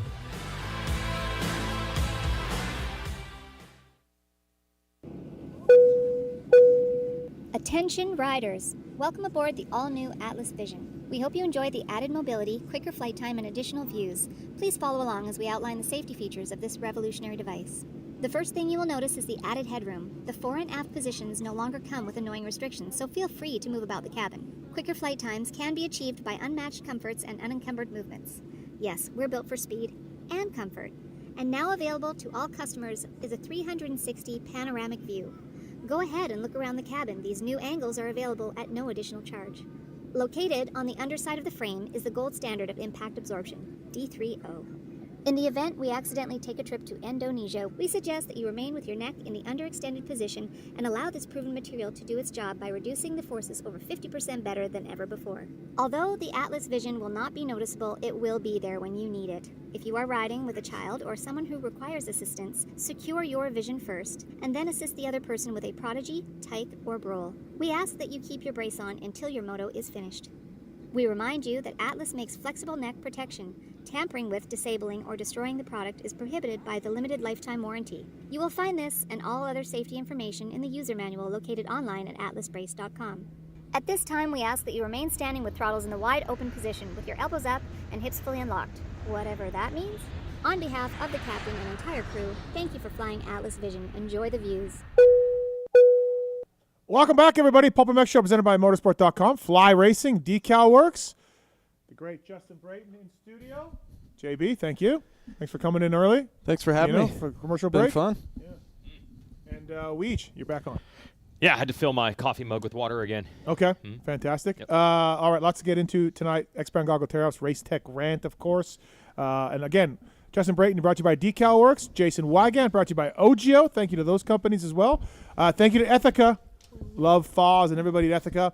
PulpMX 20 is the code to save at Ethica.com. Whether it's women's underwear, men's underwear, kids stuff, Ethica.com. Love the hoodies. Big hoodie guy. And, I'm running some right now. Do you want me to show you? The underwear? No, we're good. Thank you. Okay. Thanks. That's great. PulpMX 20 is the code to save at Ethica. And please check them out. They offer a premium brand experience and authentically connect to a broad group of consumers. Thank you to Ethica. Did we? Oh, and at Cherubies. Thanks to the folks at Cherubies. At Cherubies USA, they have a 3D bike builder deal on their website. So you can pick your bike and then look at the colors of plastic that you want and build your bike right on a Cherubies website. At Cherubies USA on social. And you look at some of the top teams in the pits using the Cherubies. I love a Cherubies stuff for my vintage bike builds. Always great. Cherubies bringing you our next guest here on the show. Wil Hahn, everybody. What's up, Will? How's it going, boys? We're good, man. Yeah, Thanks. Wilbur. Yeah. What's up, Will? Oh, look, it's a good group of guys on the show tonight. Just felt like I had to get on. Strong, yeah.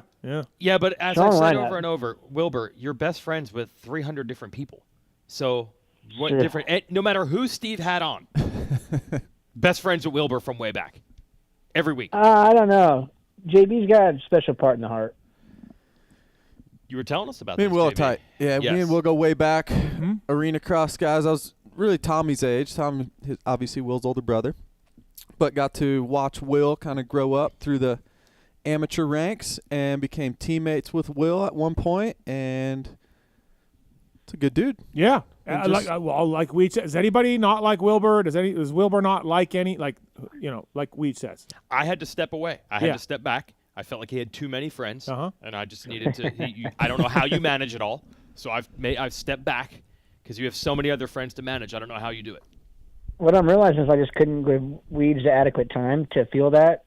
So it's a real shame, honestly. I feel like a letdown. All right, I'm sorry about that. I'm sorry, but I'm doing it for you. It's not me. It's you, or vice versa. Yeah. Yeah. Brayton has a question about one of your riders, Will. Right into it. I already know where this is going. Right into it. Right into it. Did you listen to the review pod? Yeah, but I didn't need to listen to that to to be equally as frustrated with 3 times. I mean, 1, like I said, all right, cool. 2, we're going to talk about it. 3, I mean, yeah, that's a tough look. What'd you say to him? Pretty much exactly word for word what you said. Hey, man, it's a tough look. I know. I just said 1, 2, maybe 3. What the, what are you doing? And he just needed to go on the table, right? He just had to. No, just go inside. No, but he in his mind, he's like, I got to get on the table. I got to go on the table, off. His line was double table over single, right? Right. Stuck to that line, and I think maybe it's a little bit different if you would go reverse back to the rhythm he was doing in qualifying and go after the triple on off, triple into that corner. Then maybe that works. When you go 2-1 to the corner and go outside, it's not going to work. Yeah. So you guys were going over the table in 3. Yeah, practice, we were right? going 3, but when you go 2-1 and then still go outside, you leave that door wide open. No, you're thinking about exactly the rhythm before. It was actually the rhythm after that. Yeah. So the triple. No, I'm saying he got stuck in that. Yeah, I'm saying if he would have done the rhythm from qualifying leading into that corner. If you 3 out, been opened up. you go outside. Yeah, but, correct. Yeah, and then you can go over the table from the outside. Totally. Yeah, and then go that way. Right. Well, I would imagine that Rider D, look, when I watch him ride, like, he's a really, really good rider. Like, I think his ceiling is super high. And I don't know this for sure, but does he ride awesome during the week? Yes. That's what I could see. Like, I feel like he would be one right now. Look, he's a rookie, but rides amazing during the week and then just doesn't quite bring it on Saturday. Yeah, and I think it's a little bit of just belief and belonging, right? Yeah. Like I think we all mature in different areas and different times in our career. I think straight up, it's going to be hard. Some of his peers are doing really well. So, and I dealt with that. I think I would say, without speaking for you, Justin, I feel like you probably felt the same at some point. Like, you kind of see these guys you, I would say, graduated with, essentially, and maybe getting a little bit better results. Eventually it becomes frustrating and becomes a what if, how can I? And then the self-doubt creeps in. And I think that's somewhat what we're dealing with right now. Speed-wise and talent and honestly, like, just bike skills in general, he's very gifted. I think he's aware of that. And he's a winner. He won a lot as an amateur. So it's in there. We're going to get it out. Like I said, I think his ceiling's extremely high. I think he's not even shown anybody his true potential at a race yet. So I'm excited for it because he's going to do it. I like his riding style. It's great. I think it's really good style. Mm-hmm. Yeah, he looks awesome, but it just hasn't translated. Yeah. The hard part, to Will's point, is I think what you were alluding to, Will, like for you and I both, it took us a little bit longer, right? And now I think, and thankfully we were, like, I had teams that stuck with me. Like, I wasn't near as good as Ryder D as he is as a rookie, like not even close.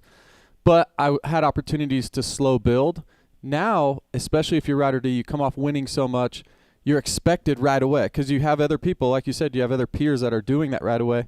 But if you get around a guy like yourself, and I think he should be thankful, which I'm sure he is, that you're in his corner because you can teach that, right? Like, it doesn't have to happen overnight. All of a sudden you're just winning races. Like, it might happen next year or the year after. And if he's on if they believe in him enough to keep him around, like, it's going to happen. Like, I feel like with the ceiling you're talking about, with his riding style, like Steve mentioned, it will happen. It's just a matter of when.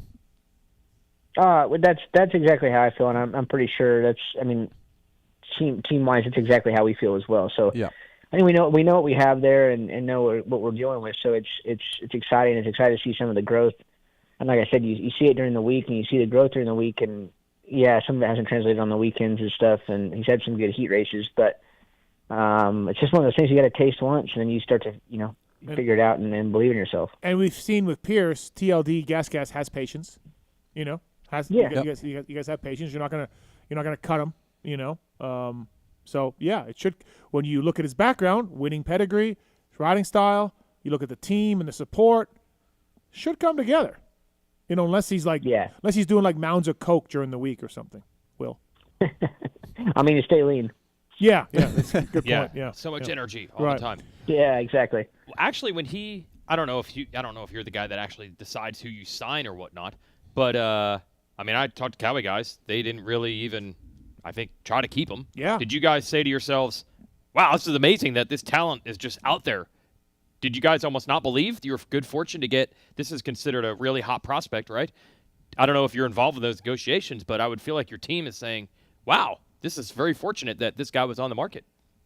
Yeah, I mean, I'm not necessarily involved with that, but when I was told that it was a chance, I was really excited. Yeah. To be quite honest, because he was a kid I've wanted to work with for quite a while. I mean, starting back at when I started working for Geico as an amateur, there was talks. Obviously at Star, we talked to him, and now being on this side of it and being in the position that I'm in, like I'd already had that. I don't want to say relationship, but kind of from being in amateur races and talking to them and talking to Randy and Lisa and Ryder himself, and I was like, I already kind of felt like I somewhat had that relationship a little bit, and it was even more exciting, I said, when I heard it, because yeah, like you said, you watch this kid his whole life and how successful he was, and then not only that, but like what we're talking about, his overall technique on the motorcycle and intensity and speed and what he brings, and honestly overall attitude as well. I like how Will said we talked to him at Star, meaning we talked to him trying to get out of his contract. Out of his Team Green contract at Star. We talked to him. I like how he said. I asked him that was up. Oh, you did? Okay. He said obviously because it's Star. Yeah. Every single rider ever will be spoken to by Star. Obviously at Star we talked to him because we talk to every rider. And then we try to get them out of their contracts if we want to. Because obviously. Well, obviously that's why you come on this show. He was winning every race, but I mean, hey. You know. That's why you come on this show, Wilbur. For the tough questions. Yes. And he showed some real flashes in SMX last year, like the playoffs.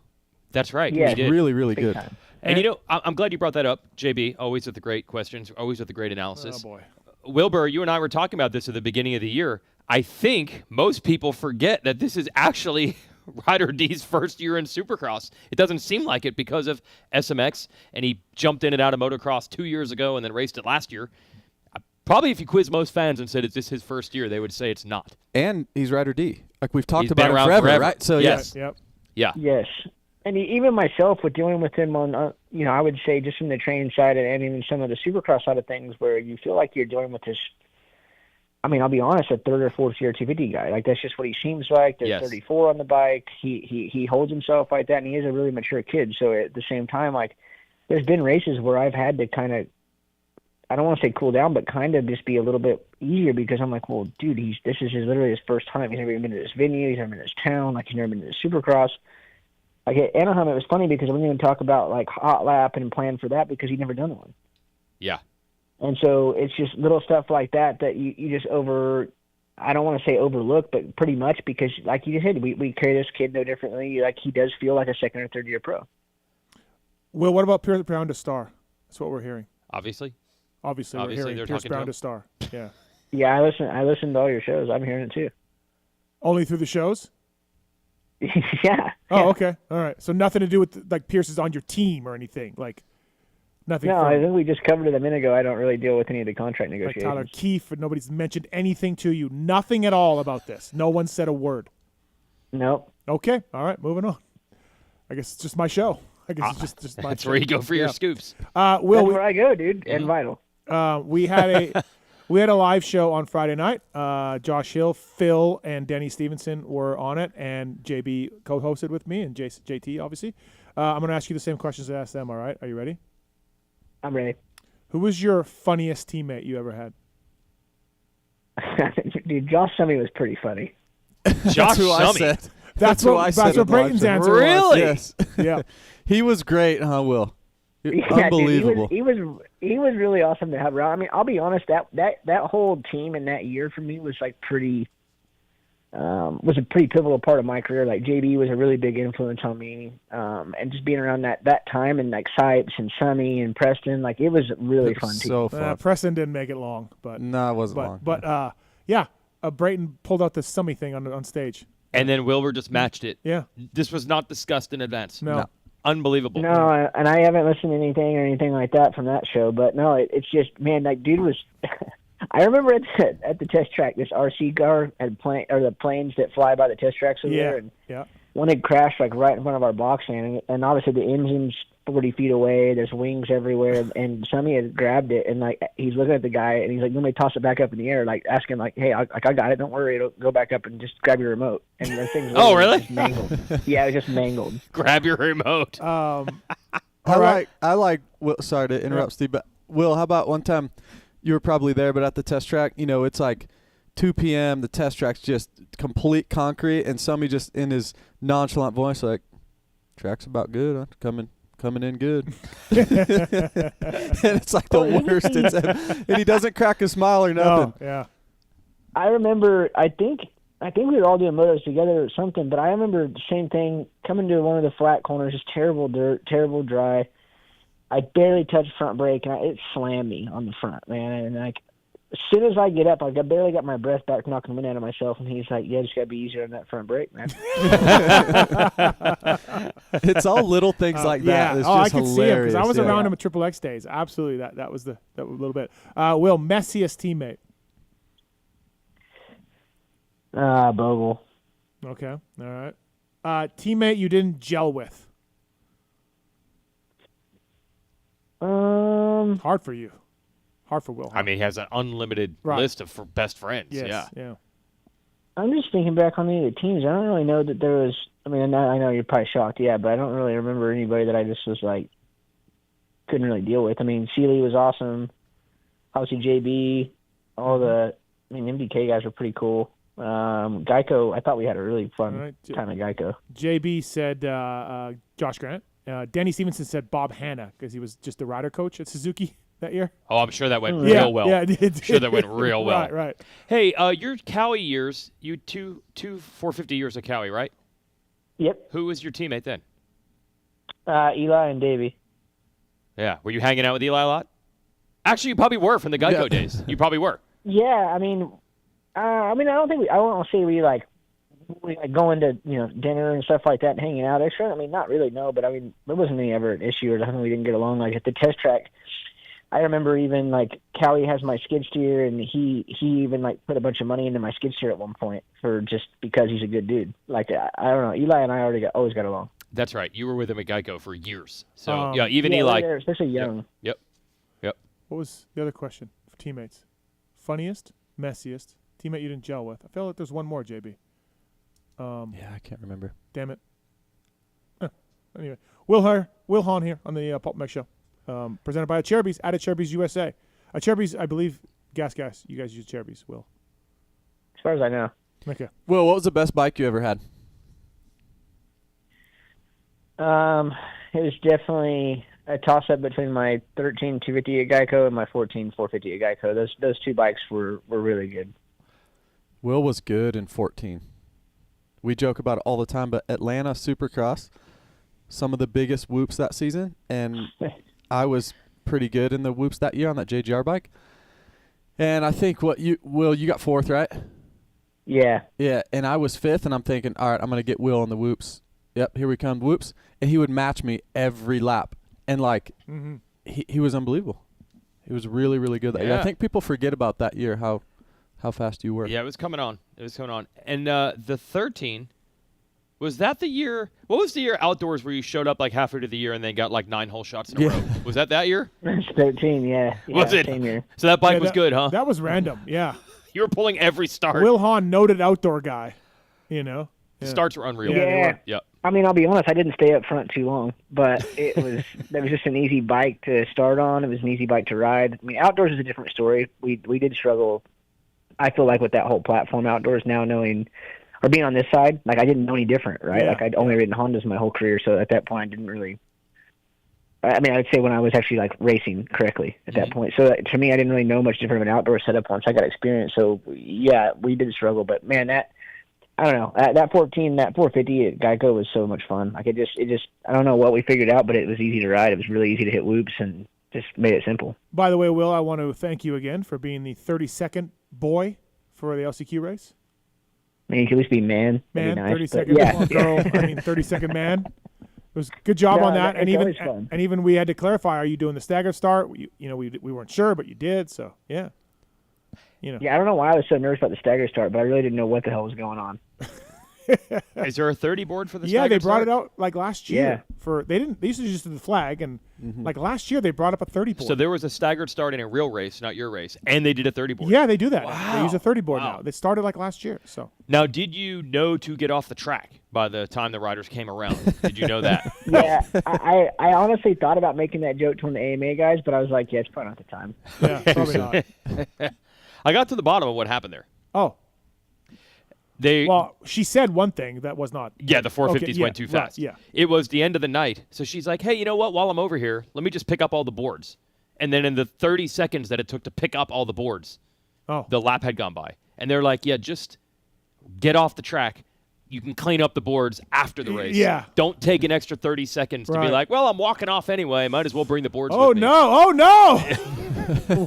We just call. Like I said, oh, no, this is going to be really bad when she gets hit. And, oh, no, what am I supposed to say about this? Yeah. That's why I give the double oh no's. Yeah. Yeah. Anyway, good job, Will, for not having that happen. Yeah. It's pretty amazing. It was. Yes. Will, should we tell the Bursey story? I mean, yeah. Yes, I might as well. So, Will and our teammates, MDK, KTM, and in that off season, I switched to 450. I was going to go to Paris, right, Bursey, and Will would come over to the house all the time, and I think Sipes was even stay with me. We'd have a good time, right? So we're all hanging out one night, and he goes, I was leaving the next day. He's like, let's make a bet. You podium this weekend. It was like Stu, Wyndham, JG, quite a few guys, right? And the KTM 450 at the time, I don't know if you guys know, but a lot of people didn't like riding that bike. Yeah. In like 08, 09. Heard a few things about that, yeah. Yep. And I said, you podium, what should we do? Anyways, we came up with the bet. If I podiumed any race, we'll have to smoke a cigarette. Okay. What? Yes. And if I didn't, I had to put a dip in. Oh, Obviously, neither one of us do either one of those things. Yeah. And then I said, okay, I think that it was if I podium more than one or something that he had to inhale it and exhale out of his nose. So I go over there. I get second to Stu every race. Yeah. Every single race. So come back. We have a party. Will, what'd you do? Yeah, I smoked a cigarette. Oh! Damn. It was great. And it was great. I'm not going to lie. I couldn't decide if I just felt tough as nails or terrible. Like, it was right in between. And it was pretty proud moment, but also a pretty embarrassing moment. So were you following the results back in California being like, oh, shit, like, I better start? Oh, no, like right away it was on. We were like, uh-oh. Yeah. Like, just like we just now, I was like, uh-oh. Yeah, oh, no. Oh, no, oh, no, he podiumed. Yeah. My first year as a mechanic, 96, Paggio dipped, and we drove everywhere in the PJ1 truck. And I always, like, McGrath was dipping, Paggio was dipping. I was around all these guys who were dipping. It looked kind of cool. They were spitting, talking, hats on. I was like, oh, it seems kind of neat. So I was seems kind of neat. I was like, I want to try. Yeah, McGrath's doing it. I mean, that's and all I'm you got like, to say. all right, Padge, what do I do? And so at the time, now they're in little packs, right, or pouches. Yeah, pouches. Well, this was the straight stuff. So he's like, you put it in here and you just let it sit there, so we were driving down the road and I'm sitting there and it's I'm like, and I'm moving my tongue and it's everywhere now in my mouth. Oh, gross. And then I'm swallowing it. I threw up everywhere, all over the truck. It was terrible. I can still kind of feel it. If I think about it now, that feeling like, oh my God, it's a complete disaster. I don't know how Paggio and McGrath made it look so good, but yeah, it was just a shit show. Yeah. I ended up putting a dip in with you though. Oh, you did? Yeah. When you got back. Yeah, because he smoked it so good that I was like, he's doing such a great job. I'm going to put a dip in too. Wow. Buddies. Yeah. Yeah, I like that. Yeah, I would never be able to figure out how any of those work. I think I did try to smoke a cigarette once or twice when I was in college, and I just coughed so much. I never got the experience. And then it led to never trying to smoke anything else because I'm like, it ain't going to work, man. I've never smoked a cigarette. I've never done any weed. I've never taken anything like that. That dip was the gnarliest thing I've ever done. Mm-hmm. Yeah, I wouldn't know how. That's the problem. Yeah. Unless, give me an owner's manual and explain this to me. You know how this will go. Yeah, because somebody like, what's a cigarette like? And they're like, why can you not do this? And I'm like, well, who taught you how to do it? They just knew. Yeah. What's that? Did you put it? Have you dipped? No, it'd be. I guarantee it would be exactly the same thing. I do not know how to do it. Yes. I think I could have handled the pouches back then, but I don't think there were such thing as the pouches. I don't know. I mean, the problem also, you saw a price tag on a carton of cigs where I think you're going to quit. Like, I don't think you're. Oh, yeah, I'm aware. It was never going to become a habit. Yeah. It was never going to become a habit. Point. This might surprise you guys, all of you. My first time ever putting in a dip was in arena cross, teammates with Budman and Hegsa. Yeah, imagine that. Surprise you or no? That's why he knows how to do all this stuff. You go to Arena Cross. Yeah. Yes. Well, You start grow there. up real Start quick. there. I told this story on the live show. Like I lived with Lou Lopez at the time. He was working for Sunstar, and there was tons of Sunstar teams in the pits in Supercross, and he would show up every once in a while at a Supercross, but not much. But he would go to like every Arena Cross, and I'm like, Lou, like what? He's like, dude, the Arena Crosses are so fun. They're so good. And like, look, I didn't know. You like, didn't know why? Yeah, and now you know why. Lou, Yeah. Lou was like, the Arena Cross guys are down. So screw the Supercross thing, right? Will and I grew up looking up to those guys, huh, Will? Like, those were our guys. Those were our people. Budman, Denny. That's where, that's where I thought I was going. I love Supercross, but that's where I just saw myself, right? Like, I don't think I ever really saw myself in Supercross, dude. I remember Fort Worth and I'm being on a 60, and one of the guys I'm going in for our main event. He's coming out of the main event with his girlfriend on the back of the bike smoking a cig, and I'm like, "Fuck, that guy's tough. That guy's tough as nails." Yeah, like, that's who I wanna be. and you know, Brayton tells a story about like one time he was like, if I could just get to JT's level, like that'd be awesome. You know, just solid privateer main event guy, that would be amazing. Make a little bit of money, get screwed over by teams. You know, just amazing. And Will, you looked at that guy and were like, if I could just get to that level, or my chick smoking a cig, like that's amazing. Right? I mean, we still made some money and still got screwed over by teams, I'm sure. But I mean, yeah. But I'm just saying, like at the time, you're like, I just want to be that guy. Dude, Denny had it made. Yeah. Denny dating Miss Arena Cross, Michelle. Yeah. She was hot. Yep. Denny's a good-looking dude. He's partying. He's winning races. He's winning these Dash for Cash. He's got a bunch of, like, he was the guy. That was it. That's the pinnacle of life. Pinnacle. If I could be Denny. if I achieved nothing else in my life, if I could be Denny Stevenson. Dude, right. Totally. That was me and Will. How cool did the bikes look, though? Like, how cool did, I feel like the Cowie years of Denny, the bikes looked really cool. The Suzuki year. The Primal Budman bikes Denny, were. That bike was so good. The Primal with the shift was unreal. Oh, yeah. Yes. Unreal. Yeah. Yeah. You don't get much cooler than that. The tough Kawasaki's when Denny was on there had that was when they didn't have to run the numbers on the side plate. So there's a big Thor in orange. It was green and orange. Like it did look really good. And I mean, again, I want to make sure we love Denny. He's awesome. He was just in here a few weeks ago. We're not making fun of Denny. Like I want. No, people, to this day I'm like. I just don't want people to get the wrong impression. Like he's just so cool back then that's where you wanted to be. You know, so. No, to me, he's still one of those guys. Like I truly grew up idolizing. Like I thought it was really cool. Let's bring in our next guest here because he's listening right now. Kris Keefer, what's up, buddy? Hi guys, how are you? Oh, we're telling Arena Cross stories. Oh, nice. Did you ever do Jim Hawley's Reno race, Keefer? I did it and had more fun at the after party, honestly. Yeah. So Jim said there was a private room upstairs. Yes. No one it was like don't come in here with cameras or anything. Polaroids, baby. Yeah. That's where the party was. Like, yeah. If you got invited to that, that's shit's gonna pop off. There are cameras. There are Polaroids, I'm sure. Right. Well, back then there wasn't any phones that took photos. Yeah. So it wasn't that bad. Yeah. Right? Yeah, because someone was on the show with Jim on the phone, or maybe Jim wasn't in, and they were like, "I was too young to go to the party in Reno." I was young, but I still got in. Okay, all right. This is Keefer. Right. He was going. But it also does I went with Casey Johnson, so that's what got me in. Will, what were we saying? I'm not surprised Uncle Jim's got a secret room in Arena Cross. It's just blowing my mind right now. It's so awesome. Absolutely. There's no doubt that of the planning and labor and effort they put into the Arena Cross, 50% was that room and party, and the other 50% of their time was planning the race. But the party room. Girls in from L.A., boy. Hey, you guys were talking about, I heard Steve say, I've never smoked weed, I've never smoked cigarettes, and it got me thinking to, what I did, because I was similar to Steve. I tried weed one time, and I freaked out, and I quit riding for a little while, and I smoked menthol cigarettes. So I got Heather and me to smoke menthols for a month. Wow. That sounds awesome, dude. Dude. So, I don't know. I'm sure everybody's been there, but, you parents stop feeding you, dirt bikes and paying, and you got to find your own way, and you're like, well, I'm screwed. What should I do, right? And the kid from the high desert smoking looks cool. I'm going to smoke. So I got cigarettes. So I'm like, well, I'm not riding anymore. I'm going to smoke cigarettes. And then it just got me thinking, man, what an idiot I was. Did Heather ride on the back of your bike while you were smoking the cigarette?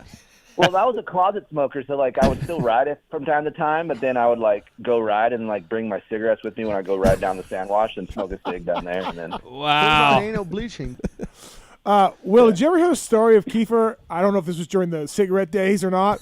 He was doing high des fairs, and he would catch frisbees from the crowd in the air from his dirt bike. Yes.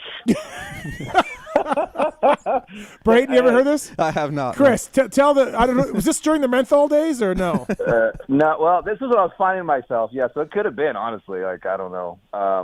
But yeah, like same thing. My dad's like, hey, you're on your own. So I went down to, God bless Yamaha of Redlands. They said, hey, if you do some stuff for us, we'll give you a couple bikes. I'm like, sweet. So part of that deal was I had to go to the San Bernardino County Fair, and they would build makeshift like a track that goes over this pond, and they'd have a jet ski show and like a Yamaha demo. And so I would do these demos, but I didn't know I didn't have any tricks in the bag, guys. Like I didn't know how to do anything. I just was like doing boner errors and just jumping things, right? So like, I'm like, what else can I do? So they had a small person, and this is back in like the LBZ days, right? So the small person had a LBZ cheetah pants, and it was like the pimp and hoe days, right? Right.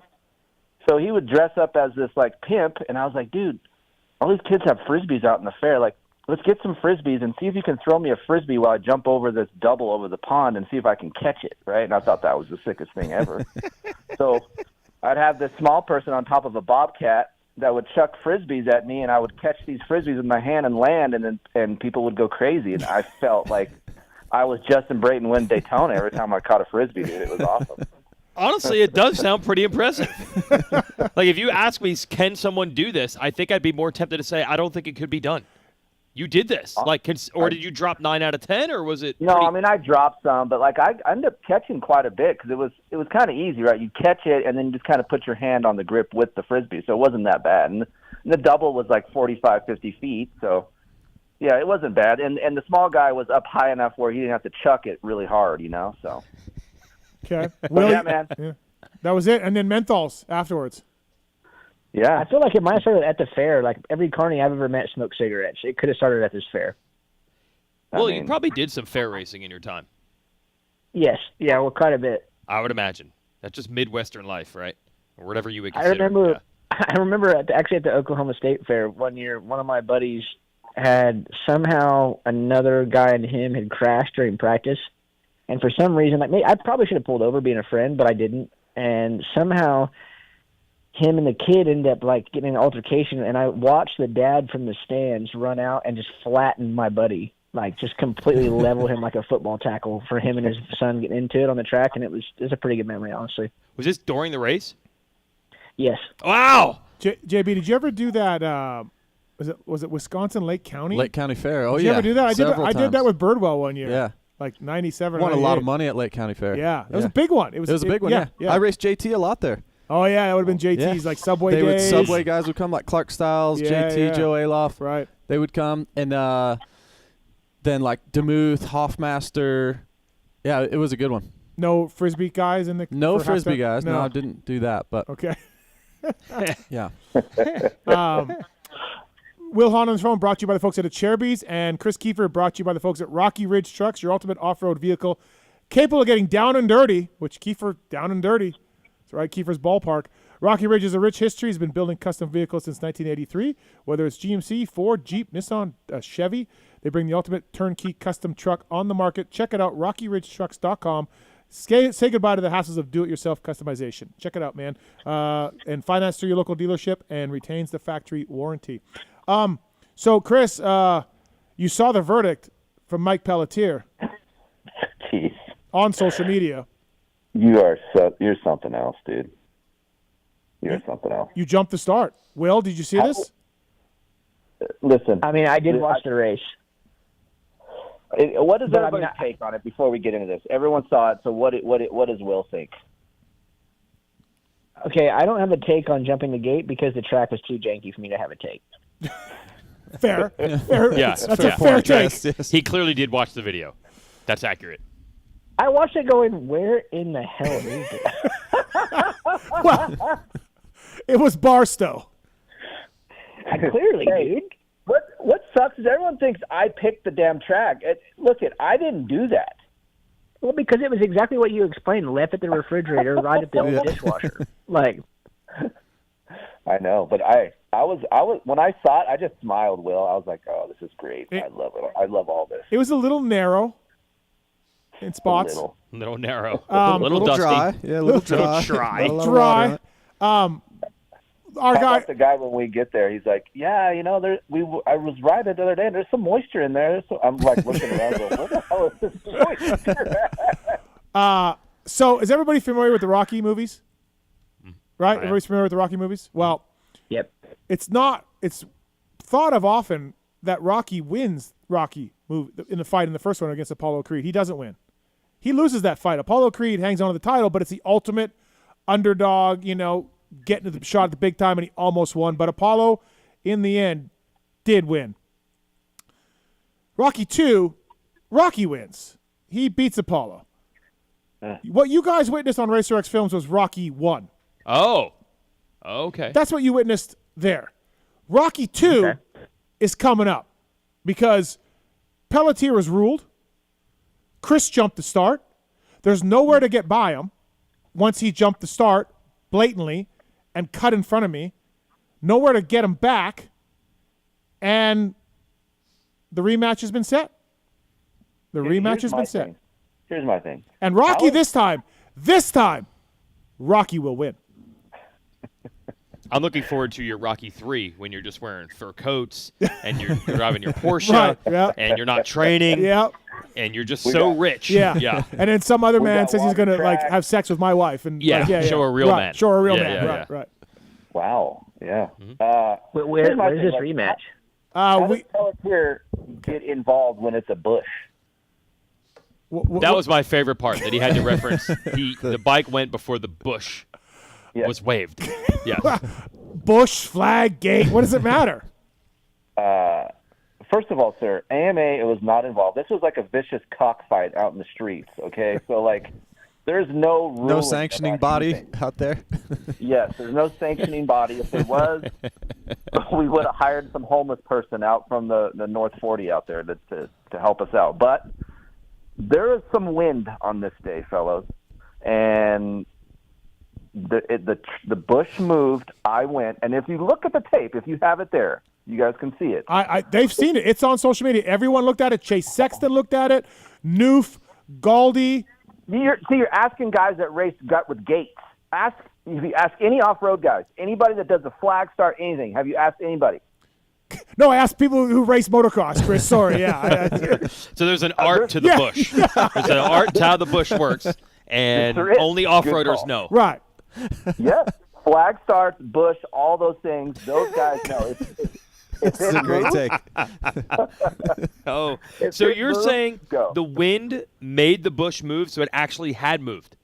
Yes. If you look at me, I hesitate after it moved because I was like, oh, shit, did it go? And then I hesitate, and then he drops it, and then I go. So basically, I didn't get that big of a jump. No, sir, I didn't even go because I'm like, there's obviously going to be a restart here. Obviously. Were you wondering, what do we have to represent a red flag? Do we have anything red that we could wave? What is going to signify we're doing a restart? I don't know. Okay. So you thought the race was over before it started? Yeah. Okay. Yeah, I mean, look, obviously he beat me on an 85. That's not going to happen unless I sort of give up and wait for the red flag. Okay. Wow. This is where we're at. I feel like Rocky never bitched when he lost. You know what he did? He went back and went to work. What would Darren Lawrence say, Steve? What would Phil say? It's over. We were grinding today. I mean, you've been training. I've been training. Yeah. Right from the flight straight to the mountain bike. Yep. And by the way, Chris, when you talk about what would Rocky do, you did nothing but bitch about that 1990 125. That's all you did was how slow it was. Yes, I did bitch about it because that's factual information. That thing was a piece of shit. And I didn't make excuses why I lost. I just say it sucked. That's what I said. Well, you came inside of me. Yes, I came inside of you. That's flipping around. That's great. Thank you. Will, should there be a rematch? Depends on the location. Not on that track? No, please no. Let's go back. Let's go do a round 2 there again. The rematch will take place with a proper starting gate. I can promise you that. A rubber band? That's what I'm more into. That's more of the fair racing. Yeah, that's Midwest style. Yeah, Will? did you guys put the Yep. duct tape on the left of the rubber band? Like if you were to the left of to the right of the doghouse? I don't think so, no. That was a trick in Manitoba. Really? So the rubber band was just full of duct tape. Oh, you were ahead of your time then. Because you looked at the tape, because you knew, like, as soon as that tape over here moves, I got to go. I just went next to the guy that was dropping it. Yeah. Sounds familiar. Sounds like a bush. When the bush moves, you go. It's kind of what I did, yeah. It's pretty much, yeah. I will say this. Now, I did think I was going to beat Keefer on the 80. Coming into it, I'm like, I'll get him on the 80. The 90 will be close, and he's going to smoke me on the modern 125. And then we were practicing, and I got in behind Mr. Keefer. You were sizing him up like a little any bit? competitor does. You know, Chase jumps in behind Jed or whatever, same kind of deal. I got in behind Mr. Keefer on the 85, and I was like, I'm fucked. Like, he's not shutting off on this thing. I noticed it was a big wheel. Was it an 85 big wheel? Or Yes, it was a big wheel, which was not in the rules, Will. All you said was 85 cc's. That's all you cared about. True, but I didn't know 85? it would be a big wheel. Yamaha makes an 85 big wheel. No one knew that. Oh, no okay. one knew that. Yes, I mean, that's I fair knew game. that. I mean, you want to put wheels on that's going to be slower with those wheels anyway. Thank you, Will. That's actually the thing I was most curious about this video. Not really you guys racing each other. Oh. Whatever. It turned out about like I figured. There's no scientific knowledge that we've gained from this because of the arguing about the bush. Well, But- Mike Pelletier, would you like to call Mike? I mean, you sent me the video. Yes, Okay. he ruled on the bush. Anyway, I've been talking to Carson Brown about this quite a bit. I have this theory that the sport just keeps getting better and better and better and better and better. And I'm like, is that better? I always say in like 1974 when they were riding horrible motorcycles, no one was saying, you know what? Motocross could be good, but the bikes just suck too much. If we had better bikes, this sport would be fun. No, they were fine. So I'm wondering if the bikes have gotten too good. And I've asked Carson Brown, I'm like, the slower, cruddier bikes do you ride? Do you actually like that better? And he says yes. So all I wanted to see in this video was big wheel size, 105, 85, whatever it might be. Keefer, is it all the bike you actually need to have fun? Like, was it actually fun to ride that bike? I told Steve this. I wrote it. I didn't ride it until the day before we went out and did this video. Yeah. And I went to Glen Helen, and I got off the track, and I told the guys that I was with, I go, it's probably the most fun I've had at Glen Helen in a very long time, just because it was so fun. It was slow, but it ran well, right? So, like, it runs good and it's slow, but, like, you can just tape the throttle. You can go anywhere you want on the track, and I haven't ever experienced that much at Glen Helen because you have big bikes and you got to pay attention more, and it was just, honestly, that's kind of what I said. I was like, Carson's kind of onto something because it's awesome. It's super fun to ride. And the fact to go back to what you're saying is like that 1990, the 85 is faster than that 91 YZ125. That's crazy. Yeah. Who jetted that 90? Stop it. Stop it. It ran fine. And I had jets with me. If my rider said something, I had my jet box from back in the day. Last time used was Nick Way 02. I have my jet box there, and I could have done anything that gentleman wanted. No problem. Look at the shifter's coming off. No, it wasn't. Stop it. Will, you're still like fun size. You would ride an 80 great, I bet. Wait, Will, didn't you actually test mini bikes? Yeah. With Star? I tested it Star on the 80s, and we had them. Was it fun? Yeah, until you quickly forget that carburetors bog at times compared to EFI, and I hadn't had a bike bog in like 7 years, so I bounced a jump on it pretty hard at the Supercross track, and I did almost end myself. Jeez. Well, there you go. He's on a Supercross track. I'm out on that. Yeah, I think it was fun. Actually, the first day we rode it, it was funny because Ryan Morris was doing some production testing on the KTMs and on an 80, and I was on an 80 at Milestone on the Star bike, so it was actually pretty damn funny. There's Ryan Morris and Wil Hahn on 80s. On 80s. Well, the original idea for this whole thing came from Keefer and I riding to Glen Helen, and up rose Doug Dubach on an 85. And I'm like, what the hell? He's like, yeah, I'm doing some testing for GYTR, like some endurance stuff. I'm like, fucking Dubach. And I'm like, so then I was like, could I beat Dubach here on an 85? Like with the hills? Quickly I realized, fuck no, like still Doug Dubach at Glen Helen. But that got me thinking, and then I said, Keefer, do you think you can? And he's like, I'd work you, and Here we are. led into this video. Doug Dubach is to blame for this video. So, like, man, let's face it, no one has done more laps than Doug at Glen Helen. No one. No. I feel like even if we were at Glen Helen, I would still beat you on that 85. Oh, no.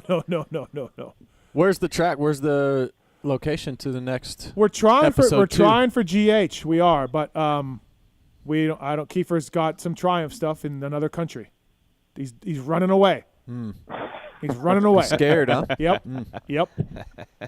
Right, Kris? I when I rode Glen Helen, I'm laughing in my helmet because yes, the hills I'm at a disadvantage, but everywhere else, like you're so screwed. Like Dude. you're so I would have to build up a little bit of a gap before I get to the hill, and I think I would be able to do that. And once I establish that, you're done. How are you going to build up a gap off of the fucking start straight, bro? When I'm gone. Listen, how are you going to build that gap up? I got a gap right away. You're going to break down the hill. I'm going to hold that thing wide open, and then all that infield stuff, I will pass you through that and gap you before we get back to that hill. You will not do anything of the sort, sir. So, it's got to be at Glen Helen now. It's got to be.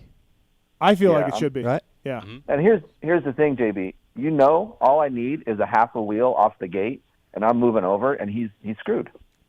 You will. I don't know. That's a long start. Like even if you cut him off, he could almost just go around you. I'll just go around you, put the blinker on, go right around you, and pull back in. No, you won't, because I'll just keep bobbing, and I'll look behind me. I won't even look where I'm going. I'll just keep looking behind me.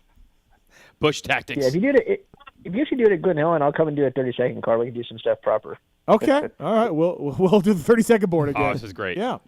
And Keefer, we can jet the 125, the 90, however you want, no problem. Like if you're going to use that as an excuse, I'll jet it for you. It's all three of them again, or just the 85? Or total we rematch? don't even need to do the current bike. That's just a waste. Okay, what about me on the current bike and you on the 90? Dude, you might have me. That thing's a piece of shit. The current bike sounded good. Think about Bradshaw beating Hondas on that thing. Can I get another 90 YZ125 to compare and make sure it's not you? Stop it, dude. Stop it. Come on. Sabotaged. Listen. Dude, Will, it's so bad, dude. I'm Flintstoning out of the corners.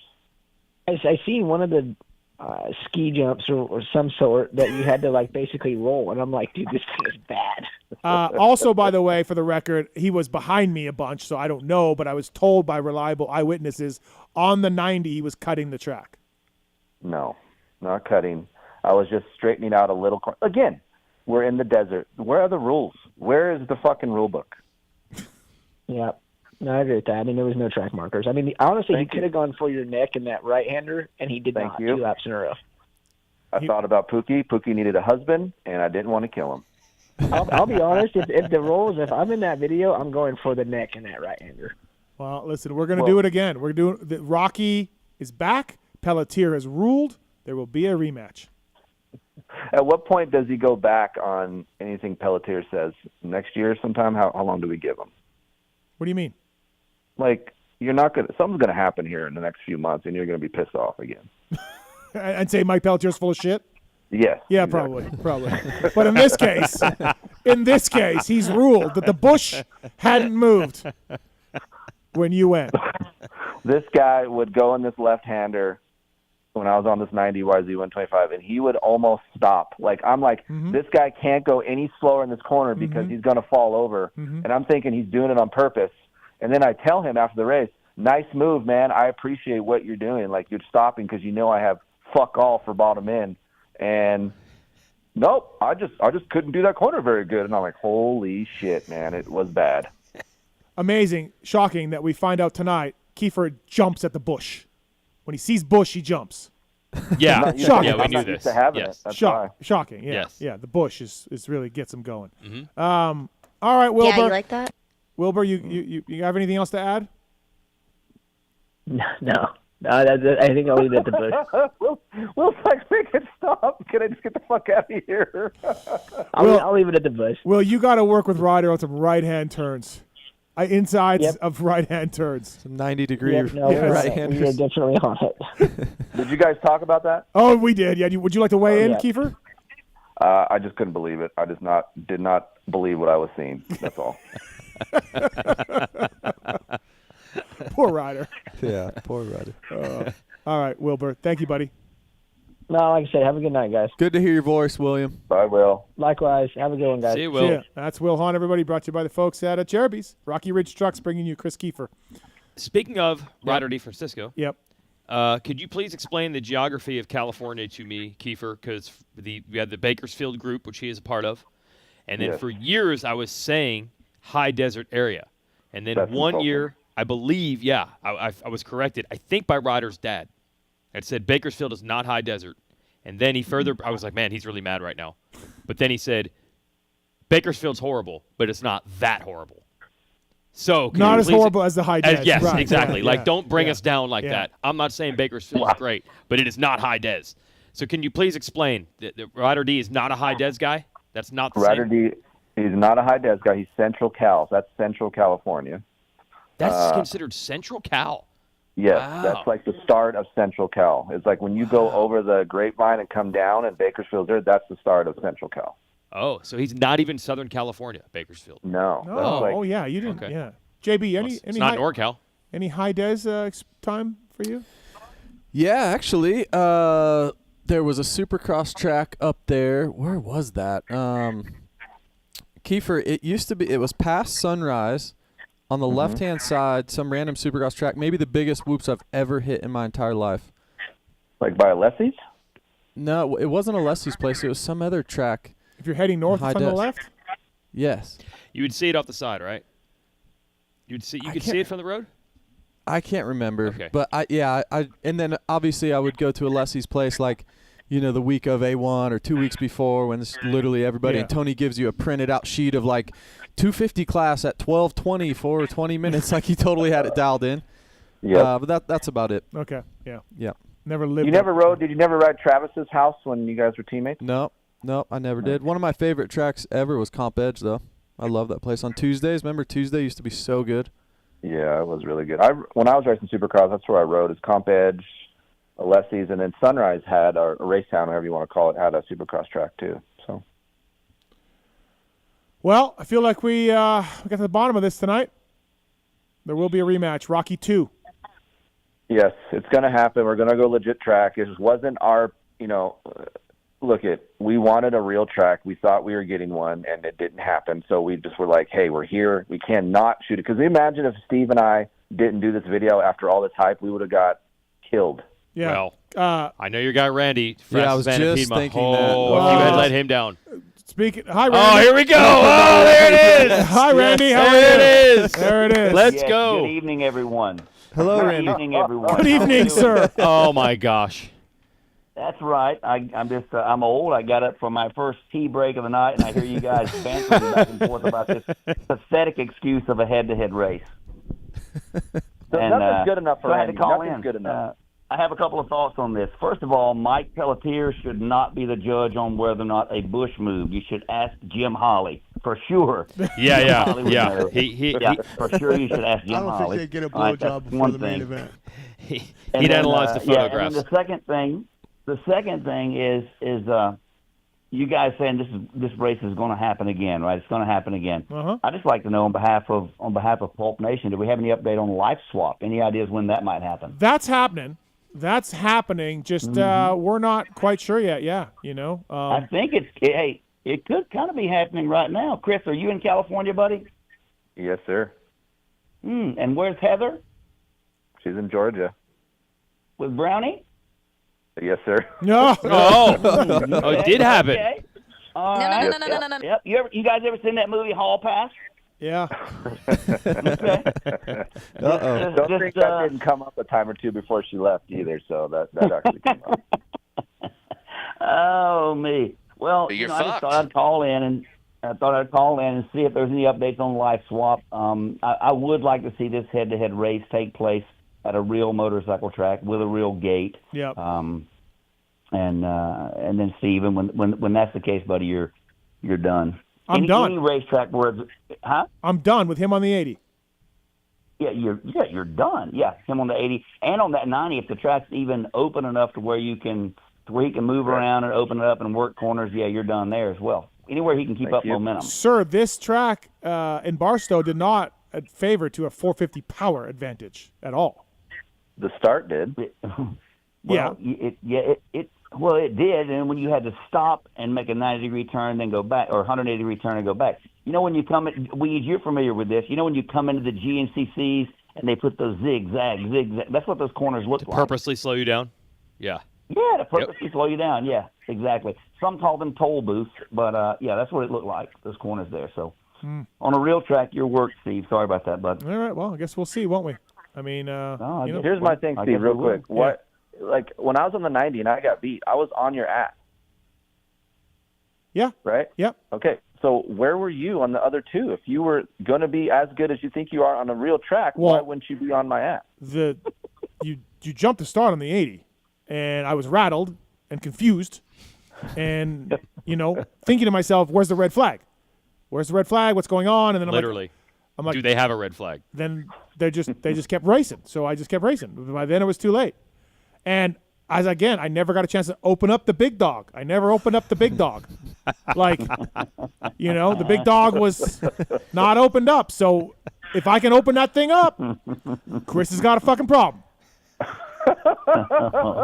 So, And here's whoa, big dog. Hey, I will say this: we are here now. Just think about, I don't know how many years ago this was, 7, 8 years ago, when Steve hated dirt bikes, would not want to get on one. I don't want one. Hey, Steve, you want to get a bike? Nope, don't want one. Yep. It rolled over. We got him a Suzuki. I did. Started riding a little bit. Yep. And RM then Army. now we're here. I got a canteen, dog tags, a shirt. I was in RM Army. I was in. You know what? Yep. You know what, Keefer? Some could say that you changed his life more than you guys have changed Dark Side. Oh, really. Easy on that one. You know what I mean? Easy on that one. Awesome, Keefer. I would say that Keefer's changed your life, and Keefer has probably been the primary contributor to the changing of Dark Side's life as well. Mm-hmm. I think Keefer gets all the credit for both of those. My most favorite Instagram comment I saw all week so far was Dark Side's Instagram, where someone said, "From digging ditches to banging bitches." I was there for that comment. Dark. I mean, let's not talk about Dark, but this is no. Yeah. But what I'm saying about the point is, now Steve is racing dirt bikes. Like, we're racing, so he's come a long way. And I did say this to him when I was riding behind him. He's actually riding really good. Like, from the time he started till now, there's a big improvement. So I will take the shit talking, I'll take the beating, but he's going to be screwed when we go to real truck. Well, get ready, everybody, because the big dog's going to be singing. Thanks, Randy. MichelinMan.com. Thank you, buddy. Yeah, thank you guys so much. And then, and by the way, if Wil Hahn had still been on there, I was going to give him a Race Tech rant because, I stopped in the show that night. He was talking about bicycle tires. Mm-hmm. Remember that? Yeah. I happened to be driving through. Yes. Stopped in, gave him a business card, and left. What kind of service is that? Never heard from him. Oh, wow. Oh, yeah. Yep. Wil Hahn, everybody. So let him call me now and ask for some bicycle tires. That ship has sailed. Oh, you get one shot. Thanks, Randall. Exactly right. All right, later, guys. Have a great evening. Bye, Randy. Safe flight. Hey, and JB and Weeds, please, no Mile High Club on the way back, okay? You guys just stay in your seats, and your families are waiting on you when you get back home. Sounds gay. Thanks, Randy. Thanks, Later, Randy. guys. See ya. All right, Kris. Well, in the name of science, I think we've discovered something. The bikes have gotten too fast, too good. A big wheel, whether it's a Super Mini or an 85, is all. How tall are you, Keefer? 6 foot. 6-footer. Did the bike feel dangerously small? You see the photo of him in the sand corner on the left that he put on Instagram? I was like, holy shit, it's like a great photo. I did not care about you guys racing each other at all. All I wanted to know is, what does professional 6-foot-tall test rider think? And I had a feeling he'd be like, you know what, man, this is pretty awesome. So I think in the name of science, so if you that's what made we a learned. slightly bigger bike than that, does it need to be slightly bigger? I would think it is. He looked pretty cramped on it. How bad was it, Keefer? Honestly, it wasn't as bad as I thought it was going to be. I thought it was going to be like really twitchy, and I would overcorrect because it's so small. But sure, it was small and cramped from the transition from sitting to standing. But I'm telling you, it wasn't nearly as bad as I thought. It literally took me 2 laps to get used to it, and I'm like, oh, this is fine. I know what I can do and I can't do. So it's just, dude, it's just fun. It's just a fun bike to ride. You are fucked if we do it at Glen Helen. Dude, you're so dumb. Why would you think that? You're fucked. Fuck you, you're fired. Like, it's almost insulting to me. You think, like, I'm that shitty of a rider. No, Glenn Helen has huge hills and a long-ass start, and I got a big 450. Yes, I understand that, Okay. but, like, I'll just tape the thing throttle on. You're done. Okay, well, great. You can get fucked. You thought, and all these riders, including Weigandt right there, JB knew what I was going to do, and that's why he didn't submit a video. But McAdoo and you and JT. RC said he was rooting for you at least. he did say that. He was rooting for you. He did say that. Wasn't making any predictions. And so, all those videos, all those people can fuck off because I won one. So You did. You did. And you know what? When we do this at Glen Helen or wherever we're going, let's just do the whole thing over. I'm going to do all three again because the current bike will be a formality. We'll just get that out of the way. And then the next two, you're going to see what skill on a dirt bike can do versus power. And this is where, this is what Weege wants. She wants some science. I want right? science. So, yeah. We're going to use – then I'm going to go to the AMA and the FIM and all the powers in the sport and be like, I'm going to give you my evidence of what we need to do to make things better. And just ignore the dusty track and the bush and the two gentlemen that we were using for this science experiment. I would like to, before we hang up, I want to thank Mike Pelletier at the AMA for doing the honorable thing. Integrity, honor, all the things the AMA stands for, and ruling in my favor on the bush.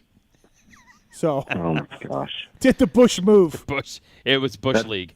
That's Bush League. It was Bush Thanks, League. Keefer. Hold on. Oh, okay. I want to bench right with Keefer for a minute. Okay. Keefer, who you got, JB's just Kitchen been waiting or for this. Hampshire? Me and Aid were just talking about this. Oh, boy. So a couple things here. Salt Lake, hard pack. I think of RJ and his send button, right? Yeah. Although he had the send button on in Denver and it was hard pack, I just see him sending it a little bit harder to get the championship, and I think Levi's a little bit more calculated. So I'm going to say Levi. Okay. What do you guys think? What did you guys say? It's kind of a toss-up, but it's tough. Yeah, it's so tough. I was saying. You guys can't say? No, I picked RJ just because I think Kitchen's going to have so many more opportunities. Not that RJ won't, but I just think RJ's never been this close, and Kitchen's so good, like his technique and stuff, but I just think RJ's just going to dig a tiny bit deeper to all those years of not winning, And I said that Levi's starts will put him in a better position because he will get a better start than RJ. Well, that's what I think. To JB's point, I agree. He will dig in, but I feel like that dig that he's going to do might cost him a mistake in this east-west and the track condition. That's what I think. Yeah. Hey, Keefer. I think you're pretty familiar with the KX250 platform. Probably familiar with that bike. Yeah. So, Steve, you had Mitch Payton on here last week talking about how that bike has actually Breaking gotten a lot news, better. Joe Mann said on Instagram, lost all respect for Keefer after the video was posted. At Joe Mann. Hot take. Wow. Someone tagged me and said I'm a piece of shit. Hey, for real, Chris, sorry we used to hijack your week. Oh, good. But for real, dude, a lot of people at the race this weekend was talking to me about the video. It was actually, I'm like, really? Yeah, between the LCQ challenge and the fucking Yamaha video, I was like, all right, man, cool, yeah. And Lars comes up to me and goes, I don't even got to say anything, do I? And I'm like, what? That track. I think the track was more of the concern than anything else, Yeah, well, at Joe Mann lost all respect for you. Yeah. I'm also a piece of shit, so okay. I was going to ask about the yeah. Cali. So, Steve, you had Mitch Payton on. Yeah. Obviously, the Pro Circuit bikes have gotten a lot better over the last 2 years, and then late last year, and then this year. It's been unbelievable. But he gave a lot of credit to – didn't Cowie, roll out, very drastic engine changes, back-to-back or even 3 years in a row? So, have we been sleeping on how good the Yamaha has gotten so much love over the last decade? Have we been sleeping on how good the Kawasaki 250 is? And now I think you can make an argument it might be the best bike out there right now. I think, yes. And so in 23, the engine changed a little bit. And actually at our 23 KX250 intro that we had, Mitch came out for that and discussed the importance of the changes that Kawasaki made, that he was doing already to his race bike. So that came in production. I think that helped a little bit, but also I think him finding, I don't even know if I should say this. I kind of know what they did, so I'm not going to say it because I don't want to get in trouble. But they did find something that helps to give a little bit more like pulling power. And I don't know if JB talked about this, but someone did on Race Day Live or something. But, you know, the Star bikes are so light and free feeling. So it spools up really quick. It's like, whop, whop. It's really quick. And that is great. You have a lot of bottom end, but also you might have loss of traction when you do that. So getting off of the gate might be more tricky for the faster YZ250Fs, a la just like, you know, 450s are. You know, you got to dial in that power, how to get off the gate.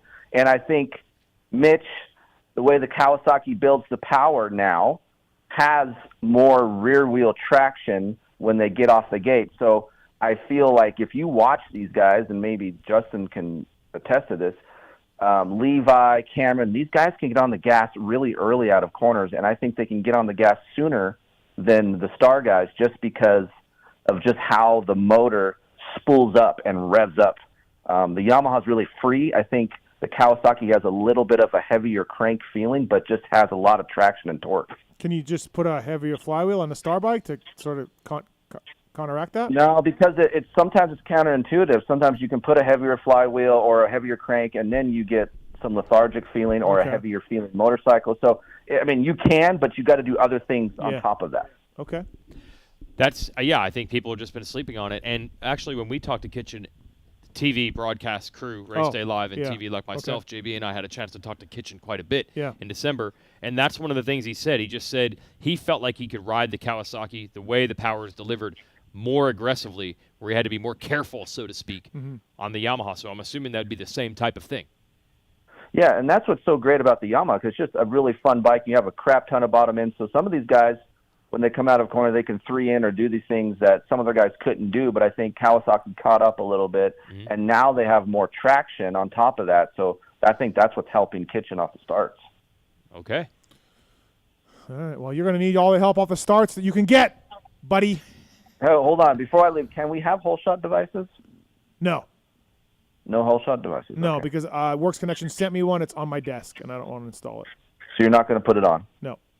Okay, then I won't do mine. All right. Okay. I cannot believe you just blew the chance to put a hole shot device on your 450 and to just not put one on the 90. Yeah, you can't go. You have to go across the board, or you can't do it at all, right? Oh yeah, because you're a man of great integrity. But I'm just saying, if you were smart, Steve, if you were smart, you would have said, "Yeah, let's do it," because you would have such an advantage by having one on a 450. Listen, I already got you crying and jumping starts and everything else. I don't need to give you another excuse, another reason to grab at something. So, well, when I get back home, we'll plan it, and we'll make it happen. All right. Thanks, buddy. Thank you. Thanks, guys. See ya. See you, Chris. That's Kris Keefer, everybody, brought to you by Rocky Ridge Trucks. And, part 2's coming. Rocky 2 coming up, everybody. You saw the first one. Now see the sequel. Speaking of Yamaha, Glen Helen, May 6th, Blue Crew Invitational. Glen Helen, May 17th and 19th. This is the Blue Crew Invitational. It's all races. Ryan Villapoto will be there. Doug Dubach, Bradshaw is going to be there hanging out. The cool part of this week is, did you hear about this from the Blue Crew guys? Yes. So these races need to be publicized more. It's pretty rad. They're qualifiers for the Yamaha Super Final event at the MXDN. Yes. It's pretty cool. So they're going to take one guy from the 13 to 16 class, the 125 class, one kid from 85 to 11 to 13, and one 8 to 11 YZ rider. And they get to go to Motocross the Nations. It's kind of like the old RM Cup. Yeah. Is that what it was called? Yeah. RM Cup? Yeah. RM Suzuki Cup. had an all-Suzuki race. Yeah. And I didn't know back then. I mean, Suzuki had so many amateur support dudes that it just seemed like the guys that race Suzukis were there. Or were there other people that would just buy or borrow a Suzuki for the weekend? I think they would just borrow one, right? Yeah. Right. Okay, so that happened then. That's probably happening now. This could be jump on a YZ, win, and get to race. Because there's a Yamaha race at the Nations, correct? Yes. And they get to have an American representative in it if you win this. And these three races, Glen Helen, May 17th, Washougal, June 21st, Budds Creek, July 12th, are all Blue Crew Invitational races for this MXDN thing. Super cool deal from Yamaha. So please sign up and check it out. Thank you to those guys. All right, time for the X-Brand Goggle Tear-Offs. Let's do this. It's the X Brand Tear-Off segment. 15-second rapid-fire Q&A. Pulp Show 24 is the code to save with X Brand. And, great goggles. Chiz, Norin, tons of privateers using X Brand goggles. And, Pulp Show 24 is the code to save. And let's get into these questions submitted by Roto Moto. Familiar with him. I'm familiar with him, too, yes. 30. Oh, by the way, Weege, we got $10 from a guy on YouTube, from Alex. He said he was reading some comments online, and someone from the broadcast team, and saw someone from the broadcast team asked where Weege has been all these years now that he's a voice. Wait, what? Someone from the broadcast team? Huh? I mean, that's what it said, and Okay. saw that someone. Yeah. If that's true, how could they honestly be so clueless? I don't know. I don't know. I Someone don't from the know. broadcast. I don't know. There's a lot of comments out there. There is. They gave you money. Yeah, you can give money through YouTube. Oh, well. Makes it seem like someone from the broadcast team specifically asked where Weege has been. But that can't possibly be true, can it? I'm sure what they typed wasn't what the words they meant. All right. That doesn't make any sense. Leave me a comment, Alex. We'll, All right. We'll get this sorted. So questions, 30 seconds on the clock for myself, Justin Brayton, Jason Weigandt. Let's do this. Tits. All right. Oh, Mark. Okay. Well, Tits, you want to read them? Nope. Mark, sorry. Justin, Dean and AC both run their final AMA race this weekend. Who had the better career? Ooh, that's a good one. We talked about this. Wow, because I was thinking championships. They had Yep. the same. Dean almost won a 250 Supercross championship. AC came a little bit closer, but almost won one as well. AC's probably made more money. AC won 450 Nationals. I don't believe Dean ever did. It's true. I would say AC by just a little bit. Well, It's yeah. closer than you think. When you really think about it, yes. PC guys. Yeah. It's True. Yeah. knee injuries. Yeah. When Dean first jumped to like 2.2, Yeah. he was so fast, Yeah. qualified fastest. Yeah. I think in 450 Supercross, it Yeah. was really good. Yeah. We can work It's with close. speed. He Yeah. was we can work with speed. Yep. Like AC. Very similar. Mm-hmm. Weege, which active riders do you think get into the Hall of Fame? I think Jet Lawrence probably going to be a pretty good bet that he'll have a Hall of Fame career. I feel like Eli Tomac's probably done enough. I think Eli Tomac's done enough to Barely, get in. but yeah. Yeah, I put him in there. Cooper Webb has won 2 Supercross titles. That's nothing to sleep on. And I think it'll be a really tough one. How about Jason Anderson? That's going to be a tough one. What direction will it go? Well, listen, I'm familiar with the AMA Hall of Fame stuff. Oh, for Dogger. Dogger. For Dogger, I did a yeah, lot yeah. of looking at them Yep. and a lot of stats. There are single Supercross champions in the Hall of Fame That's that true. I say shouldn't Yeah. be in there. That I'm like, okay, they won a title, great, awesome, but never really won that many nationals and only won 4 races the year they won. But they're in there. So Yeah. if you go on precedent, Anderson should be in there. Sign me up. Sounds Okay. good. All yeah. right. Steve. Yep. Who is the next 450 factory level rider to retire? How old's Kenny? 30? Just turned 30. 30, yeah. How old's Bam? 31? 31 now, I think, yeah. I It's will actually go, a great question. I will go Malcolm. No, Okay. actually, yeah. That was a swerve. It was. JB, who is your first choice not named Weege to be your full-time race day live co-host?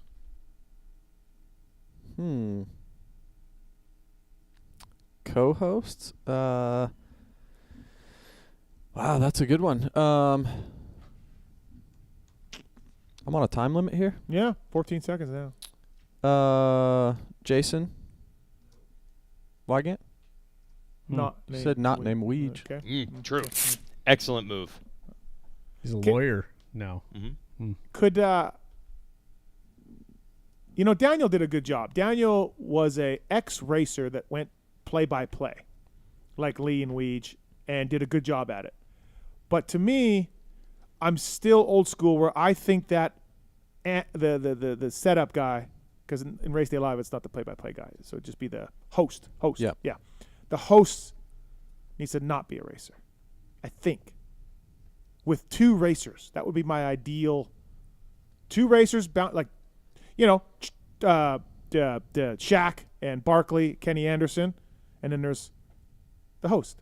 They get it Yep. started. Yes. I think you need that guy to get in and out of everything and get organized and be the traffic cop. Yep. I don't think a racer can do that, although Daniel Blair did a great job, so maybe, you know. But he actually didn't do that on Race Day Live. No. He was always the analyst, right? Yeah. Yeah. I feel like Race Day Live actually needs that more. I'm shooting myself in the foot here. The TV show, I feel like someday you could have too, like what Daniel did a great job there. But there's a lot of ins and outs and so many pieces and parts. Yeah. It's almost like the qualifying's like, okay, that's a few minutes, and now we got to get back to the 30 other things.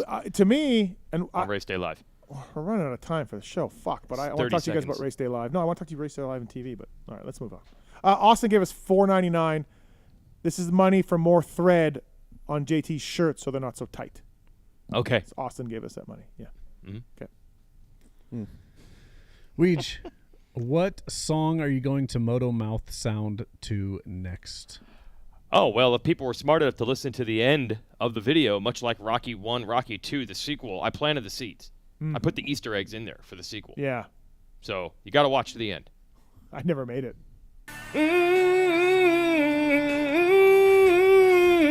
I said, you know, Creed was really the last time rock was, like, really good. Yeah. And it was, like, the end of the two-stroke era as well. Yeah. And then what killed it all was Nickelback. Yeah. So what type of bike do they sound like? Oh, yeah. Okay. Easter All eggs. right. Leaving little hints. Steve, Yep. Josh Hill only lined up for 7 races and didn't even race Denver the day after the LCQ Challenge. Should there be a minimum round clause to make sure the guys that haul their bikes all over the country get the lion's share? No, I don't want to start getting into that. I don't want to start being like, hey, you only had 8 races, and hey, you only did 12, and I don't want to do that. You get the points, you get the points. That's it. That's it. Stop it, everybody. All right, JB. We already run a loose program. How are we going to put more rules into this thing? Yeah, yeah. JB, which current 250 rider do you think will pose the greatest threat to Jet over their careers? Say it. Say it. Kitchen. Who? Deeks! Man, I like the way Kitchen rides. Technique-wise. You are a Feld employee. You are contracted to say Deeks. Deeks is going to be great. You are, I'm going to report you to HR. He's going to be great. But I like the way Kitchen looks lately. Oh, he's amazing, yeah. Outdoors, though? Sure, why not? Okay. He's had some good motos. Yeah. You know who's had better motos? Deeks. Kitchen definitely more. You don't know when it's going to happen. Yeah. But maybe he's fixed it now. Could they do clip-in? Could he have clip-in boots? Could he do entire I know, laps, right? entire 15-minute Supercross mains? Probably. The pegs? Yeah. I think he could. Yeah. I think they were making too big of a deal of that. Although he did tell me it was, at first it got sketchy, then he got used to it. Oh, you're talking about his boot coming his boot unbuckled. coming off, yeah. We Oh. just saying he rides with his feet on the pegs so much that he could just be clipped I think in. he could be clipped in yeah, like a right. cyclist. Yeah, he's just really like this, right? Yep. Like he's just. Yep. Yeah, the boot thing, right. Probably overblown. Weege, with Phil racing his final Supercross next weekend, what will be his lasting legacy to the sport? Oh, throat slit gestures, for sure. Lights? First rider with the lights? I know, he's an innovator there. No, I feel like we'll still, anytime two guys get into it, we'll be like, oh, throat slit, and we won't even remember where it started. Yeah, We'll be like, yeah. well, who started that? Yeah. Or LCQ wins? #1 plates for LCQ championships? The test track crash. I mean, that's going to be when you Yeah. think Oh my of Phil in gosh. 20 years, it's still going to pop Gary's going to be getting residuals for that thing. Yeah. Gary You made Bailey. Gary Bailey a lot of money. Yeah. All right, Steve, last one. Bigger surprise, no wins out of Anderson and Barsha or no podiums for Mookie and Ferrandis? No wins for Anderson and Barsha. Yeah. Really? Yeah, because Anderson not getting a win. Look at last year. He was phenomenal. No podium for Mookie? That's way more surprising. He's to only me. got 5 podiums or something in his career. He got third in the series once. Yeah, but Anderson won 6 races last year. He can't get 1? That was actually 2 years ago. No, Anderson didn't win it all last year. Sorry. There's already been a whole year of not winning. Yeah, okay. Yeah. Okay. Right. Anyway. Yeah, I mean, we go through the winners every year, and you're just like, Anderson's going to get one somewhere. Yeah. It's tough. Yeah. That's all. Okay, X-Brand Goggle Tops. Okay. Thank you to X-Brand. Pulp Show 24 is the code to save with X-Brand. And, don't forget, motorcycleindustryjobs.com, job of the week. Upload your resume for free today. It's the first and only job board built job board built specifically for the motocross industry and motorcycle industry. And if you're looking for a job, it's a great place to go. Job of the week: Power Sports District Parts and Accessories Business Manager for Honda. That sounds super important. Full-time job in the Central Region. Salary $69,000 to $93,000. That's quite a range too. Wow. Does it depend on experience or something? It says here, we're looking for qualified individuals with diverse backgrounds, experiences, continuous improvement values, and strong work ethic to join the team. And the Honda PS&P brand accessories business manager will function as direct liaison between Honda's PS&P division's parts and accessories business department and a Honda Power Sports dealerships in their assigned district. I don't know, man. It's great radio, bro. I don't know what this is. It sounds super important. Power Sports District Parts and Accessories Business Manager. Okay. Central Region. Okay. So you got to move if you're not there. Iowa? Yeah. Nice. Yeah. So that's it. Motorcycle Industries Job.com Job of the Week. 8 o'clock hour brought to you by the folks at Weisco. Pulp24 is the code to save with Weisco. 2-stroke and 4-stroke pistons, garage buddy, engine rebuild kits, and more. Honda HRC teamed up with Weisco, and look what they've been doing a couple years. They offer race-proven components, including 2-stroke and 4-stroke pistons, reliable forged replacements to the performance-focused Racer Elite Series Pulp24 Weisco pistons. Use that code if you need a piston weege. We all know you're a big working on your bike guy. Yeah, actually, I have a TTR 110, which I took to Duff pre-moving to Star. Oh, and shit. Yeah. And back then, he's like, dude, these TTRs are hard to break, but at this point, this thing needs a new top end because I think it's like an 09 or 08 or something. Yeah. And, I mean, how long has Duff been gone? 3 years? 4 years? Yeah. Since he's lived in North Carolina? Yeah. Still haven't done that top end.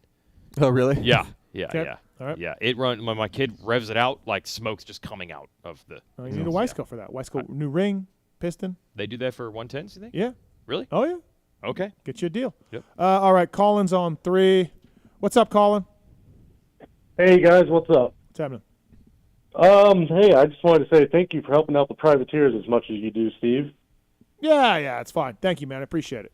Good to help those guys, right? I was once a privateer mechanic, driving a greasy box van, working on bikes in parking lots, and eating ravioli out of a hubcap.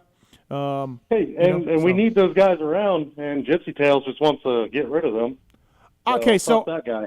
I got a bunch of tweets about this and DMs, and I'm not listening. I don't know what he said, but I would need to know full context because did he really say "fuck the privateers" or is there certain? I mean, how that goes. He had full context to it, but just the ultimate title of it just does not sound good. Well, people love the privateers. JB, now listen, I listened love to it. him. I understand the point he's making. I had not thought of things that way. Okay. But I don't even know. Okay, I don't think he's saying that the dudes that are in your LCQ race. Yeah. I don't think that level of guy. Right. Trying to get rid of. But there were some logical points, and I'm just saying this so we don't, as Dazzy Lawrence says, make our decision in 11 seconds. It was much more complex of a take. Well, that's why than when I hate privateers. When I'm getting this, he says "fuck the privateers," and maybe he did. I'm like, Cade's a privateer, Freddie's a privateer. I think it's more of the B and C group sessions. Tristan Lane made 2 mains all year, but he's Yeah, I don't think it's necessarily those guys. Right. Main event guys are a different story. Yeah. I think. Look, there are some dudes. I'm telling you right now. I'm not going to name any names, but we know who they are. They need to quit fucking riding supercross. Yeah. There's some dudes that show up every weekend, go get jobs. I'm telling you. It's time. It's time. Yep. It's time. And JB's with me on this. You're not doing anything, but you're trying to be a supercross racer. I think just for the glory of it, quote unquote.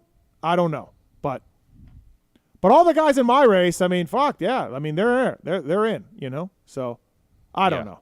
I'd have to know exactly what he said. So I knew he'd get a lot of heat though. I give him credit for even putting it out there. Sean's on 1. What's up, Sean?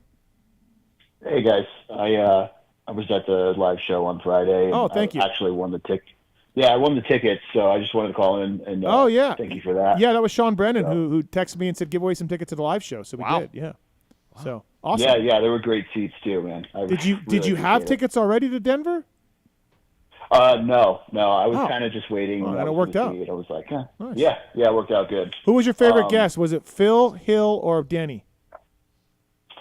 Honestly, I have a soft spot for Phil, but all three of them were really good, man. Okay, thank you. Yeah, I was kind of surprised to see Hill there, and the first guy that asked a question to Hill about like the 2008 like rolling the car with the rental Jason car, yeah, Lawrence. yeah. Was that a little off color? Like it just seemed a little weird to ask Josh Hill that. It's like, dude, yeah, it was like 15 years ago. Yeah, I was fine with it, but it was a little weird. But I had somebody come up to me and say, "Did Phil seem extra negative on Friday night?" No. Yeah, I didn't think so either. Dude, no. That's a hard line to draw if he's more negative. So, all right. No, I just wanted to ask real quick, and I was kind of waiting till after this weekend just to kind of see how, like, what the results were for Jet. Excuse me.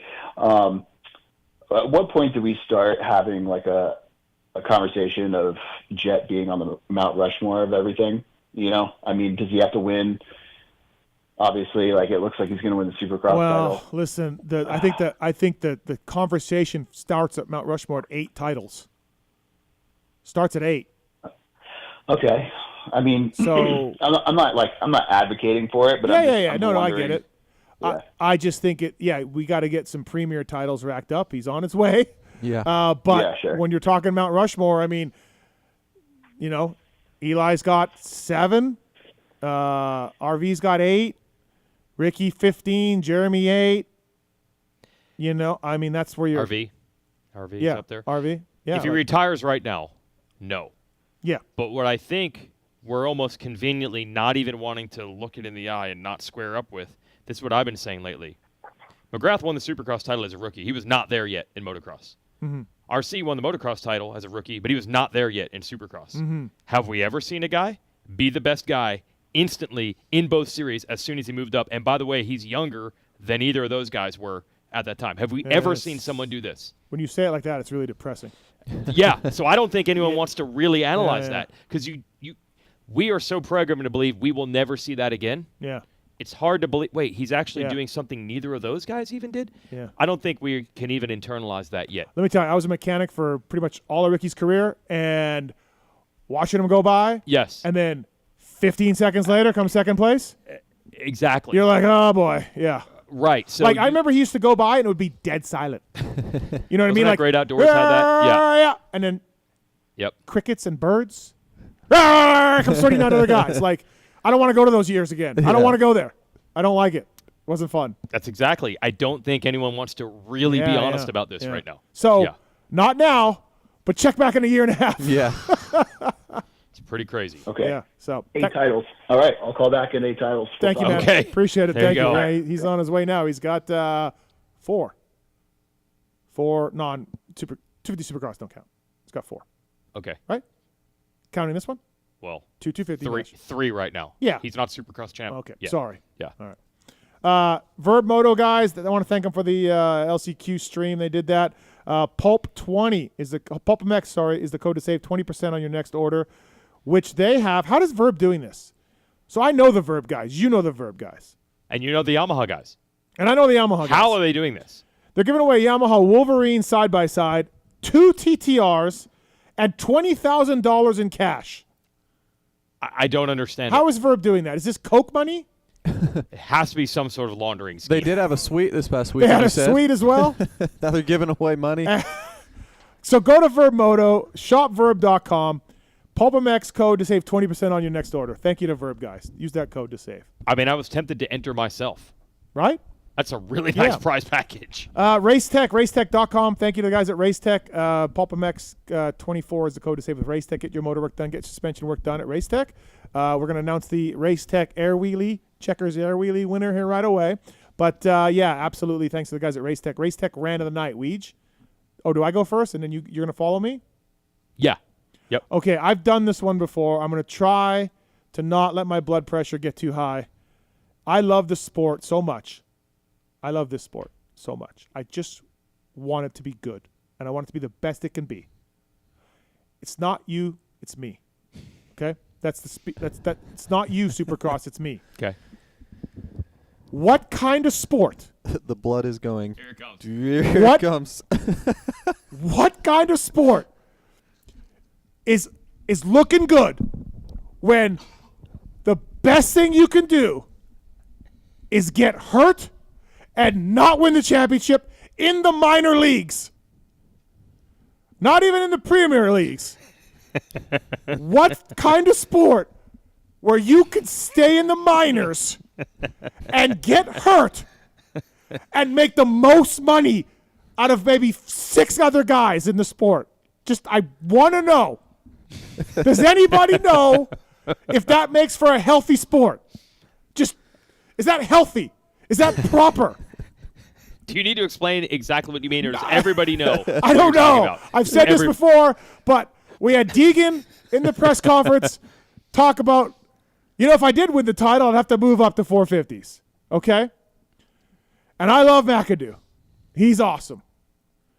He just got hurt, but he just signed a new contract. It's kind of lucrative. Multi-year deal. Yep. J-Mart has made $6 million. And Is this a factual statement?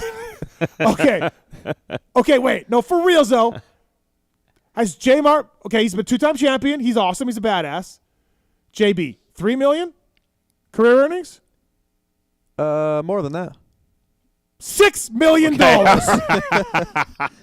He's made $6 million. And little dealership money on the side. Dealership money. And he's been to the major league. He's raced one. Kill JP. little dealership money. Little parts counter money. And he has raced one premier race. Right? Just Daytona? Has he ever he done did like A1 or something. Oh, he did? Yeah, he did a couple. Anaheim one. What has he done, like 3 maybe? Okay. Yeah. Yep. What? Like, we're so fucked. And then, like, Bogle and Mookie, they do everything you want them to do. Congratulations. You've won. You've reached the mountaintop. You've done it. Go fuck yourself. Because Mookie was on a series of fill-in rides with no money outside of James giving him gear money. How's the blood pressure right now? Oh, my gosh. You're right. You're right. Oh, my gosh. I've been sitting here thinking about it. Like, I've been sitting here, and I love our sport, and I just want it to be right. And it is so fucking backwards. McAdoo, Deegs, getting hurt. RJ, don't win this. Don't win Salt Lake. Don't do it. You're fucked. You're fucked forever. Pull a hamstring. Pull a groin. You'll make millions more. Because you'll just get them next year. You'll just get them next year. Just like J-Mart. Like, it's so fucked. There's a lot of truth in this. It is. It is because like Bogle and Malcolm did it, man. They did it. They won the title. Wilbur did it. Wilbur did it. Wilbur did it. You did it. Yep. Go fuck yourself. You're in for a world of pain. And like, I don't blame the guys. I don't blame Marty and McAdoo and all the. I don't get it. I don't blame them because as a sport, we're fucked because that's not right. It's not the way it's supposed to be. Should there be more odds in 450s? Yeah. As it is right now with the regional 250 class, the way it's set up. So my immediate fix, you want to fix this right away? Okay. Open up 250s. Stay there as long as you want. 17 races against everybody. And then the title guys may not be the title guys, right? Because injuries won't strike your coast. You won't be a 4th place guy. Because right now, if you're like a 6th place guy on a factory team, and then you're a 4th place guy, then a few injuries and a few guys move out, just by osmosis, you're going to start winning. in line to win because you have experience, you're physically mature, you're mentally mature, you're racing against 18-year-olds. It's your time to win. That's RJ right now. Yeah. Yeah, it's RJ's time. But then if you get hurt, the clock resets, and you're back in the class. So that's my race tech rant. Like, I've been saying it before. Like, it's fucked. Good for McAdoo. Good for RJ. Good for, Deegs is like, I don't want to say he was celebrating not winning the title, but he brought it up. More career earnings if I just stay down. If I ride just 7 races a year in Supercross. It's I don't understand how this is just like, and everybody just goes, okay, all right. And like no one changes. Like, J-Mart was caught at an airport on a Zoom, leaving town. I'm healthy. He was. I'm ready to race, and I'm fucking going home. He was. Right. And if you're Mr. Geico and hey, we sponsor My Shack. We write him $1 million check. Hey, how come our guy isn't racing now? Like, did he get hurt? No, sir. Is something wrong? No. But we got him next year. Like, it's so fucked. It's so true. Thank you, it's JB. So true. Thank it really you. is. It is. Thank you. But just like you said, you can't blame them. Like the whole Marty thing. Yeah. You can't blame Marty. Marty was. Well, Steve he's did. smart. I did. Steve did. But he was smart. Like, what do you want him to do? Yeah. I mean, look, what I would say back then, and I pointed it out, is like, Red Dog or Larry Ward, or I'm trying to think of some more recent examples. Troll Train. I mean, Troll Train went to a Rock River team and got him overpaid at JGR and made a nice career.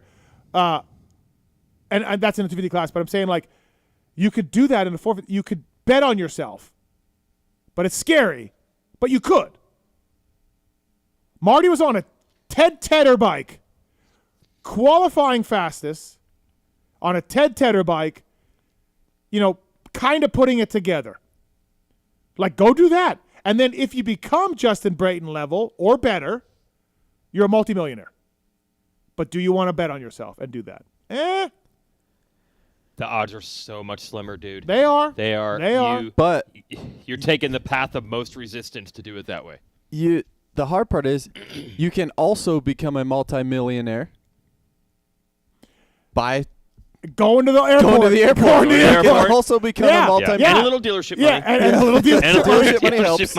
Little parts counter money. If you need a 41175 KZ4090, I think that's a grip part number for a Honda. So there's not a lot to be gained by taking that risk. Right. That's the whole point. I know. So just right off the bat, combine the class. 17 races. And no pointing out. No rules pointing on that. out. No rules and on if you're Justin Barsh and you can't get a ride in a 450 class, drop down.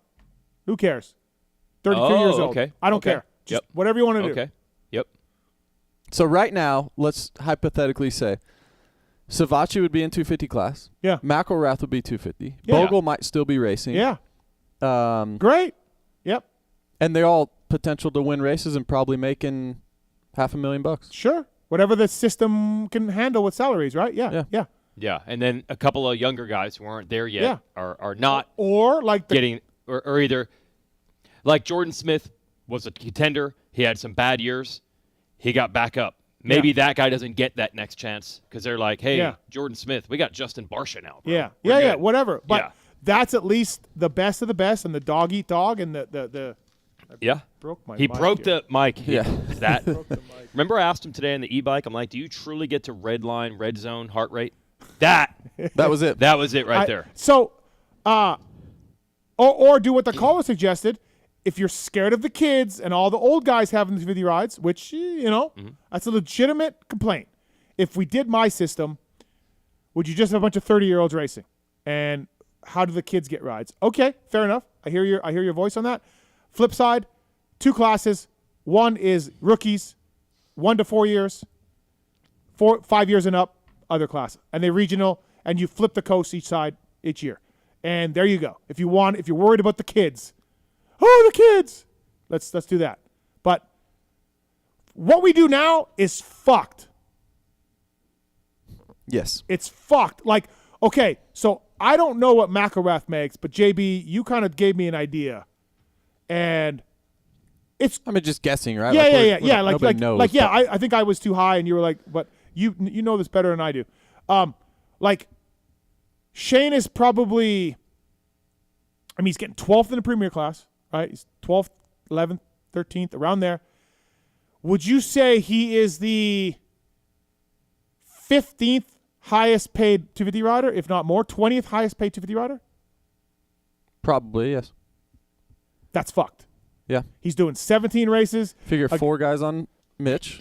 Yeah. All getting paid well. 10 guys on Star. Star guys, a lot of them are getting paid well. Yeah. Yeah, 20, yeah. So there's 20 250 riders making more money than Shane McElrath a year. Hammaker, we think, is making more than McElrath? I would think so. Yes. Is Hammaker a better rider than McElrath? I don't believe so. That. I don't No, believe so. I don't think you'd say that. No. Hammaker's good for what he is. Yeah. But McElrath is 5 years Yeah. ahead of him in experience Yeah. and all that. Shane should have went to the airport. Yeah. Think about how good Shane was on the 250. I mean, he was unreal. Battle Sexton. Yeah, Hammaker has not gotten to that spot. I don't yet. Yeah. And I don't think McElrath has gotten worse with 3 years of 450 racing. No. He hasn't downgraded. Yeah, so that's the problem. You can really only go to the 450 class if you are super unbelievably really good. And if there's a slight chance that you're only a B+, You're not super unbelievably good. you are screwed. You become Savachi. You become McElrath. You're a really, really, really good rider, but not quite super unbelievably good enough. How long did And then Malcolm, you're stuck in 9th, and then you're stuck without a rider. How long did Malcolm go with just fill-in rides and no salaries and 7 gear money and that's it and trying to find a home? Savachi. Yeah. Same thing. Yep. And at that point, super unbelievably good. How many of those are there? 8? Savachi had 1 year of factory Cowie and then gone. And then scratching, clawing. And Same to McElrath. He's a great rider. He is. Yeah. Like, with Yeah. an opportunity, he's a great rider, and Yeah. he's sitting on the sidelines right now. Yeah. Yes. And but it's like if you're not top 7, 8, anything after that, you're on a very steep cliff. But I think he is. $6 million for premier races, 4 premier class races. Now he's won 2 outdoor titles, J-Mark. Yeah. Bad dude. But Yeah, his situation is a little different because he actually did deliver. He just happened to deliver in outdoors where those titles didn't force him out. yeah. There's not a lot of guys that have no Supercross titles, but 2 outdoor titles. Anybody? Is he the only one? So that was the perfect way to game the system, the perfect way to do it. Lamson. Yeah, there you go. Right. But Lammy did eventually just race Premier Class. Yeah. He just did. Yeah. He just did. So it's just, and again, it's such a fucked up system that we're doing this. Yep. And what my little add-on to that bums me out, I'm not going to get nearly as fired up. I didn't know you were bringing that kind of heat. I'm fine. Okay. You broke your microphone. Yes. I'm fine. What is also unfortunate, this goes all the way back. Dealership money got me. Dealership money was, yes. Yeah. What the caller's like, oh, I'm mad at Gypsy Tales because he said he doesn't like privateers. Part of the problem is we have this have and have not in the same race. We have guys that are barely making money or not making a lot of money in the main event of the 450 class. And it allows for this easy argument to be like, man, 18th best guy in the world, 20th best guy in the world. He's not getting good parts on his motorcycle. He's not making a lot of money. But I hate to say it, the 20th guy in the main event this Saturday night is not the 20th best guy in the world. There's 20 250 guys that are probably a better rider than him. They're just not in the 450 class. Mm-hmm. So we get this have and have not on the same gate. We get Eli Tomac on the same gate with As a plumber. with John Short. Yeah. John Short is in there. Is John Short the 20th best Supercross rider?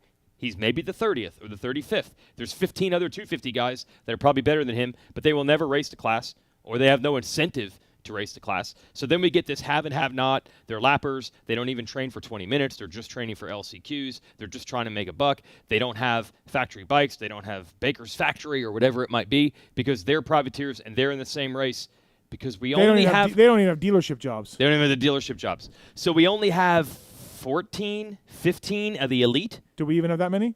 Yeah, by the end of the year, Yeah.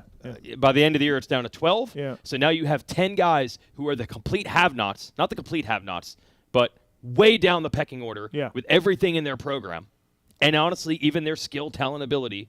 And there's a whole nother group that is better than them, but will never be in that class. But we are still acting like they're beginners and learning the ropes, and it's a regional series, Yes. and Yes. let's get them feet wet, and they can't do a whole series because they're just getting their feet wet. Right. What Dave Coombs Sr. started in '85 made perfect sense and was great.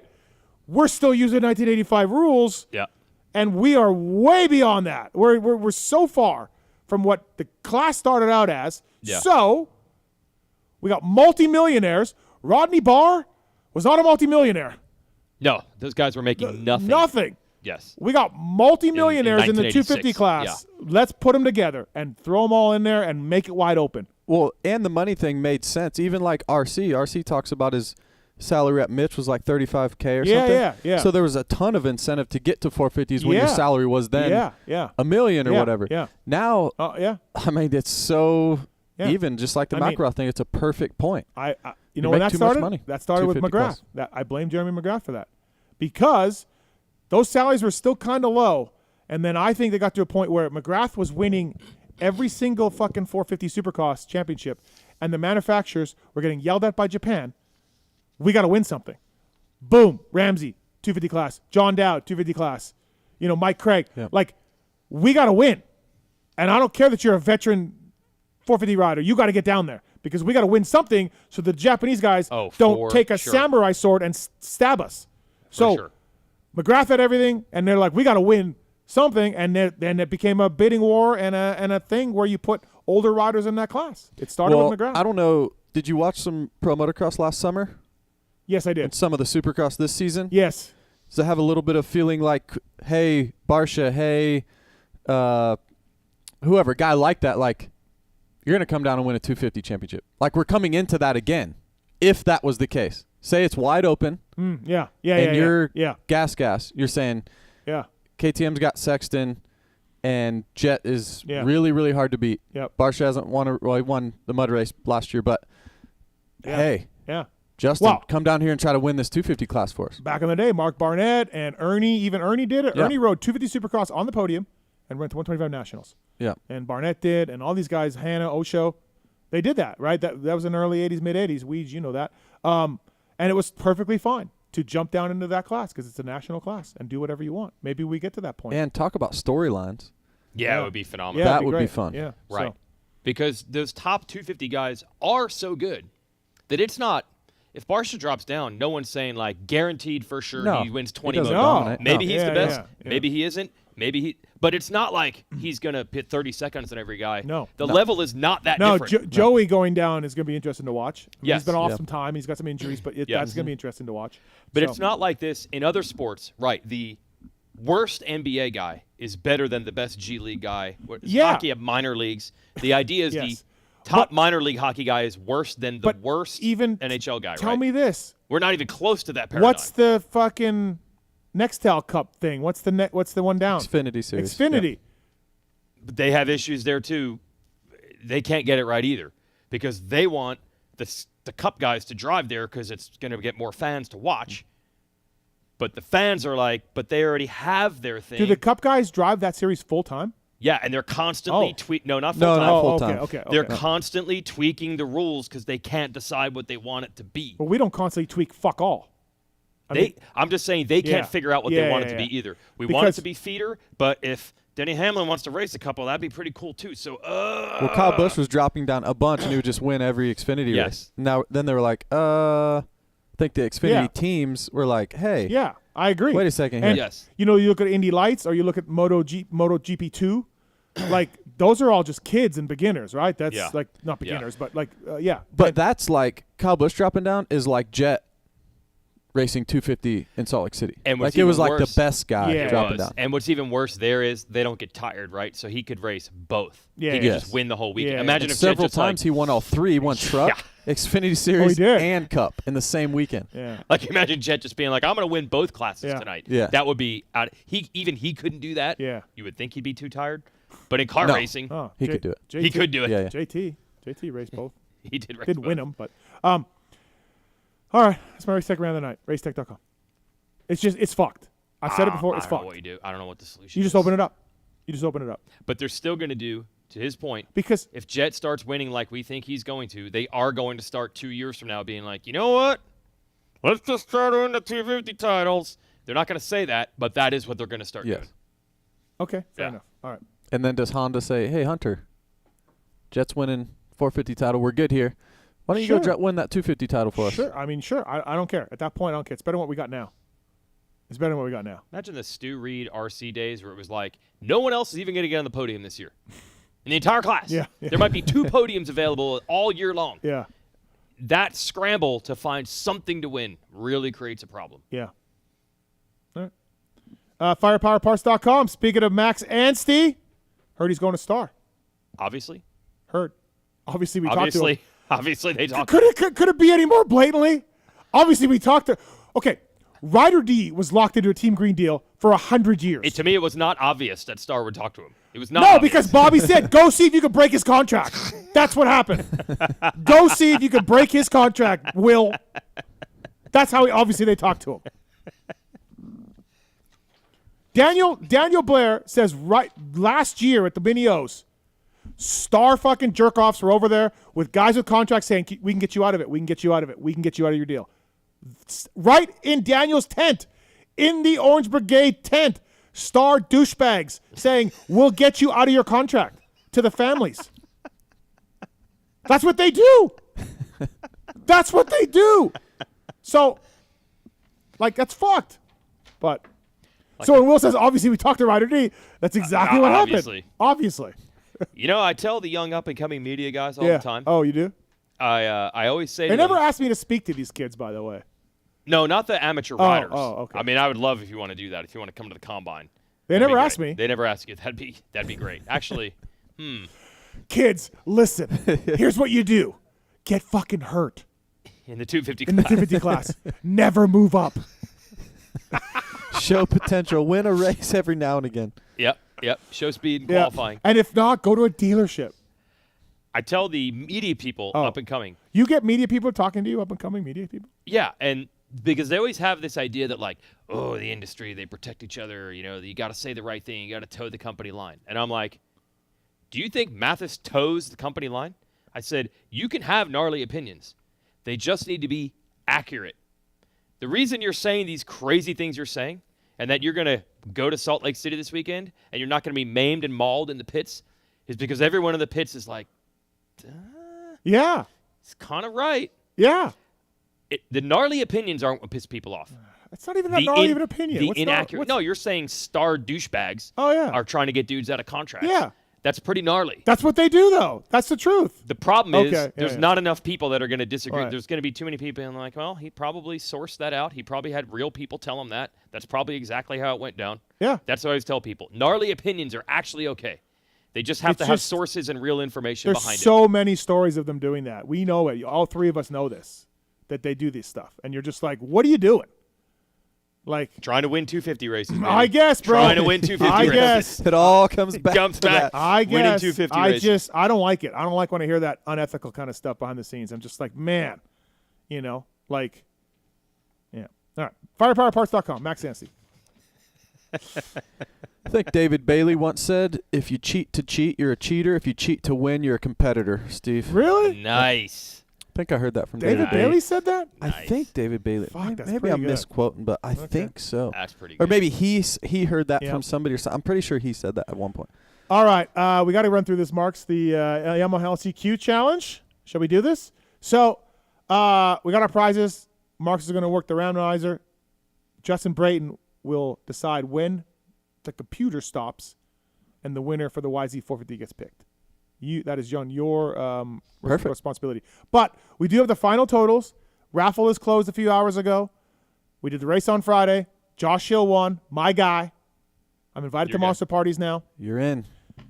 $131,000, $435. Thank you. $131,000. That's awesome. Yeah, thank you to everybody who bought the raffle tickets. Really appreciate it. So the breakdowns, Josh Hill with the props. We have props. And with the props, Josh Hill won $24,706. Mitchell Harrison, $18,988. Tristan Lane, $12,703. Jeremy Hand, $11,233. Marshall Welton made $3,300 in props, $9,000 total. So $3,300 in props. Yeah, the $2,000 was put up by the Bassett family, who used to help privateers back in the day, for the most passes. Nice. And Marsh got it. So we'll put the list on PulpMX.com and RacerX and everything else. But the prop bets, 10 cycles, 10th place. Classy guys there at 10 cycles. Oh, yeah. Justin Starling. Sponsoring Child's baseball team for some reason out of the goodness of PulpMX their heart. too. PulpMX did as well. We're on the banner. 3 more games to go, guys. How you guys doing? What's the record? Pretty good. It's like 12-2. Are we going to championships?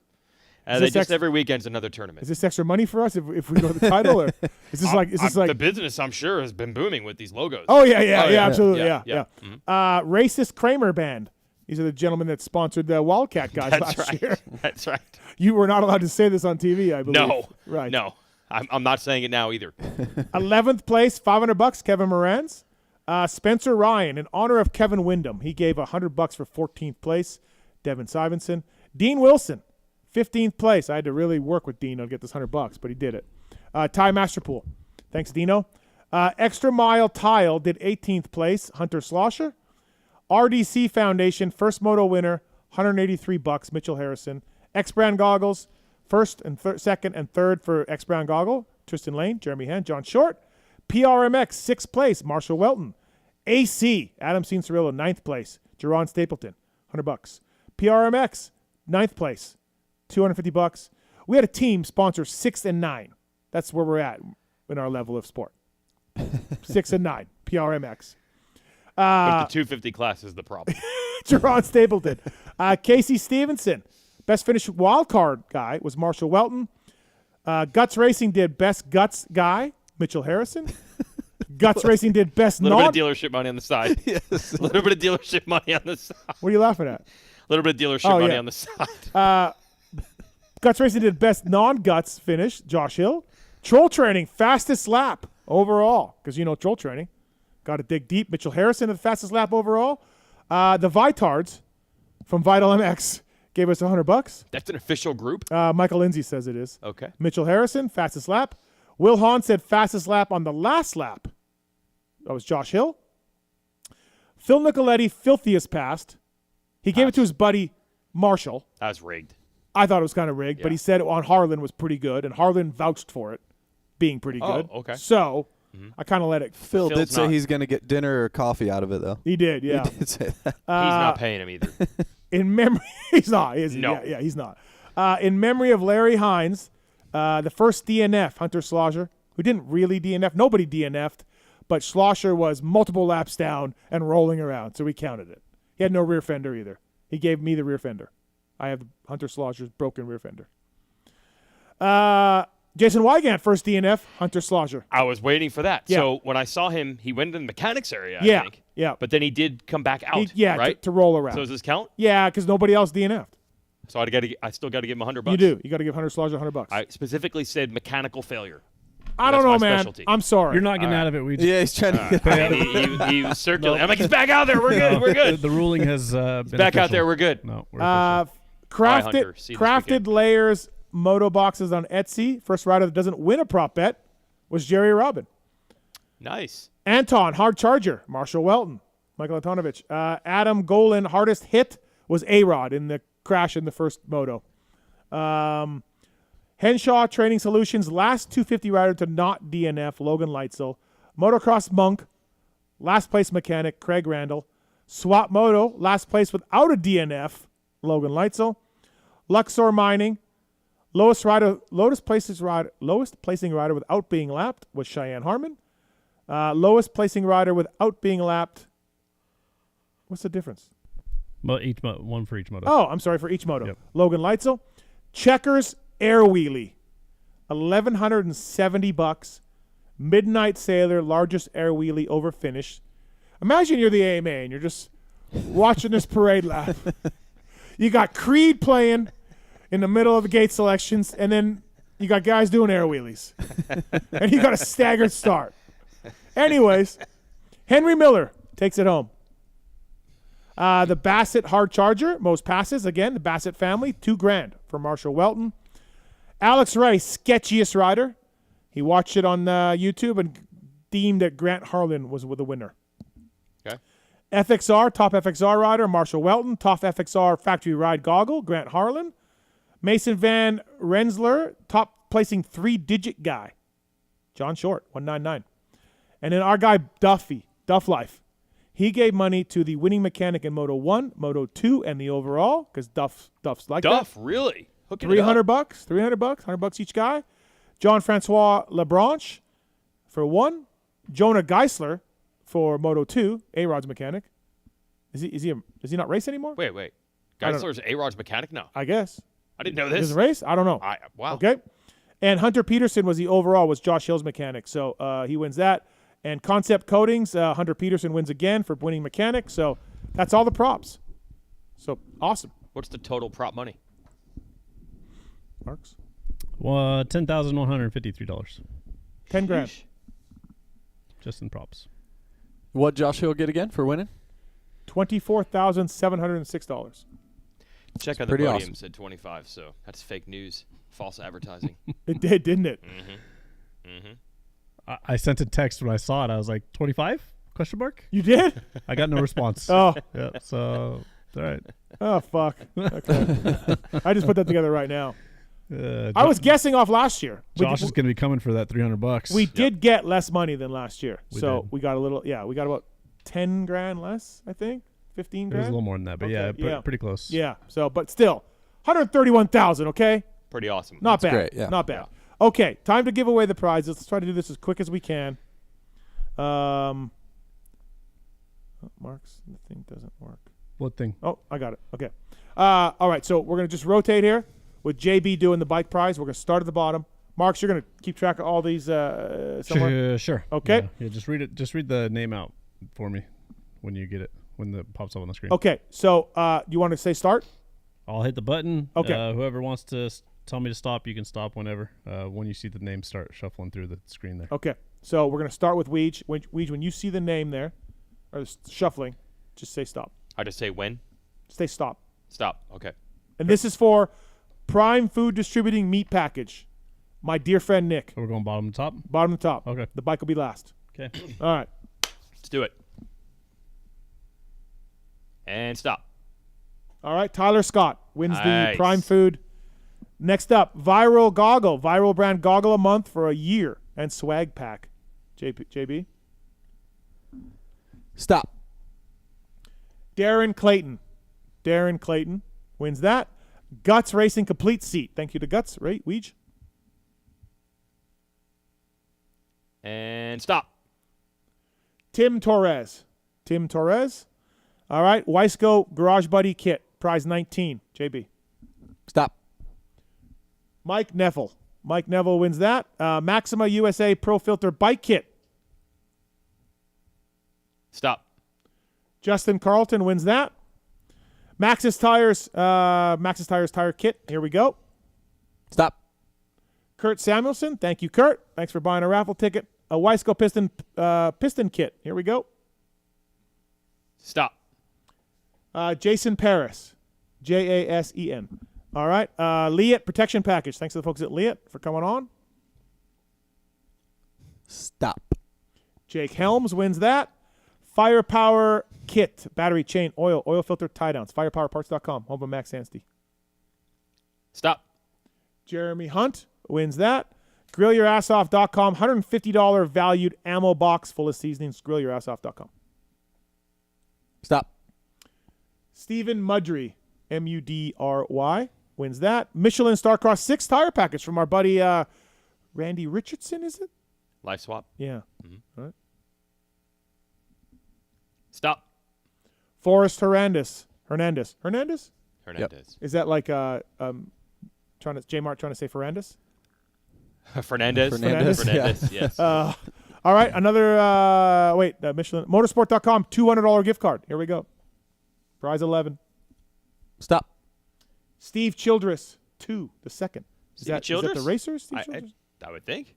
I don't know. All right. $200 Stevie Motorsport.com gift card. He's PA. Friend of Mike Farber. Long-time friend of Mike Farber, yes. All right, another Firepower kit. Here we go. Firepowerparts.com. Is it me? I don't know. Me. Oh. Stop. Look at that. Joel, Right on the Simpatico. money. Joel Watt. Here we go. Joel Watt wins My that. mom was so blown by the Stevie Childers part. Decal Works. $250 gift card from Decal Works. Weege. Stop. Joshua Plummer. All right. Thank you to Decal Works. Leatt Boots. Premium 4.5 boots from Leatt, guys. JB. Stop. Jim DeFazio. Thank you, Jim. Works Connection prize pack. Here we go. WorksConnection.com. Stop. Ben Street. Thanks, Ben. Thanks, Works Connection. Atlas Neck Brace. Home of the Noof. Here we go. Stop. Stephen Grimols. Grmolvs. All right. Little D was on a couple weeks ago, and he donated an FMF slip-on exhaust. Here we go. FMF slip-on exhaust. Stop. Shane Smith. Thanks, Shane. Thanks, FMF. Complete set of FXR gear donated by our guy, Phil Nicoletti, and FXR. I have to say, Phil's gear this weekend looked pretty good. Looked really good, Looked yeah. good. Stop. Chad Winfrey. Thanks, Chad Winfrey. Thanks, FXR. All right, top 3 prizes. Here we go. Race Tech full gold valve, revalve, full bike setup, performance, parts, fluids, labors, all included. Race Tech, once you get this, it'll be like you're riding on pillows. Racetech.com. Here we go. Third prize. Stop. Dylan Hollett. Dylan Hollett wins the Race Tech prize package. Good job over there, Marks. Really, really good. Just crushing it. Yep. All right, our friends at Fly Racing, Justin Brayton's personal sponsor. Complete set of Fly Racing gear, including Formula CC helmet. Wow. Yeah. Wow. Nice job. JT coming through with Fly Racing. This is grand prize. Was it grand prize number 2 or is it just prize number 2? Because it's not really grand prize. The bike's the grand prize. Prize number 2. Prize number 2. Here It's we like go. winning second place. Yeah. We each go ahead. He's flying. No, but he's doing the bike. Okay. And stop. Chad Turbot, Fly Racing. We'll be. By the way, everybody who wins here will be in contact with you. We'll email you. Marks will handle everything from head to toe. He'll do everything. You think it'd be possible for me to get some Fly mountain bike gear, some newer stuff? I do Maybe? think that. Yeah. You think that's possible? I think that's possible. Okay. JT gets so angry at you. He was really. Yeah. He was on one today. Yeah, he was. Well, he's in Mexico. That's what he said. He was kind of partying. Right. So. All right, it's time. A 2024. Did you buy a ticket?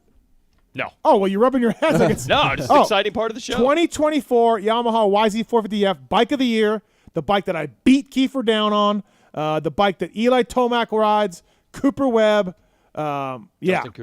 Justin Cooper. Always forget Justin Cooper. Sean Moffenbauer up in Canada. Still racing? Yeah. I don't think he quit. Okay. Maxime Renault. Phil. Coldenhoff. Phil. Phil. Marchbanks. Yep. This is the bike of the year. You get on this thing, you win. Thank you to Yamaha. Thank you, people, for buying $131,000 worth of raffle tickets. This is the moment we've been dreaming of. JB, you will conduct the stopping operation here. Here we go. Okay. All right, this is for the motorcycle. Thank you, Yamaha. Here we go. Stop. Oh, and his name Phil. Phil's bike. Phil. Yes. A Phil Deliza wins. Deliza. Congratulations, Phil. Thank you to Yamaha. We will be in touch. That's great. Fantastic. Just like it's supposed to be. Yep. Phil got Phil a bike. Can't wait to see where Phil is from, or this Phil is from. Oh, that's New Jersey all day. Just with that last name? Right? Just with that last name alone? Lorenzo, Deliza. Yeah. That is true. Phil Marks, and I will go visit him when we return to Englishtown. Marks, I don't even want to ask you. January. Okay. He bought his ticket in January. Bought his ticket in January. Bought his ticket in January. They're allowed to compete? Who? Who bought his ticket? Oh, this guy. The guy. Oh, I thought one of these guys. No. Yeah. Don't wait. I think it was December, actually. Order early. Isn't that the theory lately? Like, wait till the last minute. Nope. It is the theory. It's a bad Not theory. anymore. But Very flawed.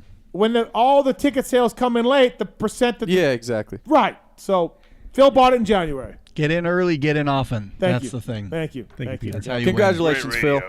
All right, that's it. Thanks everybody for doing it. Really appreciate it. Thank you to Yamaha, all the prizes. Fantastic. I don't know if I'll do it again next year. Well, I don't know if they'll let me. I got Creed this year. I might kind of step it up a little bit. Oh, if you want to step up the Creed thing, I can help you with that. Thank you. Yeah. I appreciate that. All right. Renegade Race Fuels, PulpMX 24. Renegade Race Fuels. Wil Hahn won a championship with this, as did Justin Brayton. Renegade Race Right. Force. That was Firepower Days? Yep. That was like Uriev's team? Yep. Firepower, Urieve, Konski, and Justin Brayton winning championships. PulpMX 24. They'll ship it right to your door for the cleanest, coolest, and most consistent race fuel on the market. Grab a can of Renegade, and you'll know what great life is all about. All right. What time you guys got to go? When's the flight? Flight's at 12:07. Oh, it hasn't changed? I thought it was getting in earlier and all that. No. It was later than that at one point. It was 12:20. Oh, Now it's okay. 12:07. All right. So I don't want to spend too much We're time good. on this because, Yeah. Tits is going to get angry. But, JB, race day live. Yeah. One more race to go. Yep. You stepped in here and there a couple years ago. You did a few, got a custom shirt made. It was very classy of you. Yep. Then you went and raced World Supercross. They didn't want anything to do with you anymore. And now you're back. How have you been enjoying it? How have you been liking it? I mean, honestly, fuck, I don't want to. You do a great job. You do a really good job. He does. Okay, Weege, you don't. he really does a good job, yeah. You literally can't be trusted to talk about Justin Brayton. I had to stay home a couple weekends this year because I just wanted to stay home and get the race day live experience. So that's why I didn't go to all the races. Okay. Because I wanted to hear what he had to say. I think you do a great job. I think they could put you in the booth. I love the way you break down. You and I had a conversation about whoops one time during the press box, and you were kind of telling me a few things that I was like, oh, really? About just, you have great eyes to analyze it. Of course, you did it at the highest level. How you been enjoying it? I love it. Well, first off, thanks for the kind words. I appreciate it. I love it. Yeah, I do. I mean, I was obviously of being ready to be done racing. You want something, right? Mm-hmm. Thankfully, in the years past, I did Supercross only, so I would go all summer of not doing much. Yeah. And that really kind of prepared me for being completely done with racing, 12 months a year not racing. So I knew I wanted to get into something, and the reality is in our sport, there's really only 3 seats for an analyst or an ex-racer. Yep. Maybe 4. You obviously have Ricky in the booth. You got James in the booth sometimes, and for motocross alongside Weege, you got JT. So maybe 4 or 5, right? Yeah. And then you got the race day live seat, and I knew I really enjoyed it. I did 6 of them last year. The year before that was when I got that shirt made. They basically called a couple weeks before Salt Lake, and I think Daniel was going to the booth, and they said, would you do the whole show? I'm like, sure. I don't really know anything about it, but yeah, why not?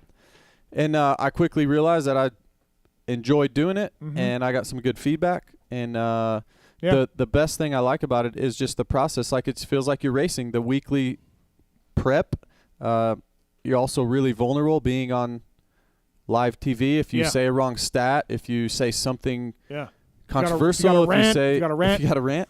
So, but I like that. I like that type of pressure. Okay, challenge me. If I say something that you don't think was right, or I like that. So then I over prepare, just like I did in racing. Yeah. So I really enjoy it, and it's really interesting that I asked you look, you're a multimillionaire. You got tons of money. You got dealerships in Charlotte. You don't need to do this. You don't need to get on a plane. And I was asking you about why do it? And I kind of asked Ricky the same thing because he's in the same boat to me. I'm like, Ricky gets. Stop it. His boat's even bigger, I think. Yes. We're talking about the pile of money. Yeah. Yeah, his is way bigger. But you told me just like a racer, this is your challenge. This is a new challenge. You want to be good at this. You want to study it, and you're attacking this like you would a race. And that's interesting to me because what you have is kind of what I would dream of, where I'm like, I don't have to work. I don't get on an airplane. You just got a pool. Phil's going to be in your pool. Yeah, I tried that for 8 months. Yep. Sitting around, I did the few race day lives, but yeah, you have to have something, right? Why does Shaq do the TNT show? Why does Tony Romo? Why is Tony Romo in the booth? And people ask all the time, do you get the same feeling? And I really do. Before we go live, it's like I'm lining up on the gate. And Dale Jr. had the best quote of all time, in my opinion. He said, him as a broadcaster, he gets a top 5 every single night. Mm-hmm. Yeah. And I feel that same way. Yeah. I get a top 5 every night. I don't ever win. I don't get that high of my gosh, I just won the race. Yep. But I never get 10th of oh, that was terrible. And you're walking out there with your tail between your legs. It is a good quote. I get a top 5 every Yeah. time. Yeah. And it's a good night. You're happy. It's a good night. You got to get that feeling of being on, that kind of adrenaline rush. You got to prepare and get stats and break down some racers. And give praise where it needs to be, and I'm really enjoying it. Marks? Hi. I know he's sitting right here. Who? Justin Brayton. Yes. You have been a vocal critic of Race Day Live over the years. And I will continue to be. Okay. I don't really have any criticism for Brayton, and that's not just because he's sitting here. No, but I'm saying, like, do you feel like it's better? Yes. Yeah, I do. Okay. I think there's still some stuff to improve on for sure. I have my qualms. It's just like a lot of fluff, a lot of stuff that we don't care about. We don't get to see bikes on track as much as I feel like we should. But that's it. I'm too tired to be too fired up about it right now, to be honest. But it's not perfect. I feel like it caters to people that, like, everyone watching Race Day Live is in the sport. We're fans. We're in right. It. Like anybody that's watching that is already in. So I feel like it kind of needs to cater to us during that one show. If you guys want to cater to new fans, like during the night show, the big broadcast, by all means. But I think Race Day Live, like, let that be for the core. And I don't feel like they do that enough. So you think dig deeper, more analysis, more rider interviews, more on track. Yeah. Talk about Jet's bike, fully break it down. 100%. And I think Justin, you do a good job of that. Like going a little more in depth, like kind of breaking stuff down on the track as it's happening. What's going on with riders. I don't feel like we got that a ton before, and I think you bring a good dose of that to it. But I mean, I still think we could have a little bit more of it. Yeah. So you've been enjoying it. And now you're at one more, and then you'll off for the summer. Yep. And then we'll see if we will you do it again more if they want you to. Like I would love to. Yeah. You're in. This is fine. Yeah, I would love to do it for as long as they want me. And okay. Yeah, try to get better at it. And the cool thing is they have a broadcast coach for us who I lean on a lot. Like it's similar to racing for me. Like I want to exhaust all. Everything I can to be good at it. I've leaned on Weege a lot. We've had a lot of private conversations. I look up to him for what he's done. Obviously, he's one of the best in my opinion. And I lean on everyone. I try to. Yeah. I want to be really good at it. Oh, that's good. And you do a great job. So I hope they keep you on. And I'm with Travis. Like I go to most every race, but I see it on the TV or I hear it, right? Yep. And by the way, thanks to Hubbard for the props on the LCQ race. He gave me about 800 props, so it was great. I've yet to watch the broadcast. Mountain biking with Brayton. So I heard there was a segment for the LCQ race in the broadcast, so I need to watch that.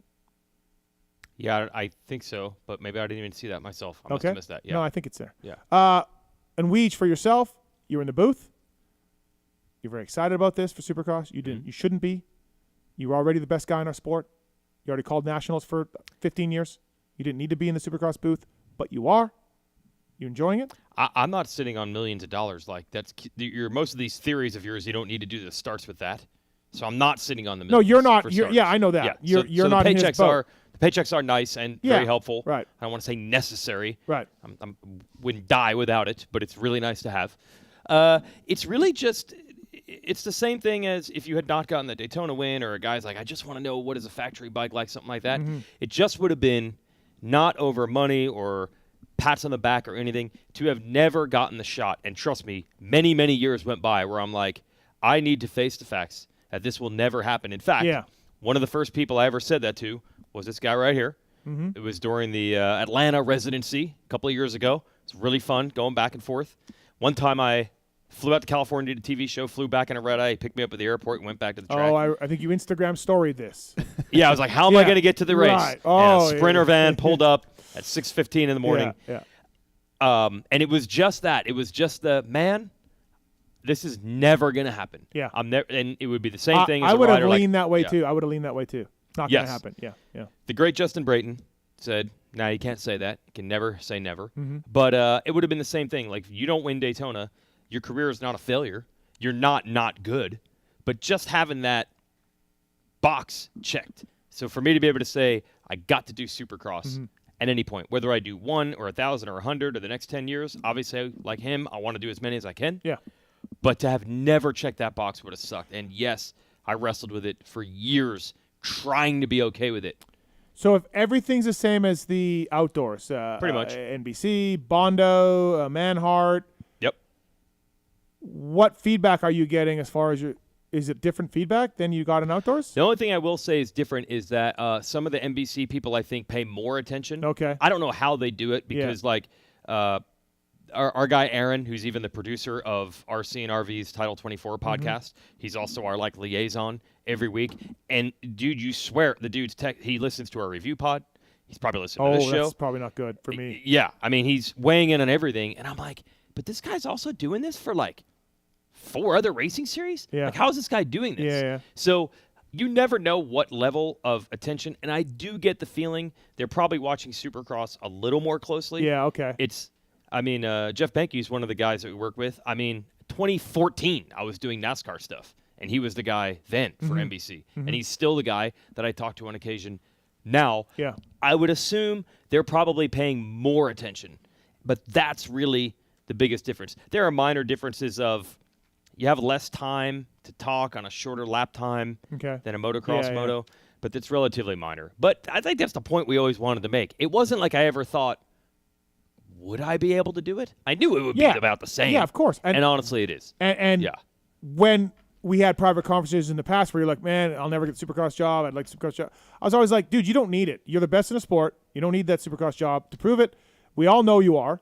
No offense to Ralph or Lee or whoever else did it. We all know you are, and you don't need it. But you got it. But we don't need it. You're fine. You're great. It's a tough thing, and I've been talking to a lot of racers about this over the last couple of years. You do not get to – it's hard to believe, but any of us that are in this industry, there's not a lot of jobs around at all. So whether you're a photographer or video guy or doing what you do or I do or you do or what you did, there's not a lot of any of those jobs around. Yeah. So honestly, you forget how elite everybody is. I mean, how many guys are making a living photographing at the races? 5, 6? Yeah, right. You must be pretty good at what you do to be one of only 5 or 6 people or video people or whatever it might be. So to get there, you must have some level of ambition. So when you're that ambitious, it's really hard to not reach your goals and be cool with that. I guess, sure. And I talk to racers about it all the time. How hard you have the dream job. You got paid a lot of money to race motorcycles. That's what you would have loved to do. Yeah. That's what I would have loved to do. Yeah. That's what everybody in those stands wishes they could have had your job. We start with that, and then when that doesn't work out, we go elsewhere. So you get there, and I'm sure the first half of your career at least, you probably spent more time saying, like, what's wrong? Why is it not? I want more. I'm not satisfied. Right, he wanted to just be last- JT. He wanted to be JT. Yeah. Right. Yeah, but there's always another level. Another level. Yeah, There Right. always is. Yeah, so what would the percentage be? Toward the end of your career, I think you got good at appreciating it. But let's take the first, 80% of your career. What is the percentage of, yes, I nailed it, versus, damn it? Yeah, I mean, you never nail it. Never nail it. Never nail it. Right. It's the curse of being ambitious. So Dazzy even said when Jet wins or Hunter wins, they're modest enough to come back and still list like a champion, right? You still come back to the truck and have to hear, Coulda you done didn't do better. this right. Yeah. Didn't do that right. Yeah. This could have been a little bit better. And that's what makes a champion. So even a champion, multi-time champion, comes back to the truck, and it's still, you can do a little bit better. Right. So to have not won the race or the title or gotten the factory ride or not having gotten the Supercross gig even once in your life, it'd been tough. Would have been tough to have never So gotten let it. me ask you this. With the increased eyes on you, because Supercross is bigger than motocross, have you noticed increased criticism or hate or social media comments, that kind of stuff? No. But been good? we'll see how long that lasts. I was talking to Adam about this in Cerullo, and it's like he hasn't said like, hey, I have a TV contract sitting in my bag as soon as I'm done in Salt Lake City. He has not said that. But there's everyone just thinks he's going to be part of it. I think he would like to. Yeah. I think he would like to, Yeah. and he probably will. But he was telling me about it. It's kind of funny where he's like, everyone is telling him how awesome he'd be at it. And he's like, it's so funny when you're not the one. Yeah. Or when you're the new guy. Yeah. You're awesome. Yeah. And then later they want some other dude. Yeah. So Circle I of might life still thing. be in that. I might still be in that new thing. Ricky McGrath getting booed, Jet getting booed, then coming around, everybody loved Ricky and hating booing Stu, right? It's Or now everybody's like, bring Fro back. Fro was the best. But then when Fro was doing it, they were bashing Fro relentlessly. Yeah. Right now I'm in it. Maybe that'll go away. So you haven't, so everything's good that way for you, like the increased scrutiny and everything, Dude, I've hardly ever gotten heat. Right. Really. And the few times it does happen, people are like, hey, man, chin up. I'm like, no. I'm like 97% approval rating. Do not cry for me. I'm fine. Yeah, I'm fine. Interesting. Yeah. Yeah. The worst was when Moser brought the "You Ruined the Sport." Was that what he brought? A sign to? Randy did. That was a NASCAR thing. Oh. Moser brought something to Washougal. Okay. And then they had footage of it, and they couldn't decide if they wanted to show me this clip. Like, there's some guys with a sign. Some guys in his underwear. Yeah. Yeah, like, we don't know if this is going to crush your soul. And then they show it to me. I'm like, I got those guys their tickets. Like, I literally got them. Nice try. Those are my friends. Yeah, those are my buddies. Those are my buddies. They're saying I ruined the sport. Right. No, so far Yeah. so good. Yeah. The increased scrutiny, I think the hardest part, I want to ask you this. Is it like this? We're so damn loose on this show. There's no different in this conversation than when the mic's off. We're probably going to be talking about the same stuff. Yeah. I don't keep it a real tight rein Right. on this thing. Yeah. I try to be like that on TV. It's still difficult because you've got so many, we got to say this, we got to say that. And I'm not saying they are not, people think they're always in our ear telling us what to say. Yeah. They're absolutely not doing that. They are like, you guys are hired because you're good at what They're you not do. Push jet. Yeah, they, No. especially with the analyst, RC and Yeah. Stu, they're like, we want to hear what you have to say. We do not know more than you. You tell us. Yeah. But at the same time, you're still thinking about like, man, this is a national big broadcast. I Yeah. am representing this network. It's not me. I'm representing all of this. So it really makes you want to put yourself in this little box. Do you feel like that you can't, you're still have a little thing in the back of your mind every once in a while, like, ooh, am I really me right now, or am I representing this? it is getting better. Yes. The more confident I get, Yes. then I can just speak to myself. Yes. Like, for instance, Steve and I's conversation in Glendale about the whoops. It was just him and I were just talking like, could I relay that same exact message in a shorter amount of time? Because that's the hard part, right? I want to explain it to him, but it probably needs to be condensed into half that time that I explained it. Yeah. So how do you come up with the right words in the right amount of time? So that's what I'm learning more and more and getting more confident with, I guess, the words I'm using. And but Race Day Live is nice in that sense because I do have more time. Yeah. And that's why, it's funny because people are like, oh, the booth and this and that. I think it's so funny because I'm like the new same thing toy, that Adam right? said. Yeah, Yes. it's like you would be amazing. Yeah. But I'm also a realist and like, no, I'm totally happy with this spot right now. I actually love that Race Day Live spot, the analysis, the little bit more time. Yeah. So yeah, but I'm getting more confident in that area of trying to be a little more myself. Yes. The time thing is a huge element, actually. Yeah. That's why everybody loves podcasts. You got to get in and out. Yeah. Yeah, You gotta- podcasts, you just say it however you Right. feel like saying it. Yep. And I got so many boxes to check of like, I got to make sure RC, most importantly, says his piece. And I can't miss any passes. How much time is left Mhm. between his analysis and the next piece of action for me to say anything funny or interesting or give backstory? There's not a lot of meat left on that bone. Yeah. No, for That's sure. the hardest part. Right. That's why your job is so tough, and I have so much respect for people in your spot, and of course you. But the transitions, like, I feel like you live and die by your transitions, right? And if you mess those up, the show's not great. And you're so good at the transitions in, transitions out, and they're counting you down in your ear. Like there's all these different moving pieces and parts that you have to get in a certain amount of time, and that's what people don't see at home, right? Just watching. Yeah, and that's the thing. You really judge your show on if you did that part okay, and then you're like, man, I wish I could have gotten a more backstory on this rider. Yeah. But in the end, the pass-fail is on those things. Mm-hmm. And that other stuff is just icing on the cake if you have time Yeah. to get to it. Yeah, it's a tougher job. Look, I've certainly been critical of Feld or the TV show over the years.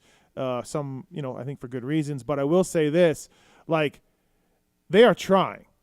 They want a better TV show. They brought Justin in. They got Stu. Ricky's there. JT's on board. You're in the thing. We went from. I really want to say this, but I have to say this. Okay. We went from Ralph and Jeff, not knowing what was going on in the sport. Okay. To, they didn't. I'll go back to my fucking speech about Jimmy Albertson winning an LCQ. They didn't say one fucking word about Jimmy Albertson because they didn't know anything about him. They just knew Dungey was second. And, they only knew – they didn't put the work in, especially near the end. I'll tell them to their faces. All right, moving on. We went from that to Now we have Clinton in there, giving stats, historical perspective. Here's what you guys should talk about. We got Ricky, we got James, we got Justin in the booth, we got you doing. Anybody else you want to mention? JT. Okay. But then I said the first time. Yeah, I did. I don't know if you no, said I brought yeah, JT. you said JT. Okay. But they're adding talent, adding people, adding things, i.e., spending money. Yep. They are trying to make the broadcast better and the Race Day Live better. Still a ways to go, I think, but from the Ralph and Jeff days, where it seemed like they were just entrenched with, their little thing and not really getting any better, not trying to get better either. There weren't too many conversations about the different privateers and the different teams, and it could get better on Ricky's end now, but I still feel like Ricky could tell you. I mean, James's breakdown on Ty Masterpool's suspension last year and all of that, and knowing that was great. You're not getting that from other analysts over the different years. So the point is, props to Feld. They look like they're trying and adding talent and spending money. Trying to make it better. They're trying to make it better. Well, he and I have had a lot of talks about this. Like, we don't like the high-fiving at the end of the night saying it was perfect because it can always be better. Yeah. It can always be better. Back to what Dazzy said. Yeah. Yeah. Back to what Dazzy said. Yeah. Their suggestions, I'll say this, man, they're an open book. We had a big meeting in December. They literally said he was not there. You were busy racing. Yep. I was in Australia. Something else. Or was that just Australian Supercross? Yeah. Battling Dean. They had one day where we had real meetings, and the next day was, okay, money, no object. Give us your ideas. Mm-hmm. Maybe we can afford it. Maybe we can't. Maybe we can find a way to do it. Tell us everything you got. And myself and Jeff, who was producing Race Day Live at the time, we both said we want Dartfish. I would never use Dartfish myself. Mm-hmm. It's for the analysts. Yeah. I just thought for James and Ricky it would be an awesome tool. They got it done. It took about half the season, but we now have it on the show. Mm-hmm. A couple weeks ago, we showed the manufacturer standings at the end of the night. Mm-hmm. No one even knows what that is or how it's calculated. I didn't even know myself. And One year at Yamaha, we won it, and I don't know, a trophy just showed up. We were like, oh, cool, we won. Yeah. So what it is your best 250 and 450 rider each night. I thought it was top two. No? No. Apparently it's just top one. Just top one. Top okay. one, yep. So like a month ago, I said, let's show, instead of the point standings, let's show what they did tonight and then show the point standings. So we just added that. Now it says, last week, Honda got 25 and 25. Oh, that's how it works. Yeah. So when we make suggestions, for the most part, they take them.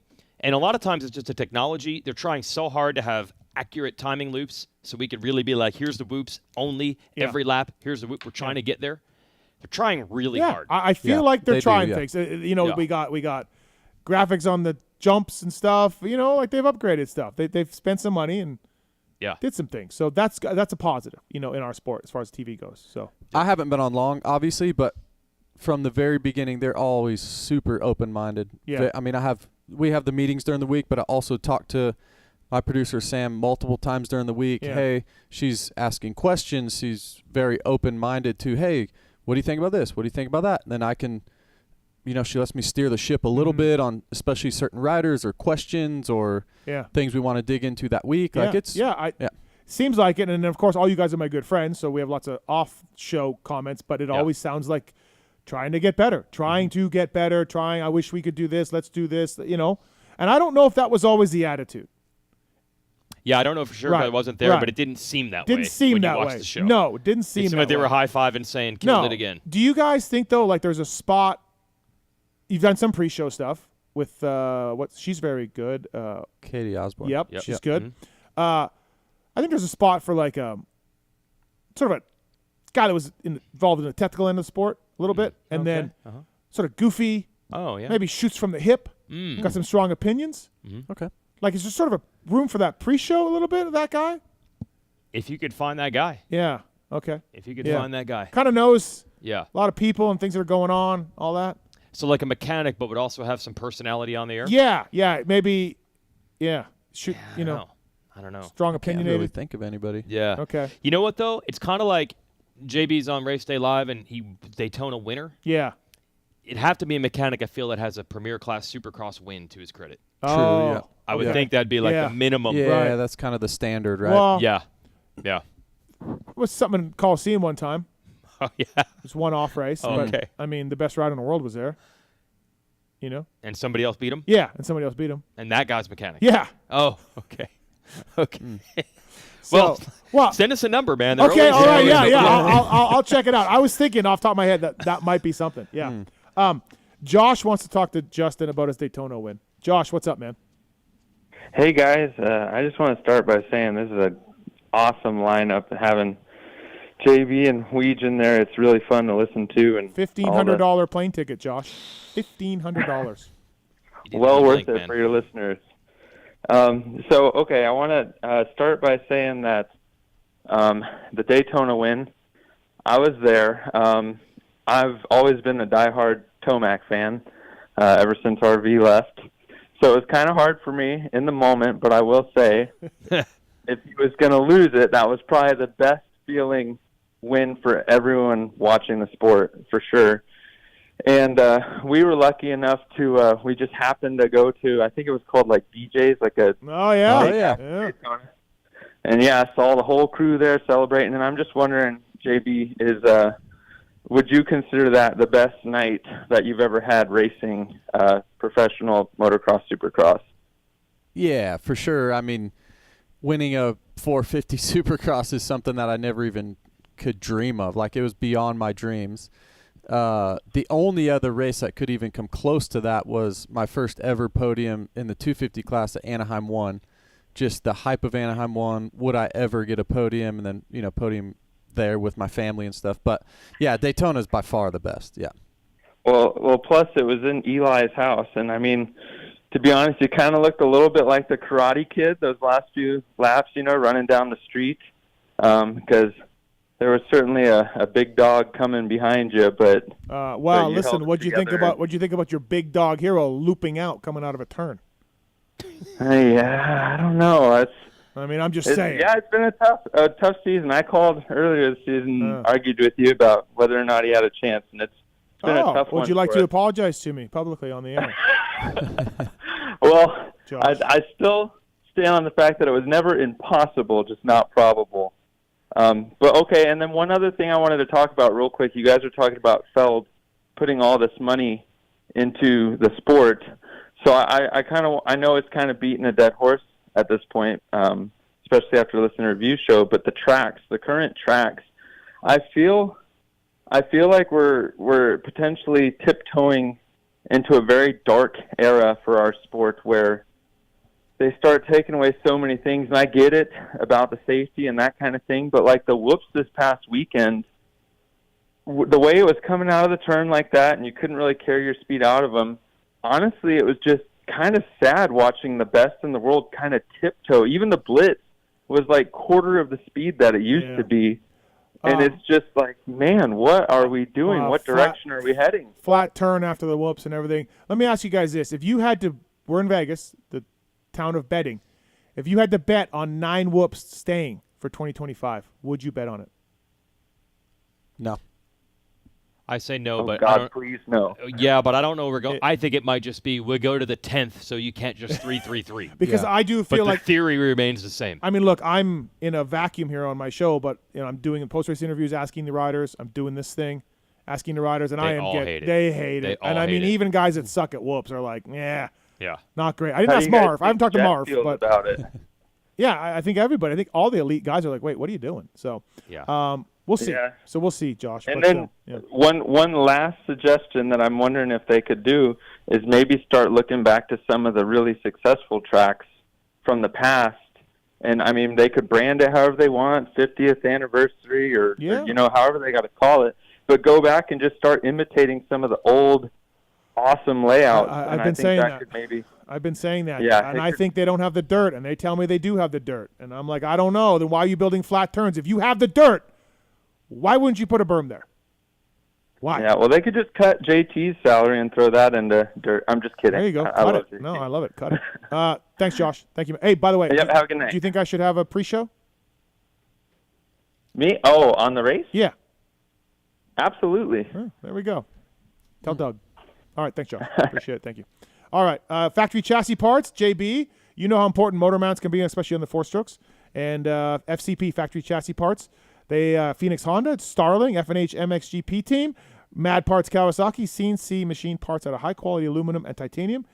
Easy to install and drastic improvements right away. Discount code PulpMX-chassis. Have you ever played much with motor mounts and noticed a big difference? Oh, yeah. Yeah. Definitely Pretty helps. much on every team you mess with that, Yeah. I remember we moved ours like 2 millimeters. This wasn't a different 10 shot. It was just the movement, and everybody freaked out. 2 millimeters is a lot. They loved it. Yeah. They loved it. All right. PulpMX chassis to save on engine mount kits. So please save it. Use the code and save. Motorsport.com. Tweet it. Tit segment. Let's do this. We interrupt this broadcast to bring you this important bulletin from Motorsport.com. It's the Tweets at Tits Q&A segment where your twatted questions find answers. Tits. All right, everybody. Motorsport.com. Great prices, OEM and aftermarket parts. Weeds, you exclusively shop at Motorsport.com. I do. For all your needs. Because you keep saying things like, do you have Maxima oil? And I'm like, no, I go to Motorsport and I buy stuff. I still don't believe that people would send me stuff for free. Actually, we looked at your fly gear this afternoon. Yeah. I actually bought a pair of rental handlebars on Motorsport.com 2 weeks ago. Really? Look at that. Wow. Nice. Look at that. And Shorty is also a Motorsport.com customer. Oh, really? Yeah. Customer. Yep. And he uses pulp code at Maxima USA. Shorty does. It's amazing. Andrew Short, everybody. That's unbelievable. Great prices, free shipping and everything over $79, and dedicated team of gearheads there to help you out. Great prices, like I said, OEM and aftermarket parts. These are tweets submitted to @PulpMX Show for all of us. And the guy in the corner over there, he's probably still asleep. Is he asleep? Nope. All right. I'm okay. I'm here. Okay. All right. Barely. Yeah. From Austin, can we introduce a Joker Lane concept for next year's privateer race? Okay. I don't think they'll build me a Joker Lane. I don't think they would. No. But I don't think they're going to do any favors right now. I still can't. Why? We've been bashing them. What have I bashed? The review pod. We spent 15 minutes, then we just did it again. Oh, track-wise. Yeah, track-wise. I still can't believe guys missed the Joker Lane. I still can't. You have one job. You have more than one job. Well, you have one thing to remember from a normal race. One thing different. You have to hit the Joker Lane. And guys still missed it. Once again, I could see the first time. We can go back to Ryder D on this. I could see the first time. But then who missed it second? Was I don't remember. RV? I think Dunge missed it first. No, Dunge. RV or once. Dunge missed the first one. Oh, I thought you missed it twice. Okay. No, but yes. The very next race. It happened missed again. it again. Yeah. Like RV's laughing at Dunge. Ha, you missed the Joker Lane. And then RV missed and then it. you missed it. Yes, right. exactly.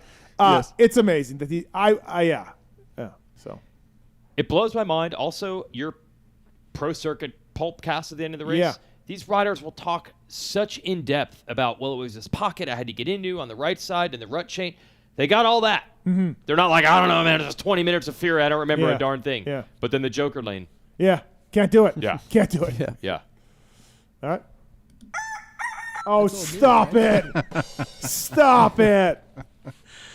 All right. Next one is from. We're already 20 minutes past closing time, sir. That's your guy. Yeah, man. All the compliments I give him. This is what I get in return. Start retracting. From Jimmy G for you, Justin. Will you have Weeds do the introduction when you are inducted into the AMA Hall of Fame? Absolutely. I don't think. Does one win get you into the Hall of Fame? I don't think so. I don't think so either. Just give it time. Depends on who's stuffing the ballot box. Good point. Okay? Yeah. All right. Yeah. All right. From El Deuterino, of the current 250 racers, who has the best chance of making a big jump in speed, moving to the 450 class like Jet and Chase did? I'm gonna go Kitch because bigger guy, and I don't know. Just Kitch. He seems to be really trending in the right direction. Yeah. I think Deegs is already there. He's gonna be good, right? This is a jump. Yeah, I'm on board with Kitchen. I think he's gonna be great on a 450. You know what's really odd is Joe's out of the championship and then he wins. That's so weird. The realist is rubbing his hands Dude, together. Yes, he is. The realist just on our group text Saturday morning. He's like, he called it. This is Joe's night. He just knew it. And it was. It's true. You know what though? Motocross. We'll get him in motocross, Joe. Joe's got to be sick of hearing this by now, though. Because he's hearing it a lot. I said it to him in the post-race interview. I said, hey, the thing we talk about is you don't come on till late. And you know Joe, he's not a super in-depth interview. Yeah. So. Stay in the class. Yeah. Make money. Yeah. Next one is from James Britton for you, Weege. In your opinion, what rider in the paddock has the best YouTube channel or vlog? I'm going to go Dean, I think, on that. Mm-hmm. Yeah, I'm going to go Dean on that. Yep. Next one is from Mr. Boom Pow, also for you, Weege. If JB went bankrupt, would you spend your money to help him out of his situation with zero chance of getting your funds back? That's an impossible question because I know that if I take care of my guy, it will be paid back in so many ways. So that's not the Justin Brayton. You're like just like Roxon's Heiko. dad. Yes. Yeah, you're like Roxon's dad with the camper. Absolutely. Yes. Exactly. That's when you get good people in your corner, the money will take care of itself. Okay. He would never do that. He would Would always you find borrow a way. him money? Yes. Okay. Yeah. I'm probably not paying him back though after that. Right. I had one time I asked my buddy, I'm like, hey man, if I was just like dead broke, like I just lost everything, would you give me a job? He's like, no. I'm like, what? A job. A job. He would not give you He a would job. not give me a job. Wow. Yeah. I was like, that's fucked. It would be, what's the reason for going dead broke? Yeah. That would determine. Would you give J-Mart a job at 11:10? Or 10 cycles, I should say. At 11:10. Well, at 10 cycles. The thing we like at 10 cycles is dealership experience. Yes. So, yes, Yeah, absolutely. yeah, He's in. Okay. He's All in.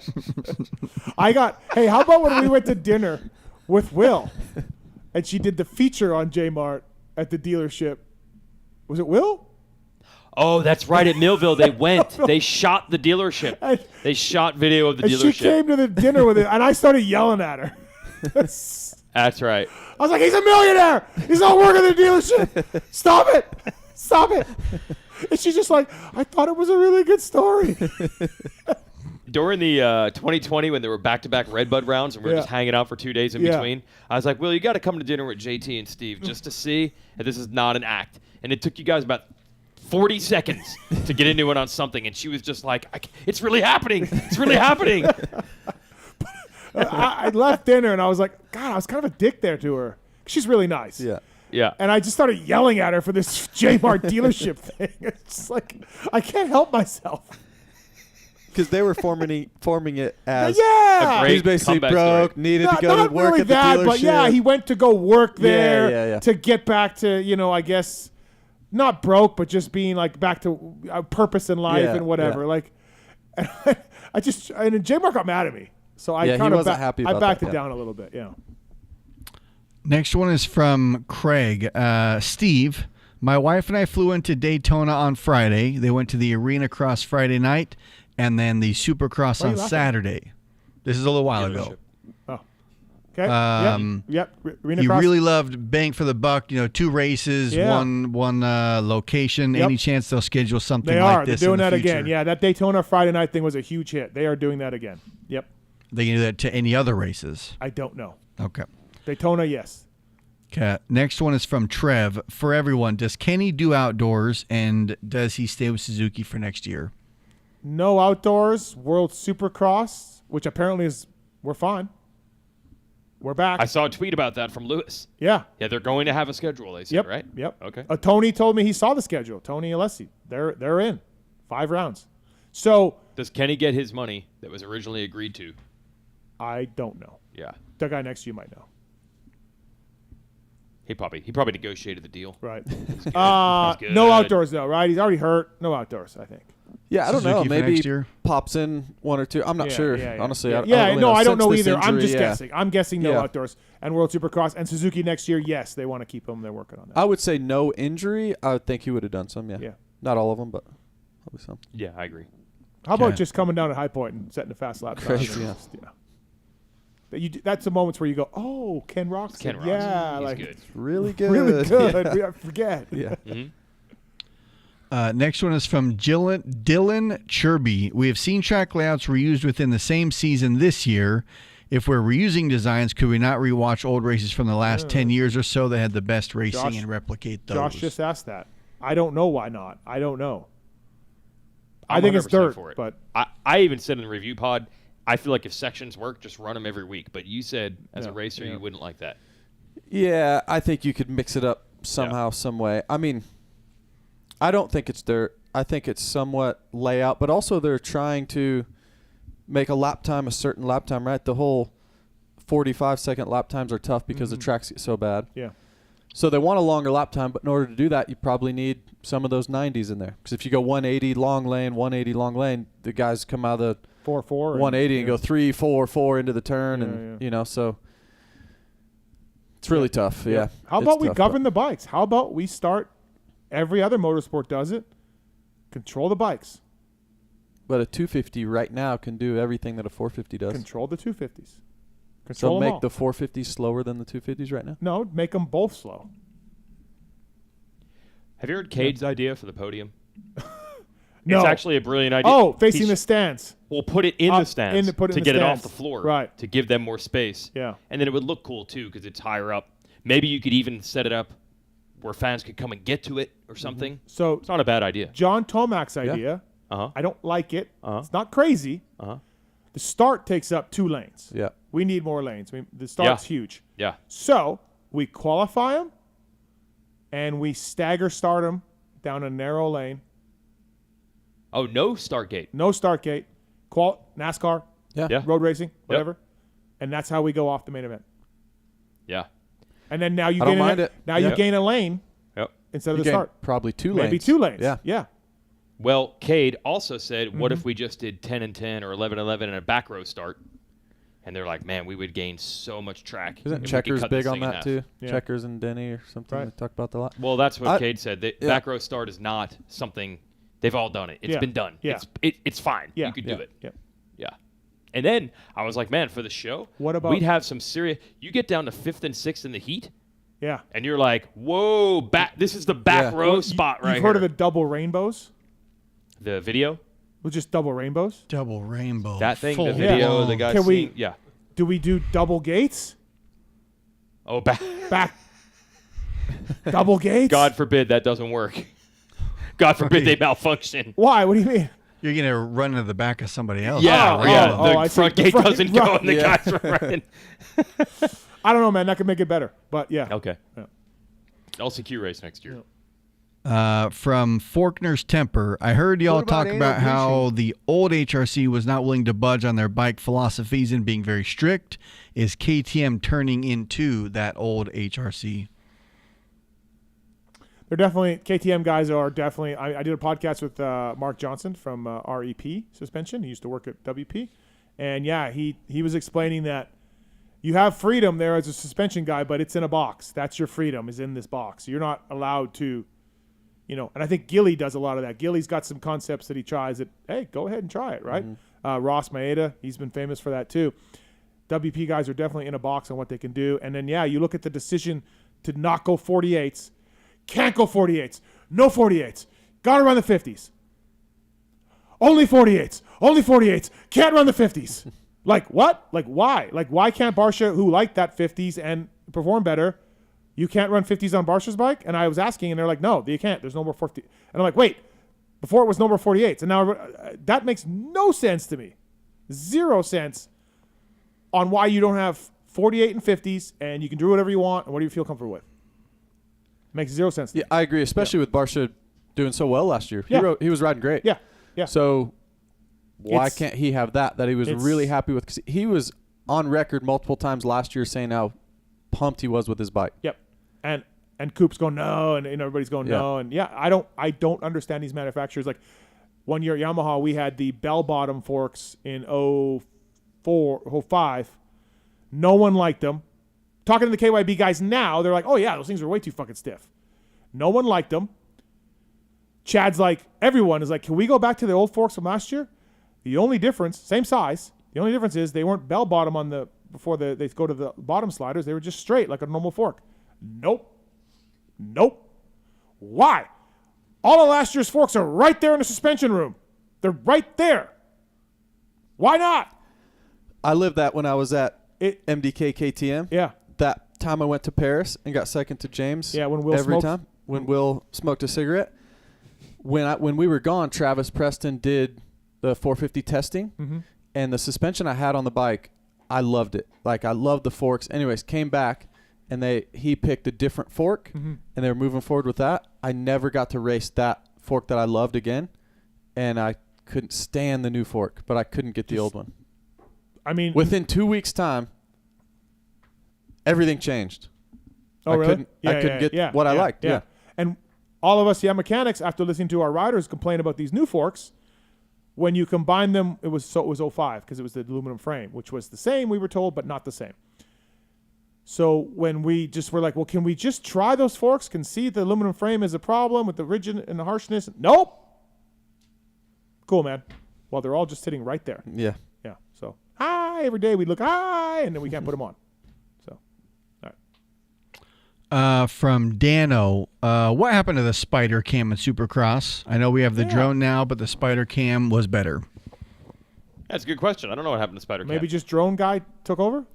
Yeah. I'm sure drone guy's a lot cheaper than that Spider Cam. Yeah, I wonder. Probably was expensive, but having drone guys, I mean, you got to pay the guys to be Is there. same drone guy is drone guy for motocross too?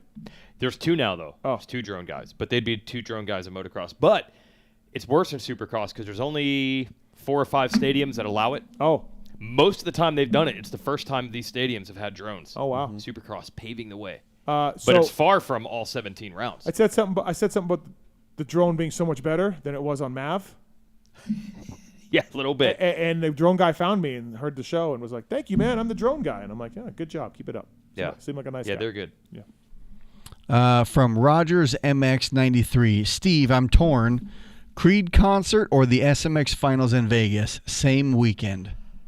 I don't know if they're both in Vegas, but no, Creed's not coming here. Okay. I got to fly to Phoenix to go see Creed. Would you I'll give it choose to you Creed right or now SMX? If you want to hear Creed, I'll just perform. I could just do it for you. Fuck. So Creed or Vegas? Creed or Vegas SMX? I feel like if it was Charlotte or Dallas, I'd say Creed. But Vegas is back on the schedule. It's Vegas. It's the last round. You know, it's kind of Charlotte's great. Charlotte's great. The crown jewel, I feel. Yeah. Charlotte. Yeah. Yeah, that was Can't great skip viewing. that. I hope we go back to that press box. That was great viewing. I really want to thank Feld for that. Garth will be back in Vegas in September, so maybe you could do both.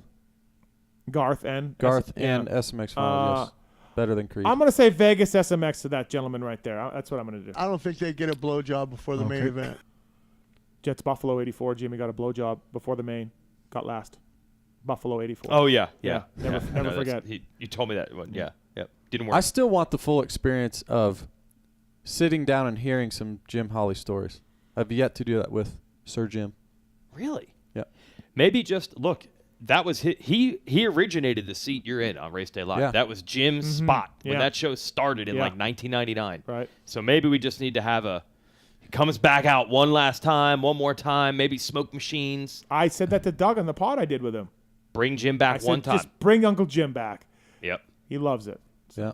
And then as soon as the show's over, start talking to JB. Start telling him stories. Have you ever heard his Jim story? I have not. No. Oh, really? No. Oh, yeah. Oh, well, you guys got some time at the airport. For the airplane, yeah. I got to hear that. One time, back when I was young and single, I just said, let's pick a weekend and just give me the full menu. Really? And it was. No way. I mean, things on the menu that I didn't know they made. Really? Fantastic. I can't wait to hear it. Oh, yeah.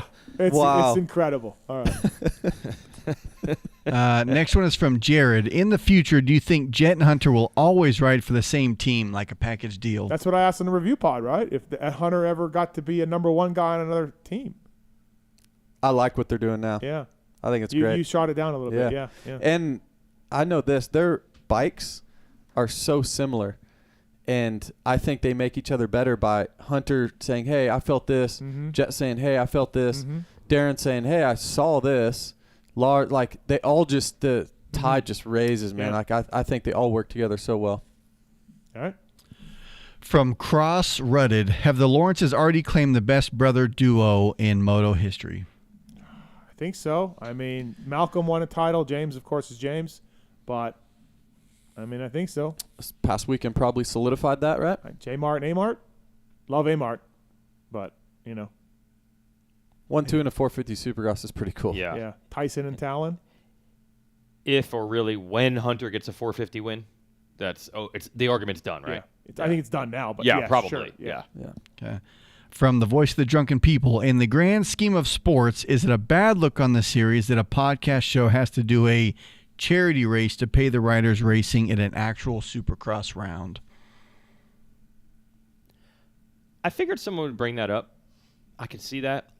Why can't they make enough money on their own without you having to step in, is his point. Yeah, absolutely. And there's two thoughts on that. First of all, they always say it's like they don't make any money. There is a purse.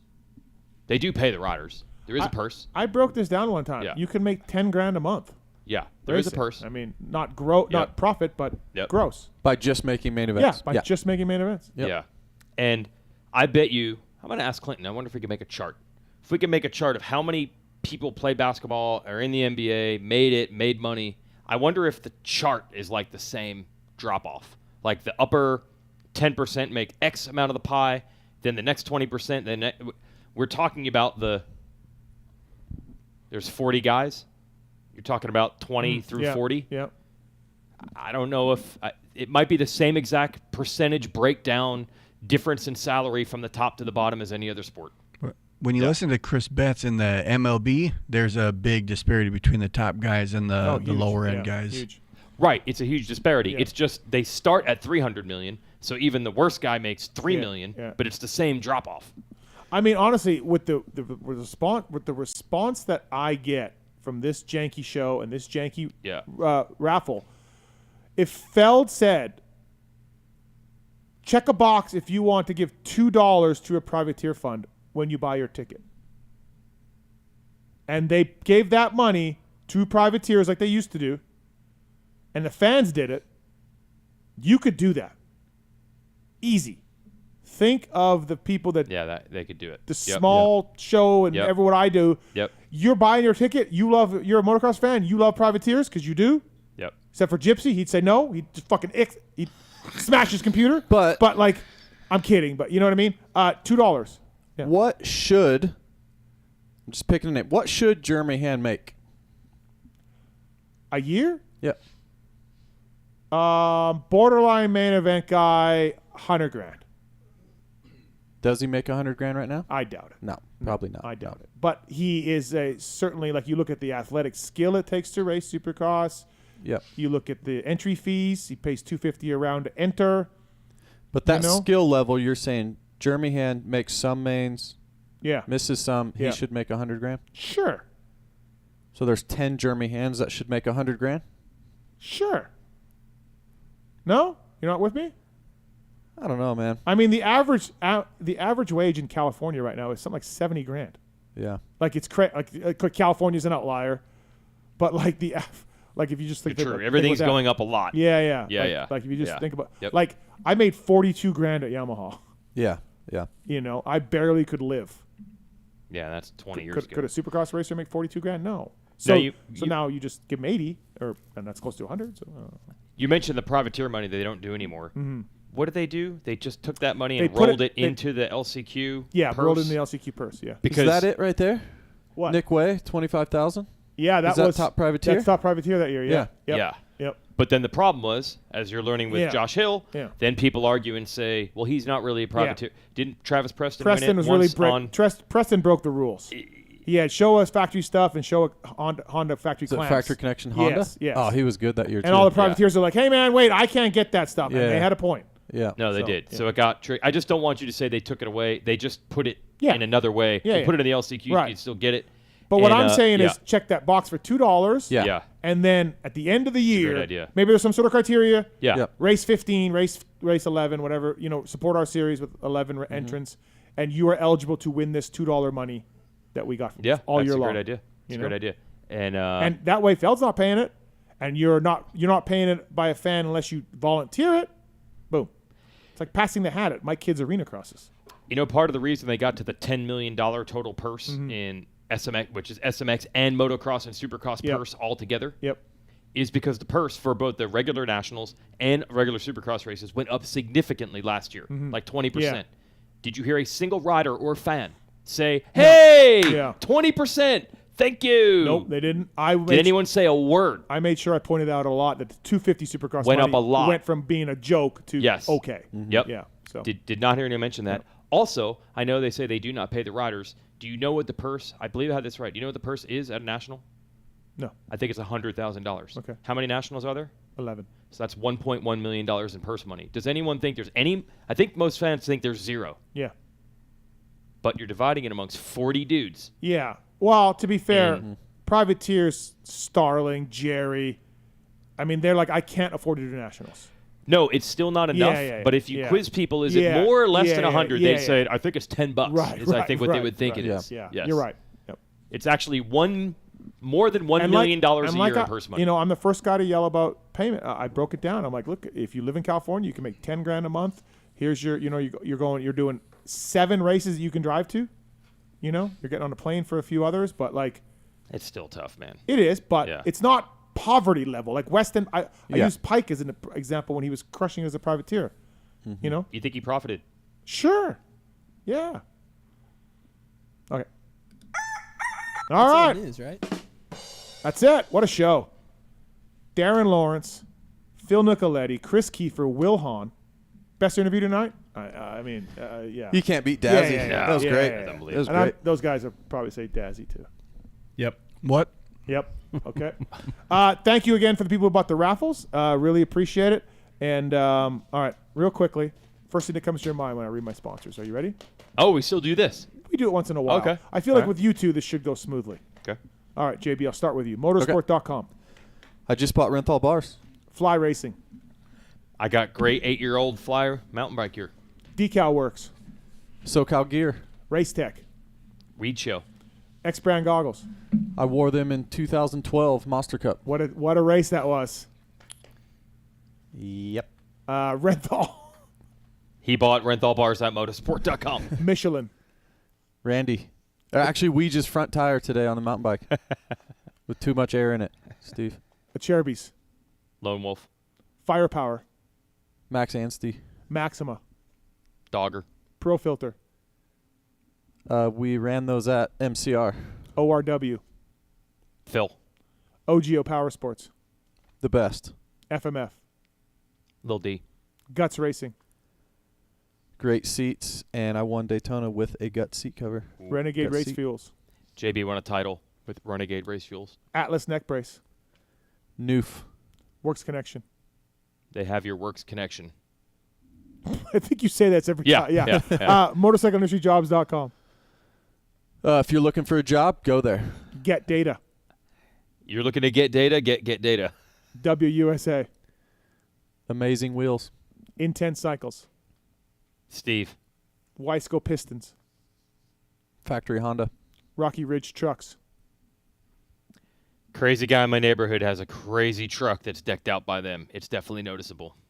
Troll Training. Troll. I forgot to give them the plug today on the show. My bad. TrollTraining.com. MTX Braking. Almost too much today. Mm-hmm. That's how much stopping power. Ethica. Amazing. Factory Chassis Parts. The great Justin Brayton said 2 millimeters, massive difference. Be amazed what engine mounts can do for you. Mm-hmm. All right. Well, thanks, boys. JB. Thank you. Been a fun couple days. You were an amazing host. Thank you. Got to say that. Yep. From top to bottom. Pookie. From the time Pookie we was landed. good too. Pookie was great. Yep. Thank you, Pookie. Yep.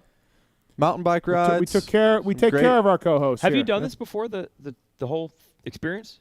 Have you come in and hosted and mountain biked? And all I was that? like in that day and like out. Like it was really quick. Yeah, he did co-host not the before, full.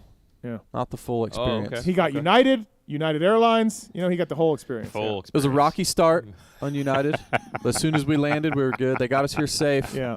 And thank you to Justin who let me borrow the Levo. Yeah. Your friend Justin. My let buddy me borrow Justin. A Specialized Levo. Yep. And thank you, Steve. Thank you for coming. Appreciate it. Good job on Race Day Live. One Appreciate more that. to go, and then you can go to pool season. That's right. Right. Yep. Weege, thank you. Appreciate it. Flying in today, flying out tonight. That's dedication. Yep. Home for 2 days, and then we'll see everybody at Salt Lake. We won't see you in the press box at Salt Lake. It's a nighttime race, right? Yep. I probably got 5 minutes for you guys. And it is next to the press. The booth you're in is next to the press box. Is it? It's literally. What's funny is that's one of the things. I have not ever been in these broadcast booths before, and there's like this assumption that I know where I'm going. Yeah. So you know this? Yeah, because COVID was an RC. Oh, and that's I right. We're coming out. No, I do know where it is. Oh, yeah. And it was time to just mend the fences. It was just time. Yes. Because we just kept seeing each other. Yep. And it was he's getting like, weird. It's going to be 7 weeks or 7 races of this. Right. Yeah, Wait, isn't that the stadium that it all started in? It is, yes. And that's yes. where you buried Wow. the beef. Point. Yeah. Wow. Never put that together. Wow. Yeah, that's where it all. Salt Lake that City. My monthly Instagram meme where someone attaches me on it. That's it. Yeah, Salt Lake City. Yeah. Tits, great job. What? So bad. Hey, Marks? Yeah, you're losing They're them. done. I am. Marks, thank you. Appreciate it. You're welcome. Thank Good job, guys. Way to go. Thank you for the raffle support, everything else. Thank you to Pookie. Thank you to Swisscore. Thank you to Roto. No thanks to Moser. Didn't do anything for tonight. So he can go fuck himself. Next week, Andy Jefferson and Paul Parabinos in studio. So looking forward to that. And again, thanks for Justin Brayton, Jason Weigandt. I'm Steve Mathis. Thanks for listening. See you next week. There's something I want to get off my chest. And it's about that summer when you went away to community college. I got an offer to do Playgirl magazine. And I did it. I did a full spread for Playgirl magazine. I mean spread, man. I pulled my butt apart and stuff, and I was totally nude, and it was weird. I mean, you probably didn't hear about it because I went under the name of Mike Honcho.